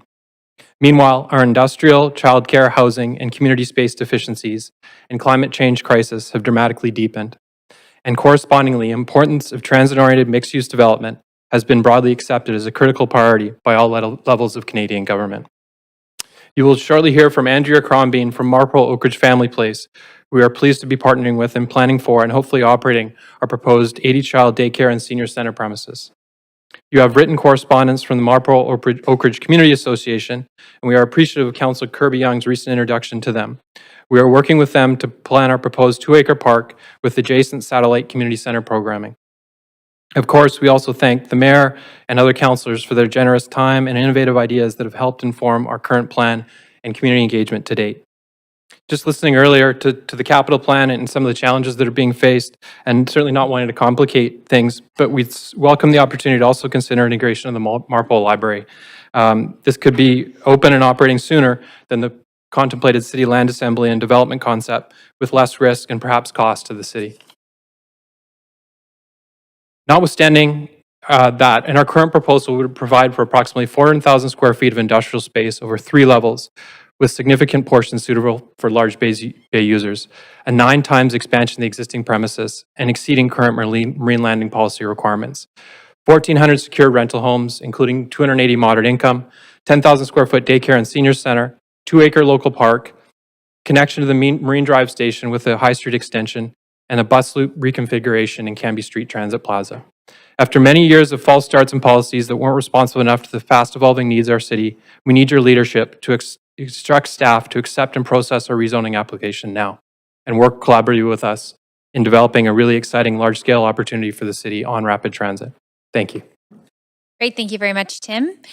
We will now move to speaker number 3, Peter Dowdy. Hi, I'm Peter Dowdy. I'm a resident of Vancouver, and I guess I grudgingly support this motion, but it is hard for me to see how this motion actually complies with the spirit or the letter of Bill 47. As Councillor Joe has pointed out and staff have acknowledged, these are minimums, but this motion treats them like aspirations. I have trouble reconciling a document that reads, on page 7, quote, third-party financial testing has shown that the proposed inclusionary housing requirements for the higher density options in tiers 1, 2, and 4 are currently feasible in some, though not all, TOAs, end quote. The province didn't give municipalities the ability to pick and choose viable TOAs. The province required municipalities to make all TOAs viable up to these minimum heights. And sometimes economics gets in the way. The 8-story zone is going to be a little bit cursed because it's always going to be more financially viable to build a 6-story wood frame building than to transition to concrete. But what this motion proposes is for the city to apply additional charges to these developments that would, in fact, prevent them from reaching these minimum heights. And that contravenes Bill 16, which prevents the use of charges to prevent housing, and also contravenes Bill 47 because it causes the minimum heights specified in that bill to not be possible. This motion says that staff are trying to prevent land lift, but land lift is what gets buildings built. In general, whatever proposal will create the most land lift is the proposal that gets built. So by putting these high inclusionary zoning requirements on these buildings without providing any bonus density to allow these buildings to create enough lifts to pay for them, what you're going to get instead is people building duplexes in TOAs. And that's going to be a tragedy. Thank you. Thank you very much for calling in. We're going to move to speaker number 4. Andrea Crombane. Is it Crombane? Hi, good afternoon. Can you hear me? We can. Please go ahead. Okay, Mayor and Councillors. I'm Andrea Crombane, Seniors Lead with Marpole Oak Ridge Family Place. I'm a resident of Vancouver and I'm speaking in support. I refer to the proposal by PCI Developments for 10,000 to 12,000 square feet of daycare and seniors programming space to be administered by the Marpole Oak Ridge Family Place. Hereafter I'll say Family Place. PCI is a strong partner, supporter of Family Place through donations, community engagement, participation in our annual Marpole Cares Christmas Hamper campaign. PCI has sought Family Place's participation in planning together for additional premises for daycare and critical senior services at the proposed Marine Gateway second phase. Existing community facilities in Marpole have not kept up with urgent demand for these services. Other main hubs such as Marpole Oak Ridge Community Centre and Marpole Neighbourhood House do not currently offer full-service targeted critical services for seniors, which Family Place provides. Family Place has provided child and family services for almost 50 years, and since 2015, due to great need, has provided emergency response, a chapter of the BC Community Response Network, the provincial body addressing elder abuse, neglect, and self-neglect, tax clinic, advocacy, outreach, referrals, and information. And in 2015, we launched the South Vancouver Seniors Network, which is a relationship-based network of over 30 nonprofits serving seniors in Marpole, Oak Ridge, and South Vancouver, supported by co-lead MLA Michael Lee since 2019. The need for senior services location is urgent. Currently, one staff member from the Family Place is responsible for reaching out community-wide. A space will allow seniors to access in-person services and staff. 3 major advocacy services serving Marpole Oak Ridge have closed over the past years, leaving only Family Place to respond to urgent senior needs in the area. Those were Wilson Heights Church, St. Faith's Kerrisdale Centre, and Jewish Family Services has reduced advocacy services as well. Seniors' poverty, isolation, and visible homelessness is escalating in our area. Marine Gateway is a neighborhood hub located right beside Family Place. The proposed premises is right where we serve and would allow families and seniors to be close to services and community. The proposed premises would answer desperate need, and it's also directly on the bus and train route, which allows seniors based in aging buildings to access the infrastructure and also to access cooling facilities as climate change accelerates. The provincial government has prioritized transit-oriented areas for housing, and the same must be done for services for childcare and seniors. This opportunity through PCI's rezoning application will allow for meeting the needs in the community through expanding on services such as daycare, flexible community space, and the very, very critical programming and location space for seniors and community kitchen. Andrea, I'm going to have to pause you there. You're over yes, your and thank you. I'm time. done. Thank you so I'm much. done. Thank you for your time. Thank you. Thank you very much for calling in. Speaker 5 has withdrawn. Speaker 6 is Peter Waldkirch. Oh, hi there. Can you hear me? Yes, we can. Please go ahead. Great, thank you. So my name is Peter Waldkirch, and I put my position down as other on this motion, or on this report, because while I strongly support transit-oriented housing, this report proposes to do only the bare minimum to comply with provincial legislation, maybe even less than the bare minimum. You know, this report is, I think, full of things that are problematic and that should concern this council, because this does not sound like a planning department that is all hands on deck on addressing our critical housing shortage. I only have time for a couple of examples. So let's start start with the proposal that strata housing deliver 30% of the floor area as social housing. Let's be clear as to what that was. That was a poison pill. I understand it has been softened to 20%, and I suspect we have the new chief planner to thank for that, which is a good sign. But you should still all be very worried about why your planning department tried to sneak in a poison pill to try to effectively block provincial housing legislation. The staff report explicitly says that proposed inclusionary zoning housing requirements are currently feasible in some, though not all, TOAs. At the very least, that is contrary to the spirit of Bill 47. I think there's a reasonable argument it might be contrary to the letter of the law as well. And I note there's still no economic testing to show that the 20% turnkey social housing requirement is feasible, let alone will produce housing at the scale we need. I'm in my 40s. For anyone in my generation or younger, the only remotely realistic chance somebody has to own housing in the city is in some form of strata housing. And your planning department was proposing to effectively ban strata housing within 800 meters of SkyTrain stations. It is a slap in the face to everyone struggling to own their home one day. Now, planners might say, well, we need to encourage more rental housing. I don't buy that excuse, and neither should you, because rental apartments are still banned on something like 80% of the city's residential land. And the main policy designed to expand that area, the off-arterial part of the streamlining rental policy, is a dismal failure. The SRP was approved about 2.5 years ago. In that time, there have been only 7 off-arterial applications.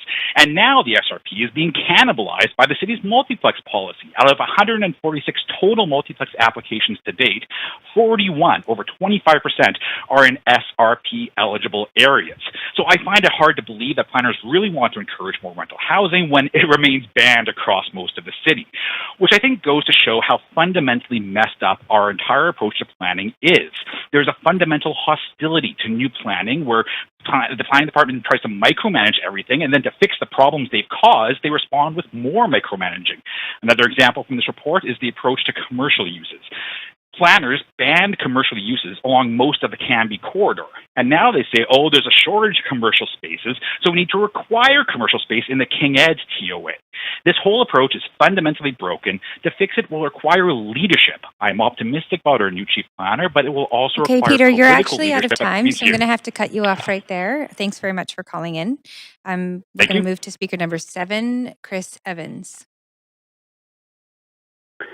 Good afternoon, Mayor and Council. Can you hear me? Yes, we can. Please go ahead. Thanks very much. I am here in support of your report in front of you today, and with one minor amendment. I've been in discussions with staff regarding the Grandview Woodlands and the introduction of the Broadway TRP. For a small example, we have been on the wait list since 2018 on the pace of change in Grandview Woodlands, which has creeped along to allow rezoning applications. I believe we are now second on the wait list after the introduction of 3 new applications in 2013. And I wanted to, I guess, make council aware that the plan aims to introduce the Broadway TRP, which is a significant change to the fundamentals of any project to, certainly in the lower density neighborhoods, where no additional TOA density is being proposed.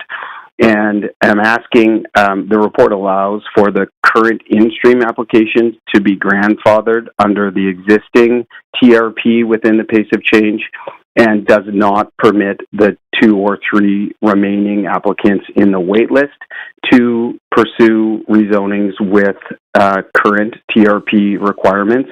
And my request for an amendment is to allow, under really what I believe is fairness, to allow the 2 or 3 people that have been waiting 6 years for the opportunity to rezone to also be grandfathered to the current TRP, not the proposed Broadway introduction.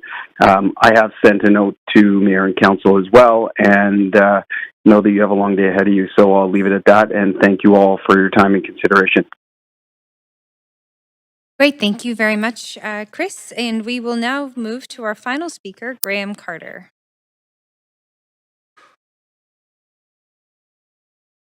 I have Graham Carter registered as an in-person, so I'll just look to the clerks if we do have anybody on the line.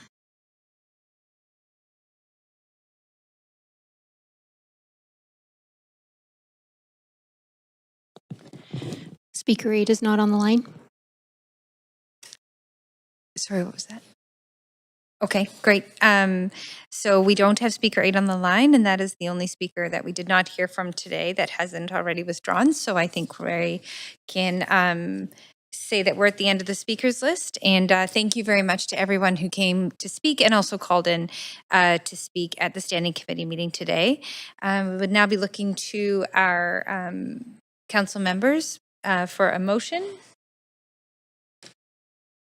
Moving the recommendations and seconded by Councillor Meisner. And is there any discussion? Councillor Meisner. Yeah, thanks, Chair. I was hoping to ask a question through you to staff, if that's okay. Go ahead. Great. Yep. Go ahead. Thank you. We did hear from one of the speakers about a proposed development near Marine Gateway, Marine Drive, Canada Line Station. And I'm still unclear, based on what I've heard around this development, if they want to submit a non-compliant rezoning at this time, will staff intake that application?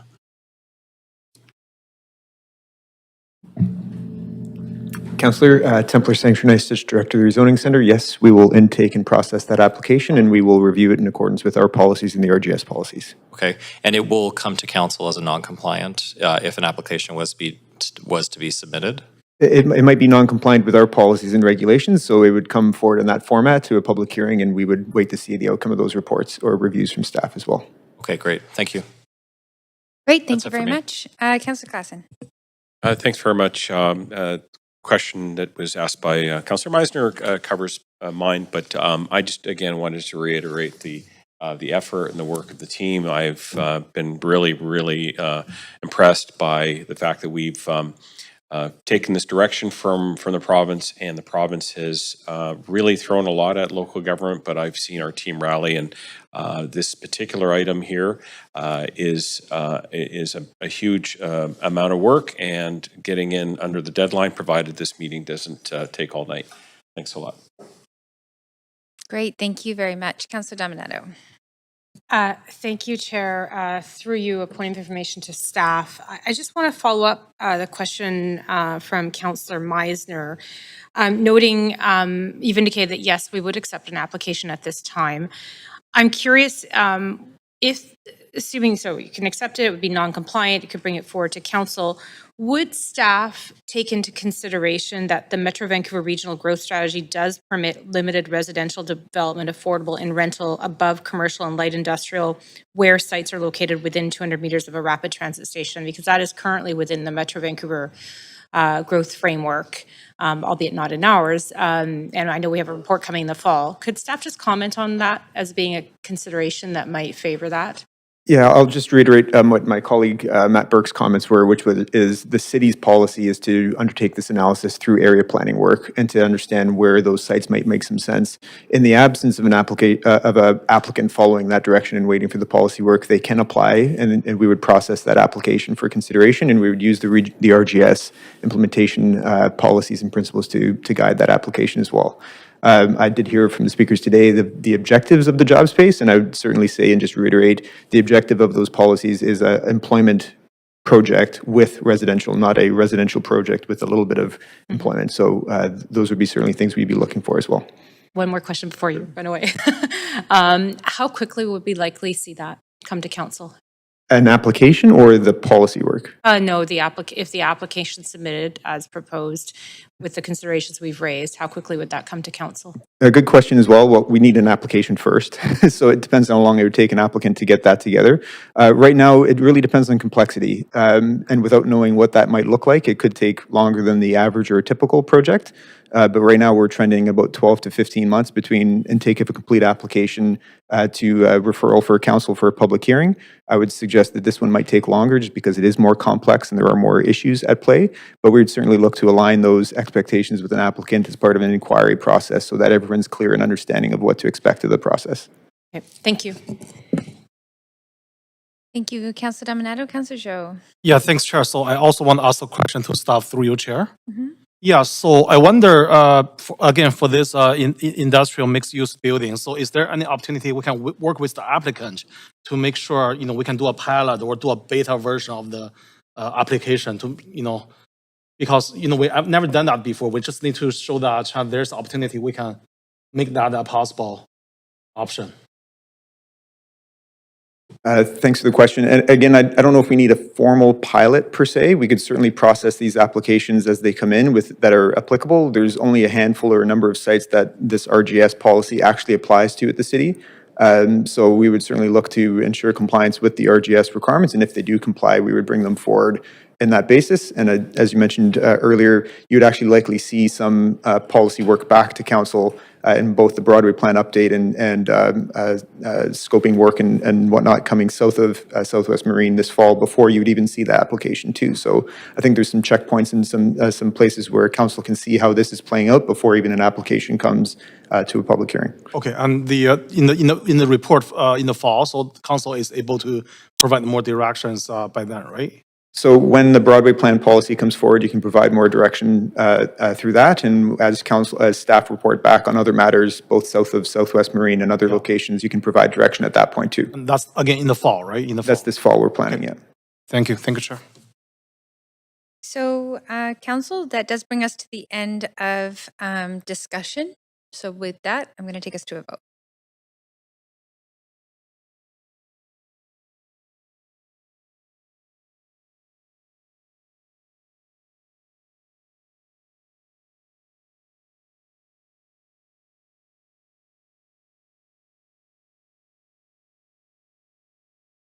Mayor Sim, you're here just as we called the vote. Do you want to vote on this one?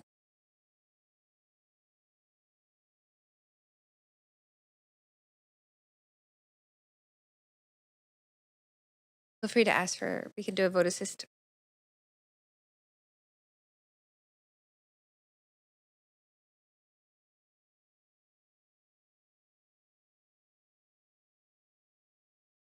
Sorry, Mayor, we're voting on the implementation report of the TOAs.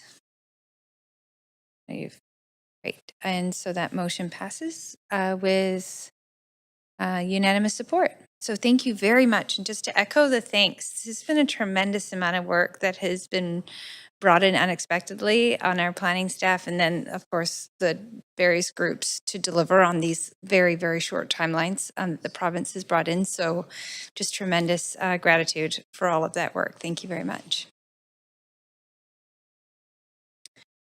Okay, so we are now going to be moving along to our next report. Report 2 is titled Updates to the Parking Bylaw in Response to Provincial Bills 44 and 47 and On-Street Parking Management. So before we get started, does any member wish to declare a conflict of interest? And seeing none, we will be hearing from team members to present this item, and I will open up the floor to you. Lon Leclerc.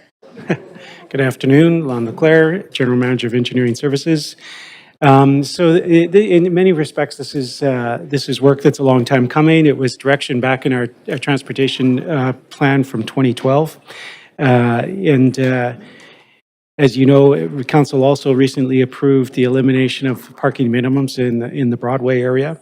With the changes to provincial legislation to the transit-oriented areas, of course, this would also eliminate minimums in all of those areas that you just saw presented from the planning department. And rather than take this patchwork approach to parking minimums, we found that it's probably easier for us to eliminate parking minimums citywide. So this is we have our staff to give a short presentation on this topic. And just to mention as well, further detail will be coming to council as well as part of the permitting improvement program on July 9th. So streamlining our efforts to kind of process permits. With that, I'll turn it over to our team to give the presentation.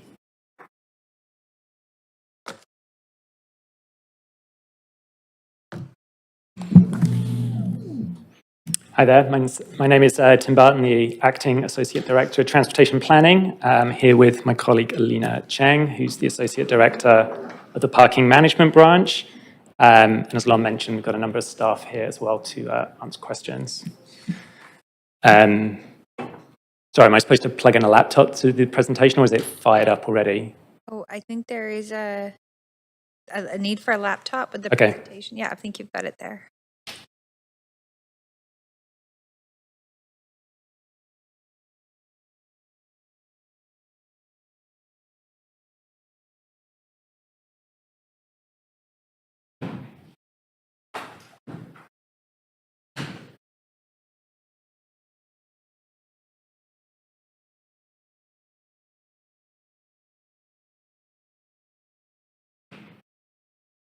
Sorry. Yeah.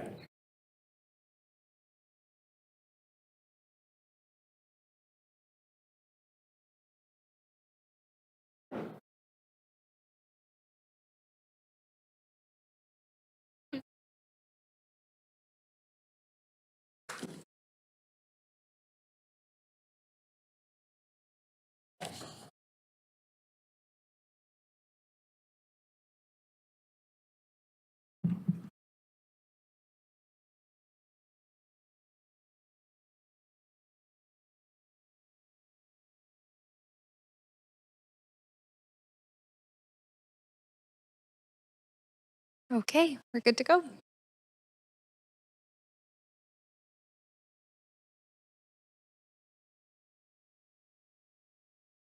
So I'll go over the recent provincial changes once I've muted the laptop, in terms of what we're required to do and then what our proposed approach is.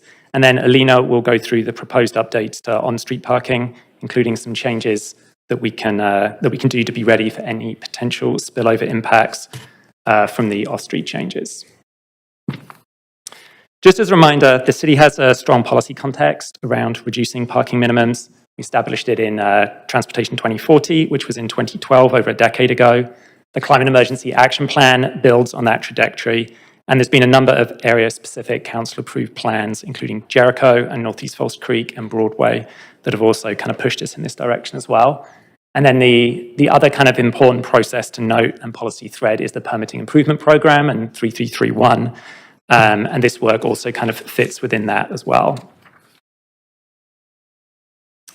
As a reminder, elimination of parking minimums then started in 2018 as a response to Transportation 2040. In the downtown, parking minimums were eliminated for all land uses. And in the West End, parking minimums were eliminated for non-residential uses. This was expanded last year to include multiplexes in the new R11 zone.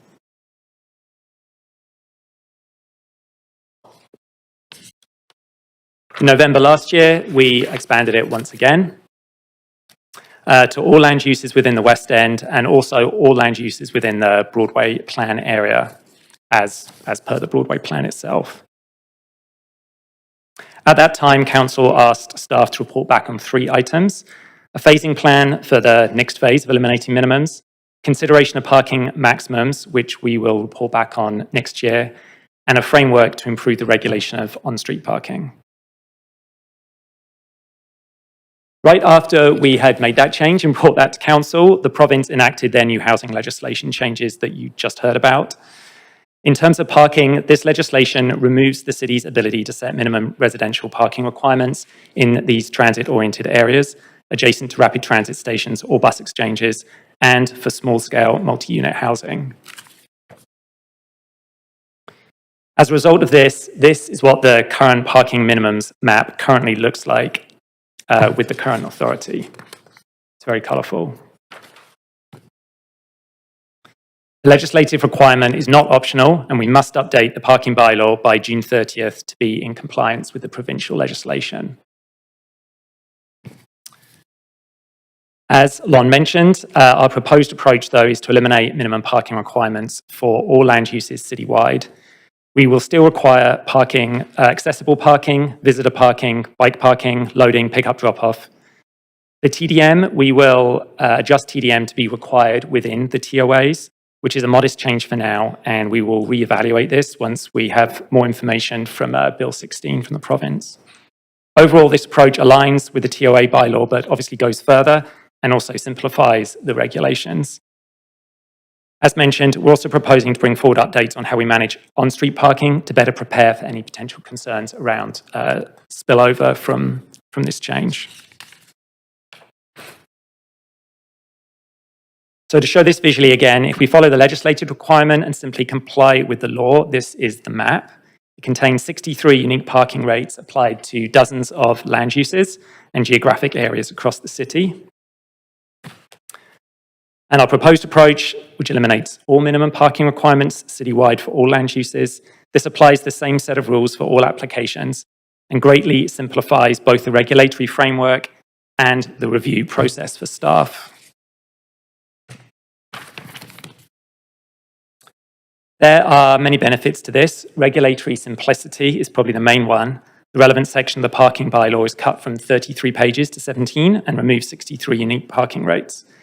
It will save review time and simplify the review process for development. This change does not limit the amount of parking that gets built, but it does make it possible and easier to build less parking. If the market chooses to take advantage of building fewer parking spaces, this can do a number of things. It can improve project viability, especially for non-market projects, which can increase the overall supply of housing in the city. And it can support our climate emergency goals around walking, biking, transit, and car share, as well as reducing the embodied carbon in new buildings. Staff do not anticipate significant parking spillover challenges occurring as a result of these changes. Strata developers have indicated to us, and we've seen it through projects in the downtown, that they will continue to supply for the demand so that they can market their units. Rental developers are interested in providing less parking when those projects are located in transit and amenity-rich areas. Development and construction does take time. If issues do arise, we do have time to react, and we will have the on-street parking management tools ready.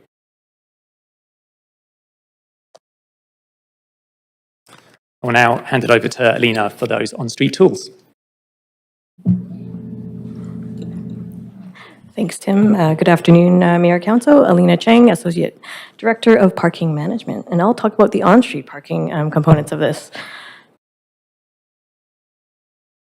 So really our approach is to manage both the supply and the demand. We want to encourage developers to build the right amount of parking for their building and be self-sufficient. We know that there's a finite supply of curb space and there really isn't enough room to accommodate everyone. Often we are also seeing demand for that curb space to be converted in for other uses, whether that be bike lanes, bus lanes, patios, and all sorts of other good stuff.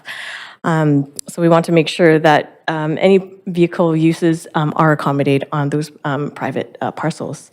We also want to emphasize, if there is street parking, it might not remain free and it might not remain unregulated. So expect changes if needed. On the demand side, we want to keep it simple and use existing tools. So on commercial and industrial streets, that means introducing time limits or pay parking. And in residential streets, that usually looks at adding permit parking. So we would use the same tools that we have today, where residents can request permit parking on their street, and then we would run a survey to see if there's support on the block to implement those changes. We would also emphasize that residents on large sites would not be eligible for permit parking, just because the amount of vehicles from such large developments would probably overwhelm the street capacity. As we see development applications come in, we would kind of monitor how much parking provision they're supplying, and we can make adjustments to our on-street approach if needed. So there's two areas that we do want to improve our curbside management in. And so one is what we call resident parking only areas. So those are all the green areas on the map. And these streets have signage that looks like the one on the bottom left, and it says no parking except residents of the block. So this program actually ended in 2010, and we haven't been implementing any new zones of this type. But what this program is it's actually free. You don't require a permit to park there, and it's enforced by complaint. So someone might see a blue vehicle parked in front of their home, they call enforcement and say, I don't recognize this vehicle. But it might actually turn out to be, a vehicle of one of your neighbors down the street. And so you unfortunately get a parking ticket, which then you have to dispute. And so it's a bit of it's a bit cumbersome to enforce and not very efficient. So we think it's time to phase out this type of regulation. And so we would initiate surveys for residents in these green areas and ask them whether they want to switch to permit parking or become unregulated. And that will kind of bring them more in line with how we enforce residential areas today, and also makes it much easier to enforce as all the vehicles that are allowed to park in permit areas are registered with us, and we can easily identify whether they should be there or not. Another area that we plan to make adjustments to is the West End permit zone. And our recommendation is to split that zone into 3, as was suggested in the 2017 West End parking strategy. Our West End permit zone is the largest of all our zones, both in area as well as in terms of the number of permits sold. And what we heard during the West End parking strategy is that because of the size of the zone, some residents would drive from one end of the zone to the other to go to destinations, to visit shops, visit friends. And what this does is it causes parking pressures for folks that live near those destinations and makes it harder for them to actually find parking near their homes. And so by splitting the zone into 3, it would encourage folks to use sustainable modes to get around the neighborhood and improve the parking availability for folks who need to find parking close to their homes. We recommend that this be in effect June 1st, 2025. So residents in the area get used to what the new boundaries will be, which are along Denman and along Davie Street. And we would provide notifications to them early in 2025, as well as when they come in for renewals next May. And that brings us to the end of our presentation. Great, thank you very much. We do have a chance to ask questions. Councillor Montague. Oh yeah, just one quick question. You mentioned the permit parking. What time frame is staff looking at for from request to survey to a decision to an enactment of an area where a permit parking area would exist? Are you talking about the resident permit? Oh, yes. So we would start that process in the fall, and it will take us a while to get through all the green areas in the city. It'll probably take us 2 years, is my guess, to convert all of the green areas over to either permit or unregulated. Okay. And what about areas outside of the green, like for someone newly wanting a resident-only permit? Currently, our backlog is about 12 months, so that might increase a little bit as we try to convert the RPO as well. Okay, and once the 12 months, once that process starts, how long is the process? Oh, it's fairly quick once they're at the top of the queue. So once we issue a survey, it's usually open for about 2 or 3 weeks. Residents have that opportunity to respond. And then if the residents are supportive, we would create the drawings to indicate where the signage should be, and then our operations crew can usually get the signs installed in about a couple months. Okay, thank you. That's it.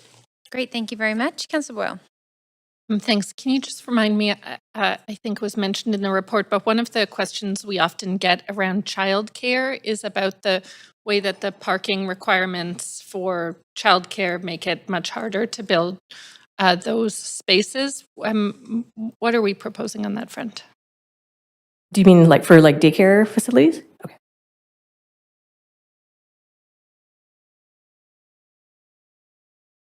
Hi, Lisa Morishita, Senior Transportation Planning Engineer. There will be no minimum parking requirements for general purpose parking for childcare, just like there are for every other land use in the city. But there will continue to be requirements for pickup and drop off. So places for parents and caregivers to come and drop off their kids in the morning and pick them up in the afternoon. Okay, but not set spaces on the property, as has sometimes we've heard case by case that the requirement for 2 on-site parking spots has been a barrier when the childcare facility knows that their staff are taking the bus and families are walking or taking cargo bikes. So the parking requirements for staff will no longer exist. There is currently a requirement for staff parking, but that will be eliminated along with every other land use in the city. But the pickup and drop off requirements will remain. Those are just migrating over from the childcare design guidelines. Okay, Appreciate that. Thanks. I'll leave it there for now. Okay, Councillor Zhou. Yeah, very quick question. So I think I asked a similar question at council briefing. So what is the impact on 3331? Do we have any estimation?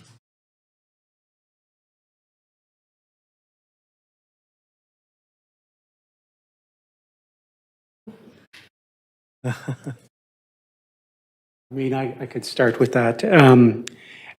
For us, the work that we do behind the scenes to evaluate the minimum parking requirements of a project, which includes its location and its use and all of those things, we no longer will do that, right? So we won't. There's no process on our side. If that was actually contributing to the length of the time that we're processing, then I guess it would have an impact. But at this point, we would see it mostly on a staff time savings. Did you want to? Okay. Yeah. We don't know how much time we can shorten by removing this minimal.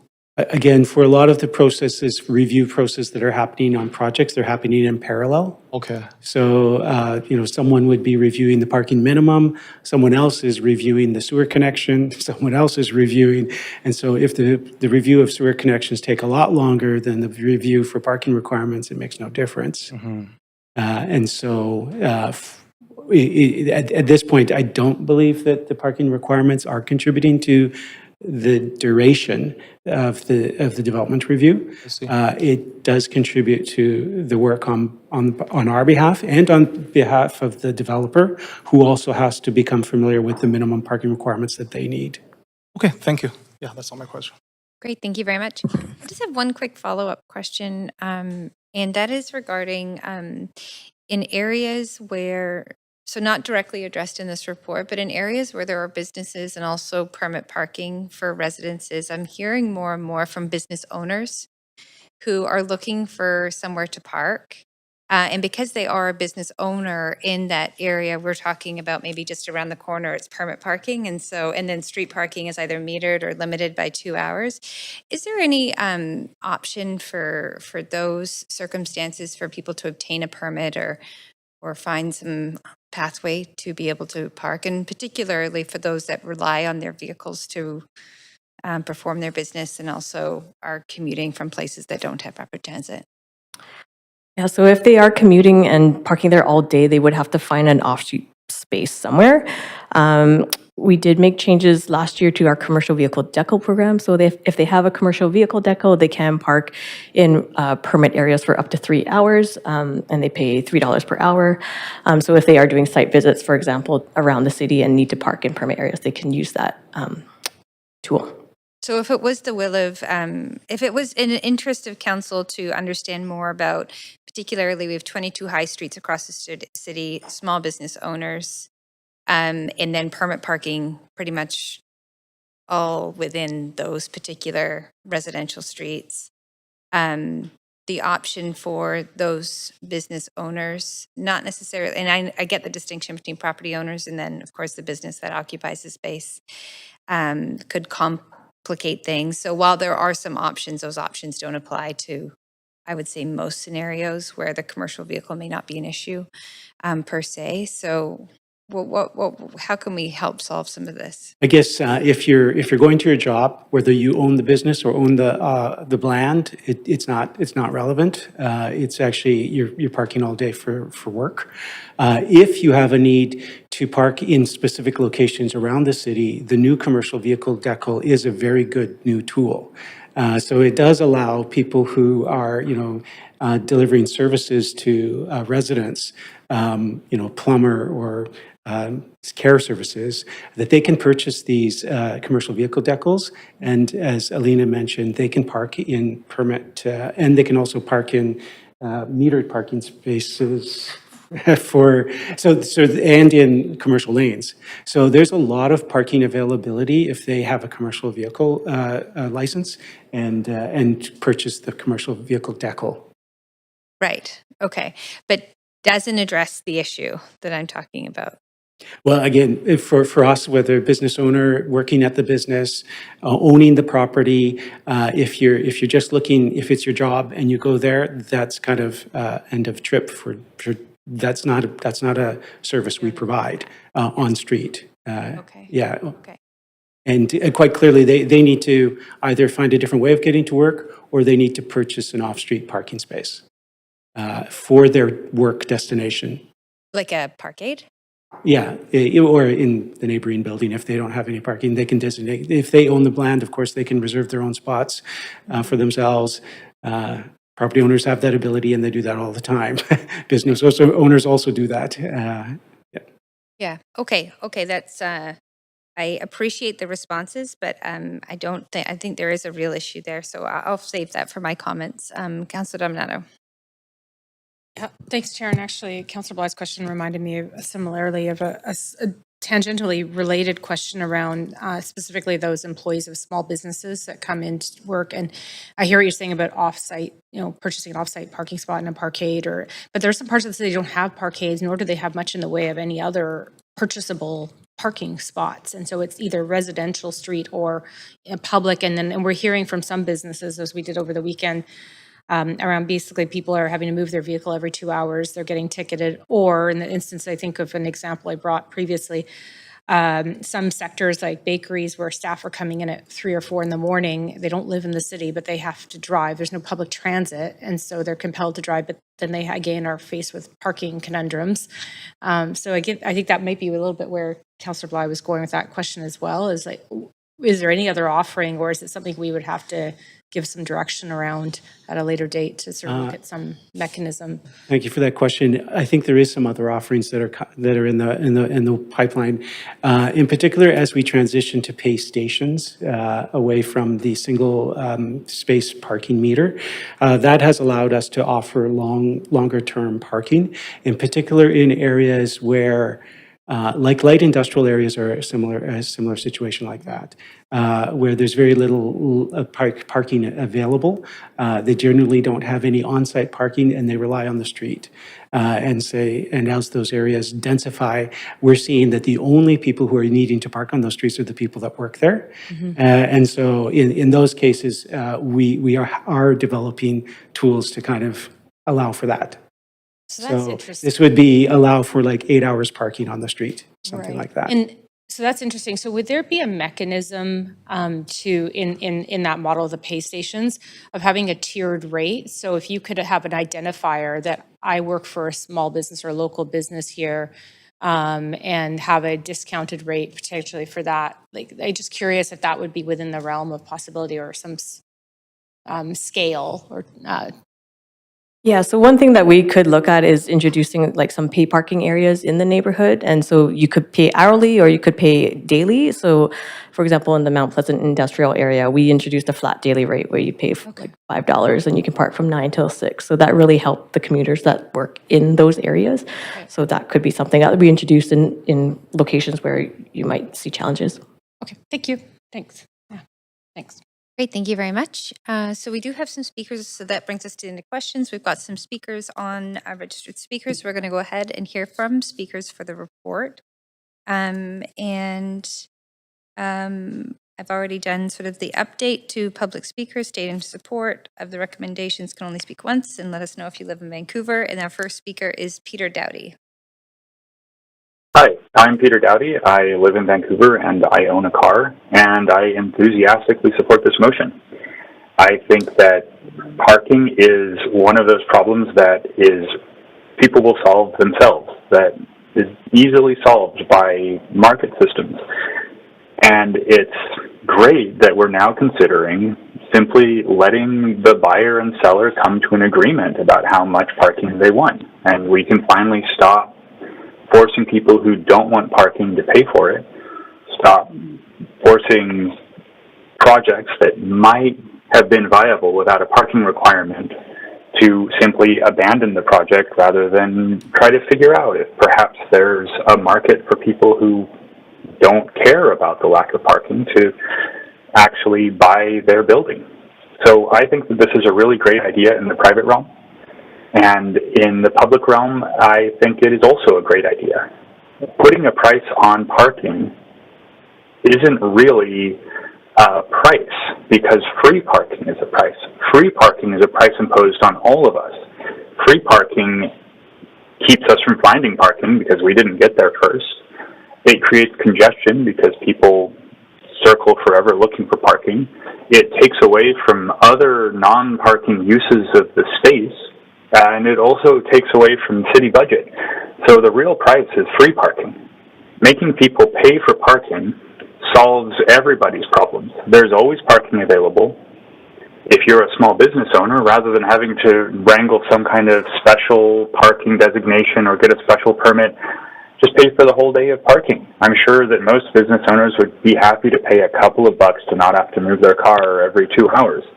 And if you are a restaurant or you want to try to use a parking space for something, a parklet or a plaza or anything, now there's a specific price that you just need to reach in order to use that parking space. It's a win all around, and I'm really glad to see a reset on parking policy like this so we can charge reasonable and fair prices for parking and benefit non-drivers and drivers alike. Thank you. Thank you very much. Next, we have speaker number 2, Nathan Davidovich.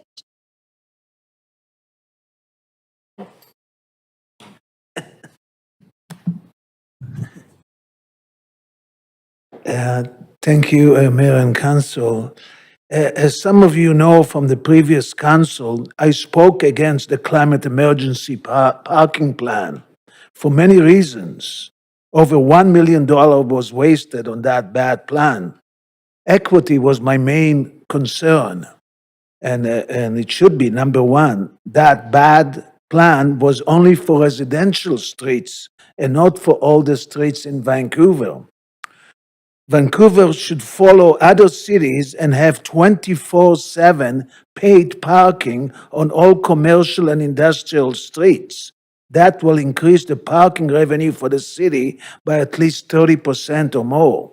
At present, we have only around 7,000 parking spots in Vancouver, paid parking spots in Vancouver, and that number has not changed much over the last 25 years. These numbers can be doubled or even tripled, therefore the total parking revenue can be doubled or more for the city. Since 2020, when Edmonton changed the minimum parking, abolished the minimum parking requirement, we could have done lots of things, and we didn't. And that's why Vancouver will be very congested by 2030. Hundreds of residential, commercial, industrial projects have been approved in the last 4 years. Most of these projects will be completed by 2030. This will result in many off-street parking spots, and these will add to the congestion on many areas outside the downtown, because downtown was different. Maybe the approval of some of these very generous parking could be scaled back. I'm not sure, And I also sent you an email about the number of TOA, the transit-oriented areas in the city, which the BC government took from the TransLink website, which is of course wrong. Every page on TransLink website is full of mistakes. So whatever the staff is reporting to you, it's going to be changed when the BC government realized that TransLink is giving them the wrong information. There's many other bus loop and transit exchanges in Vancouver that are not listed on that list. So thank you very much for your support. And thank you very much, Nathan, for coming in to speak to council today. Our final speaker is Peter Waldkirch. Hi there, can you hear me? Yes, we can. Great, thank you. My name is Peter Waldkirch. I'm calling to show my strong support for this report and for eliminating parking requirements. Now, you may have noticed that sometimes when I call in, I can be a little bit pessimistic. I swear in person, I'm a bit more cheerful and good-humored, but it's hard to be optimistic about what's going on in this city sometimes. The housing crisis gets worse and worse every year. The climate crisis is upon us. The drug poisoning crisis is killing our neighbors every single day. So I'm pleased to be able to speak to something that I wholeheartedly support, that I can support without reservation. And that's what this report is.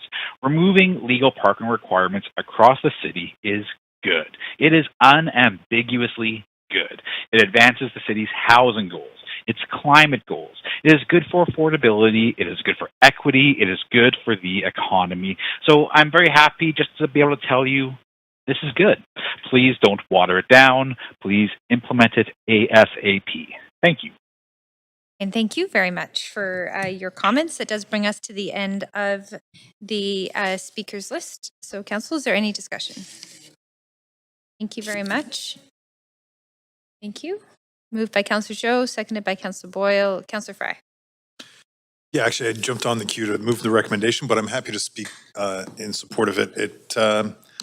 As others have mentioned, this is long overdue, and we know that that parking minimums are putting a burden on the delivery of affordable housing. So in and of itself, that is, I think, correlating with obviously the provincial direction, but I think that I'm appreciative that our city staff are recommending we go a step further, and I think that's really the crux of what we're deciding here today, not just what the province is mandating, but that we're taking a little bit further and indeed catching up with other jurisdictions that have eliminated parking minimums. But I think this is a step in the great direction, a step in the right direction, and recognizing that not only is it hopefully achieving more affordable housing, but it's also helping us to directly and indirectly meet climate goals by encouraging folks to give up on single-use automobiles and really focus on how we can get around in this relatively compact city. And I think that's a great opportunity that will yield savings beyond just the cost of housing, but in the long run, the cost to our infrastructure, roads, and that kind of impacts that we know, vehicle traffic, parking, all those kind of pieces really do play into. So happy to support this and see it move forward. Thank you, Councillor Fry. Councillor Dominato. Yeah, thanks, Chair. Also happy to support the report, and I think important to recognize as well this is responsive to provincial legislation, and we're trying to respond quickly, and I think our staff have done so to be compliant. This was also already in the works in the city of Vancouver, and to move in this direction for a variety of reasons that were named by Councillor Fry in terms of shifting modality as we become more densely urban as a city and moving away from vehicles, but also the benefits of cost savings around housing. And so I think it makes a lot of sense, but I think we were already headed in this direction as a municipality, recognizing that shift around a growing population and the need to do things differently is that we can't have simply more cars on the road. So happy to support the report and look forward to the revisions. Thanks. Okay, thank you very much, Councillor Carr. I just also really want to acknowledge staff for the work at getting the last reports, bringing us quickly on time, under a tight timeline, and a really thoughtful response that actually goes even beyond what was required of us. So, meshing, I think, some good long-term objectives here into what the province was saying was needed anyway. So thanks to staff. Just to note that I really see that in this particular report, a future where we are far less car reliant. That does require, of course, more transit, more alternative walking, cycling routes within the city. In the condo I'm in the West End, well more than half the spots are never used by cars. The West End's a great place in terms of cycling, walking, transit. It's easier to not use a car. 50% of people, by the last time I heard, walk to work from the West End. So that's the kind of city we want. Great, thank you very much, Councillor Carr. That brings us to the end of our speakers list, so let's go to a vote.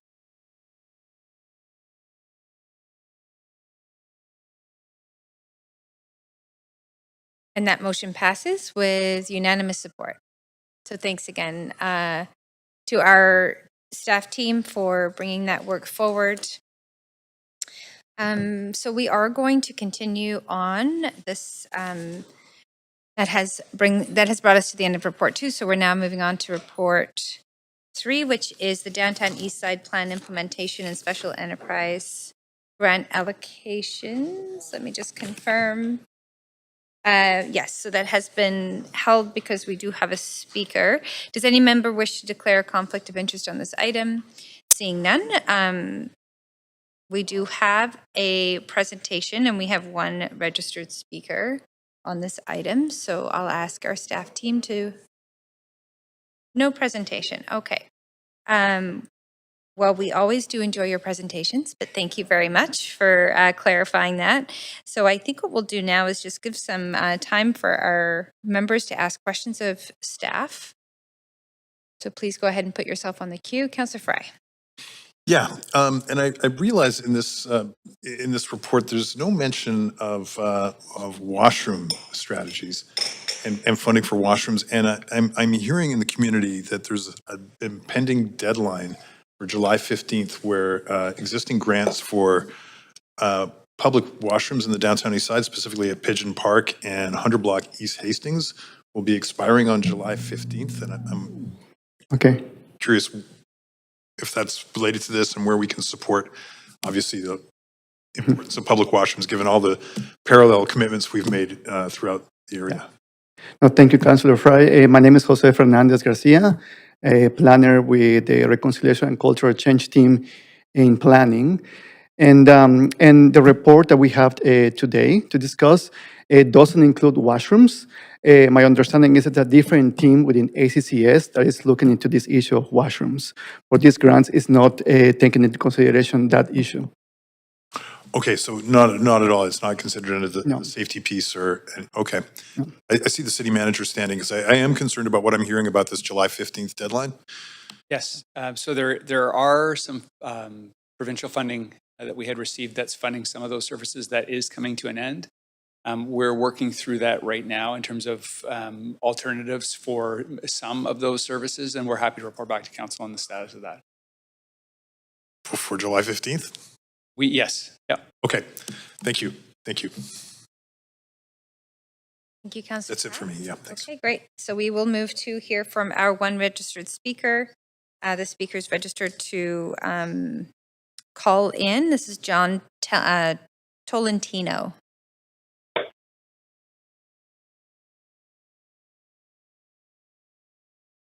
Hello.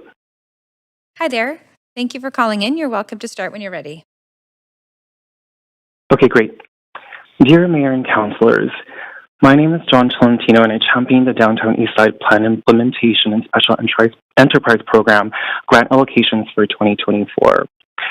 I would like to start today with a quote from Bell Hooks' book, All About Love, New Visions, Chapter 8, titled Community, Loving Communion. Every day, individuals who are not rich but who are materially privileged make the choice to share with others. Some of us share through conscious tithing, and others through a daily practice of loving kindness, giving to those in need whom we randomly encounter. Mutual giving strengthens community.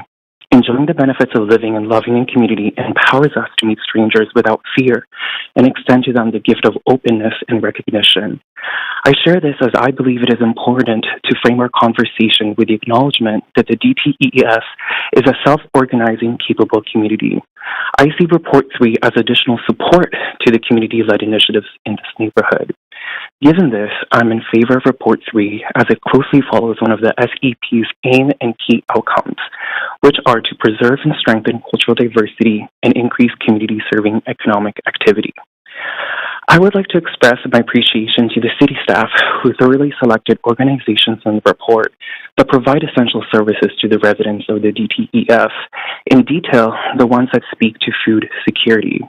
Surely, the service users I have the honor of supporting will also echo my sentiment that the range and variety of chosen organizations are needed.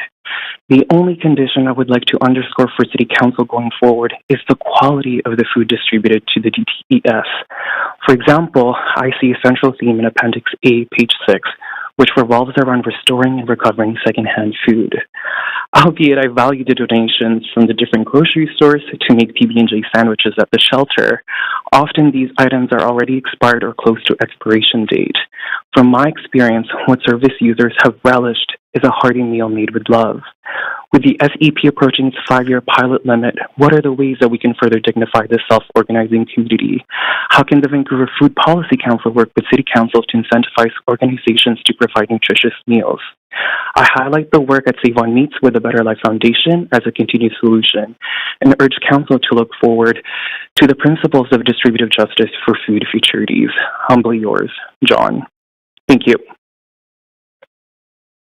Thank you very much for calling in to speak to Council today. So that does bring us to the end of our speakers list, and I'm looking for a motion. Thank you, Councillor Carr, and then I heard Councillor Dominato seconded. Any discussion? Councillor Carr. Just to say, great report, and I just want to really acknowledge the speaker, and I just really took note. I am a council liaison to the Vancouver Food Policy Council, so I took note of that request. So thank you for that and your generous spirit. Thank you very much, Councillor Carr. And seeing no other speakers to this item, we are going to move ahead and call for the vote. And this is a vote that requires 2/3, which we do have present at this meeting.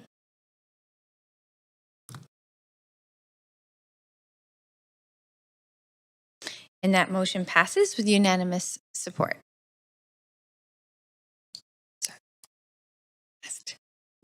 Okay, thank you very much to our staff team for the work on that report.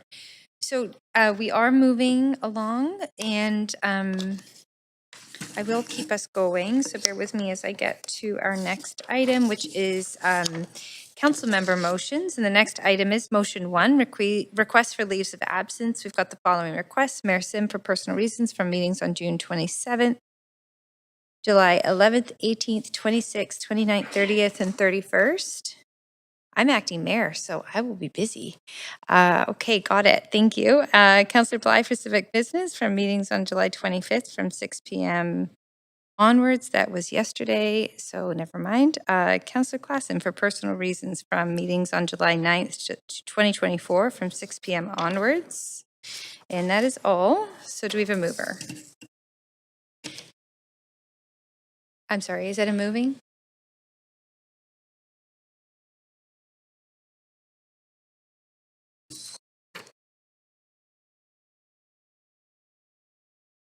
Oh, that's important. Thank you. We'll note that for the record. So July 9th from 6 p.m. to 8 p.m. for civic business and 8 p.m. onwards for personal reasons. Thank you. That's amended. That is great. And so we've got a mover, Councillor Zhou. Seconded. Thank you, Councillor Dominato. And all those in favor? Any opposed? Great, thank you very much. So we are now going to move to the next item, which is motion 2, reimagining and replacing Kitsilano outdoor pool. And is to be moved and introduced by Councillor Kirby Young and seconded by Councillor Mayor Sim. Sorry, Mayor Sim. Does any member wish to declare a conflict of interest on this item? Seeing none, do we have Councillor Kirby Young on the line? Okay, great.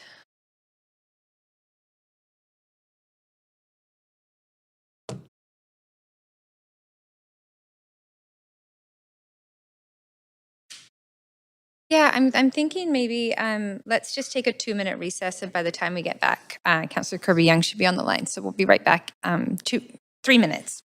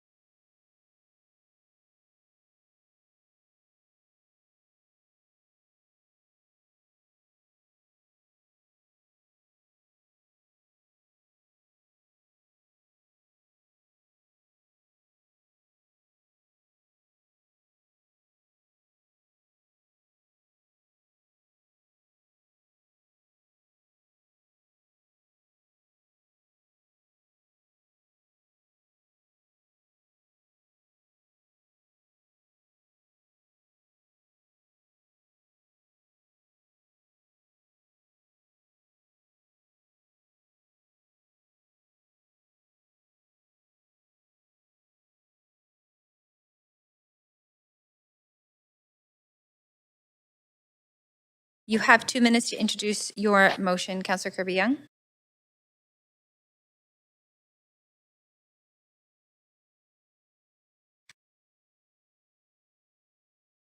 Councillor Kirby Great, Young? thanks. There we go. Yeah, I'm just trying to unmute. Can you hear me? We can hear you.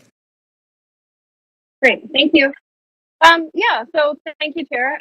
This motion is entitled Reimagining and Replacing Kit's Outdoor Pool. As we all know, Kit's Pool is beloved in the city of Vancouver. It is the longest outdoor saltwater pool in North America. People have grown up with this pool. It has created memories and served generations. It provides health, wellness, and community connection as well as recreation.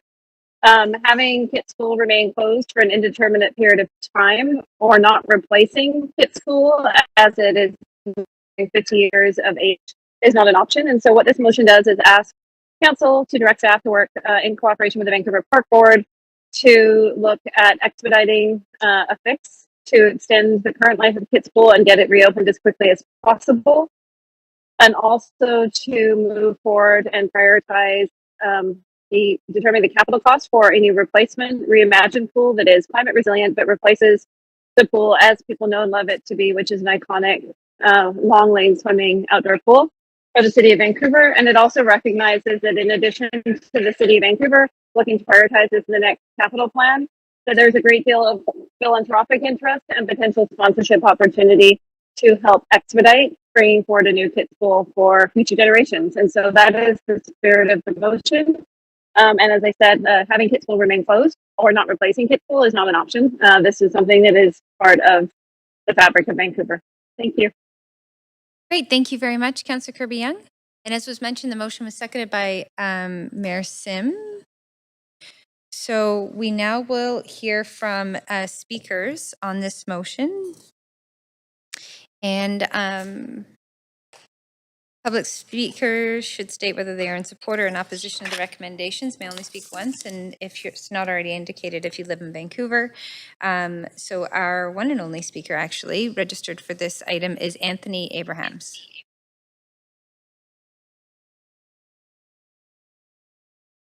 Registered in person, but I don't see, I see our security indicating that.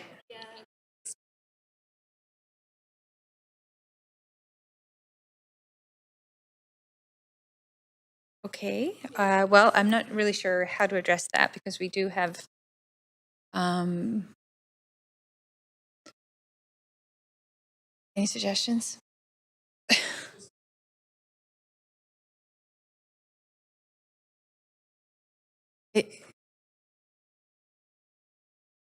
It's on the floor, so I actually think we may just have to move ahead, unfortunately. Yeah, so I'm not sure why they left because this item was clearly coming right up. So we should probably just proceed, okay? So we will move to the main queue for discussion on this item.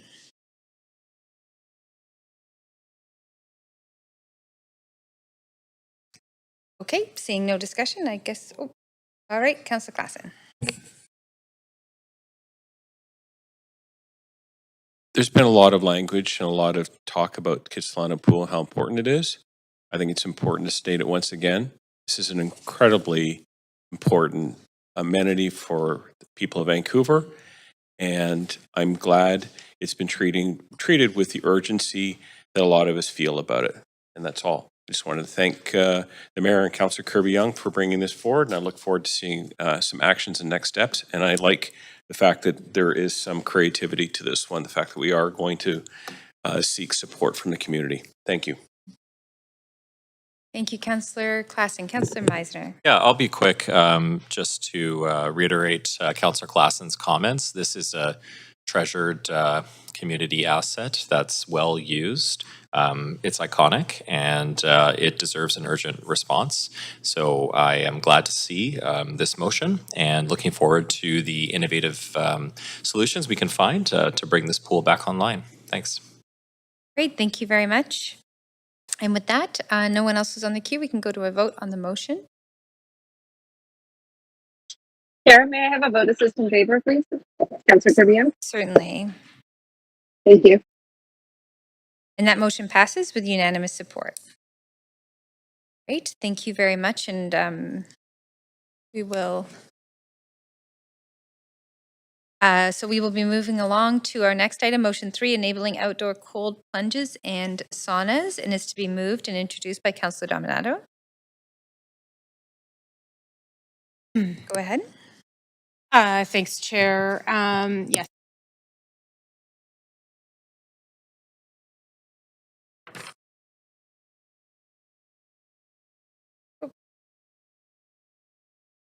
Okay, thank you. Thank you.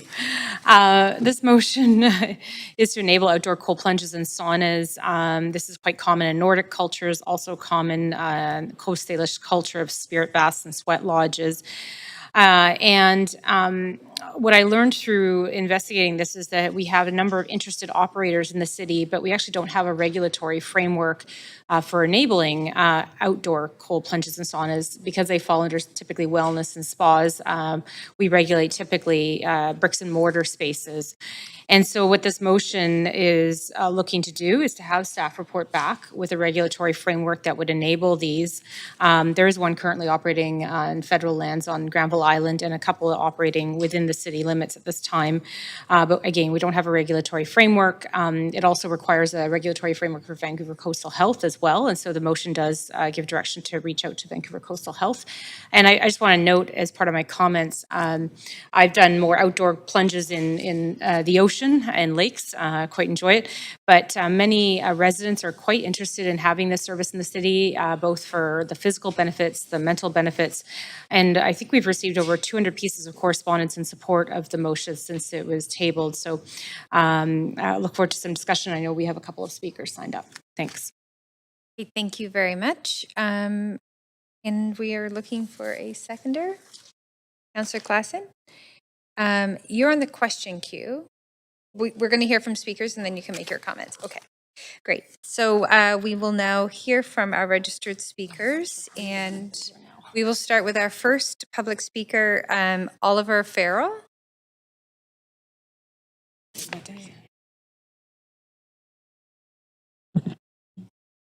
Speaker 1 is not on the line or in the chamber.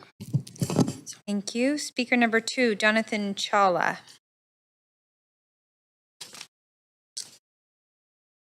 No, not on the line or in the chamber. Speaker number 3 is withdrawn. Speaker number 4, Tosh Turner. No. And speaker number 5, Valtteri Rantala.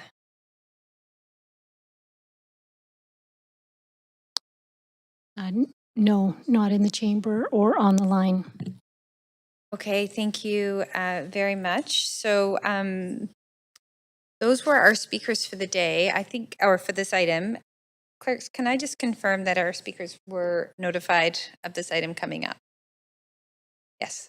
Okay. Okay. I won't read through the names again.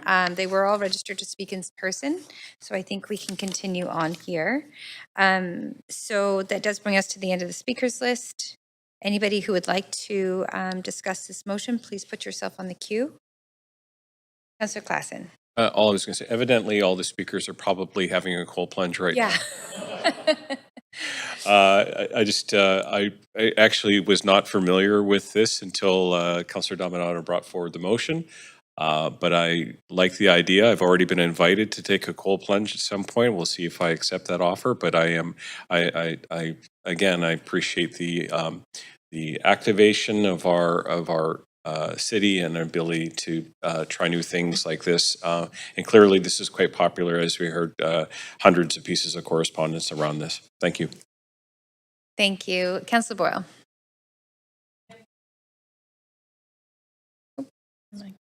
I am very familiar with cold plunges, including the one on Granville Island and others.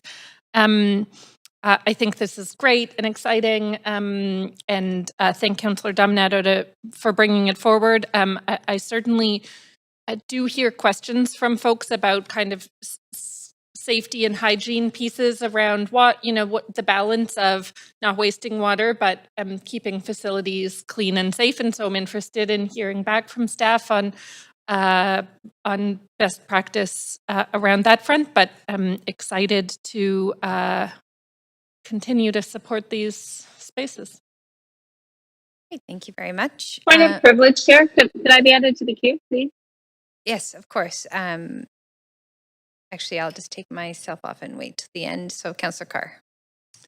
Great. Well, hearing people talk about cold plunges, I feel like I have to, as being half Finnish, talk about the sauna part of it, which usually gets coupled with cold plunges. And I have been to Finland where it's in the sauna and then into that cold lake. So just to say, there are incredible health benefits that accrue. And so, I think it's an added new community amenity, so to speak, within the city that is health beneficial. Great, thank you very much. Councillor Kirby Young. Yeah, thank you, Chair. Can you hear me okay? Yes, we can hear you. Oh, great. I have a sticky mute button. Sorry about that. Yeah, no, I really appreciate this. And I think the one thing that hasn't been said is the importance of modernizing our business license types and our bylaws and regulatory framework, because business typically moves more quickly and innovation than do accompanying local government bylaws. And so I think this recognizes a growing trend and increased popularity. It's interesting to see what there's such a lot of community around this, not just for occasional recreational use, but just in terms of wellness and alternatives for people that are recovering from addiction substances and other harms, but just want to incorporate it either as relaxation or into their general wellness practices. And so I think this is part of the work that we have been doing towards having an increasingly flexible regulatory framework around business types in the city. So I really appreciate Councillor Dominato bringing it forward. And I too have received the same invitation to do a plunge. So we'll see if we end up trying that out together. Thank you. Great, thank you very much. Happy to just see the chair for a moment, Vice Chair. Happy to support this motion. I think it shows a few things. And again, just keeping to what has not already been said is really just a pathway to success for new and emerging businesses that think outside the box. And we see that with Batch down in Plaza of Nations, and amazing activities can be, and businesses can emerge from containers. Who knew? Circle Wellness down on Granville Island is an amazing experience. The cold plunge and the sauna situation is actually very relaxing after very stressful weeks. So it actually, and I think we hear about mental health, we hear about ways that, health and wellness and sort of unplugging and disconnecting. And I just want to acknowledge this business. I was happy to join a call with Councillor Dominato, who were advocating for a pathway. And so I just appreciate that, at times we are really wanting to support and champion our small business in our city. And this is one of those situations where that call came in only maybe 6 weeks ago. And here we have a motion to create the pathway to success. So in order for us to have a strong local economy, we need to be able to be responsive. And we are the government of proximity, so it's great that people know that they can reach out to us and we can make things happen. And we have demonstrated that time and again. So I'm very excited about what comes forward. I hope we don't overcomplicate it in the regulatory framework, and we keep it pretty simple because it already exists without overcomplicating the regulations around it. So all that to say, happy to support and thank Councillor Dominato for seeing it through. Thank you very much, Vice Chair. And closing on the motion is Councillor Dominato. Yeah, thanks, Chair, and appreciate the comments around the table around this motion. I also want to reinforce some similar points that were made, but just reminding council that with respect to this motion is it really flows from conversations we had last term about the fact that we had an interest from business operators in wanting to do pop-up retail, pop-up hospitality. Batch is an example of one that came to us last term and prompted discussions with staff around how could we enable that. And again, it was really stemmed that our regulatory framework just wasn't nimble enough at the time. And so we do have a better pathway for those different types of services and programs.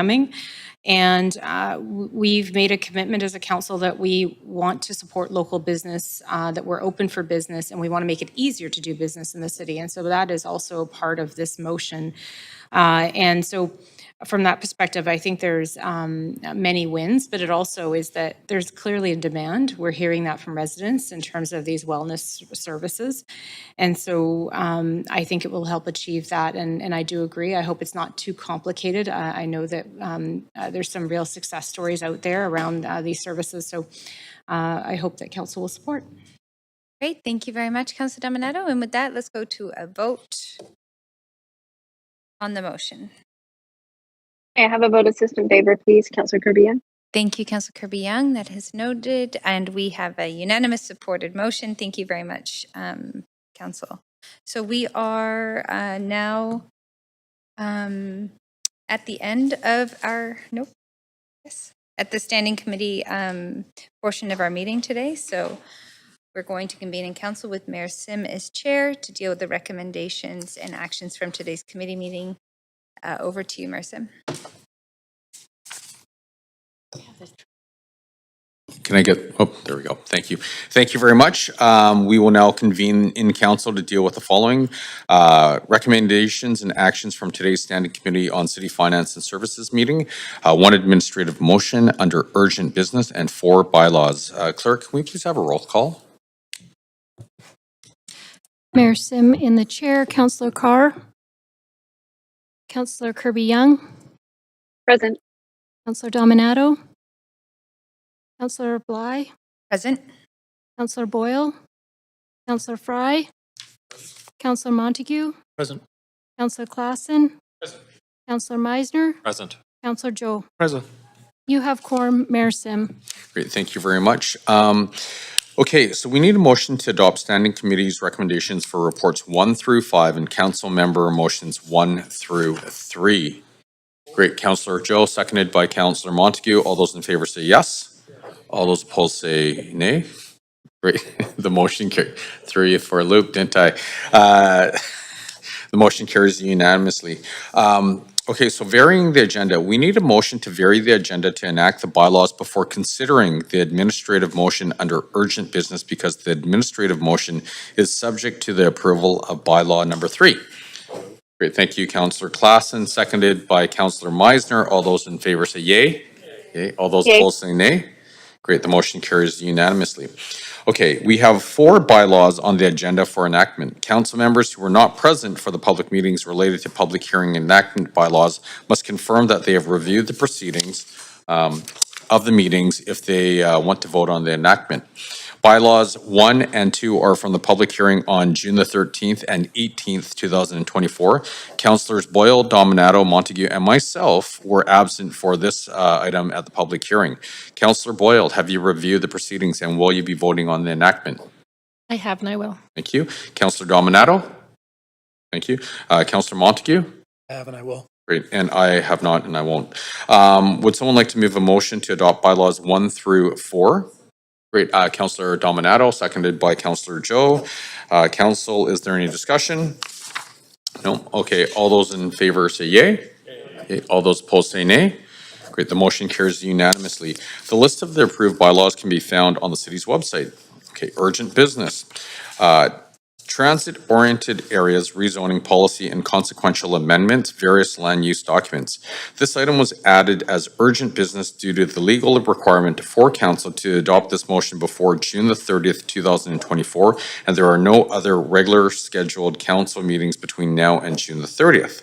Does any member wish to declare a conflict of interest on this motion? Seeing none. Okay, council, are there any questions to team members? All right, seeing none, would someone like to move a motion? Move. Councillor Joe, seconded by Councillor Klassen. Is there any discussion? No? Okay, all those in favor say yay. All those opposed say nay. Great, the motion carries unanimously. Would someone like to move a motion to adjourn this meeting? Councillor Joe, thank you, seconded by Councillor Montague. Thank you. All those in favor say yay. All those opposed say nay. Great. The motion carries unanimously. This meeting is adjourned. Thank you, everyone. Yep. Oh, we got a fan in the crowd here.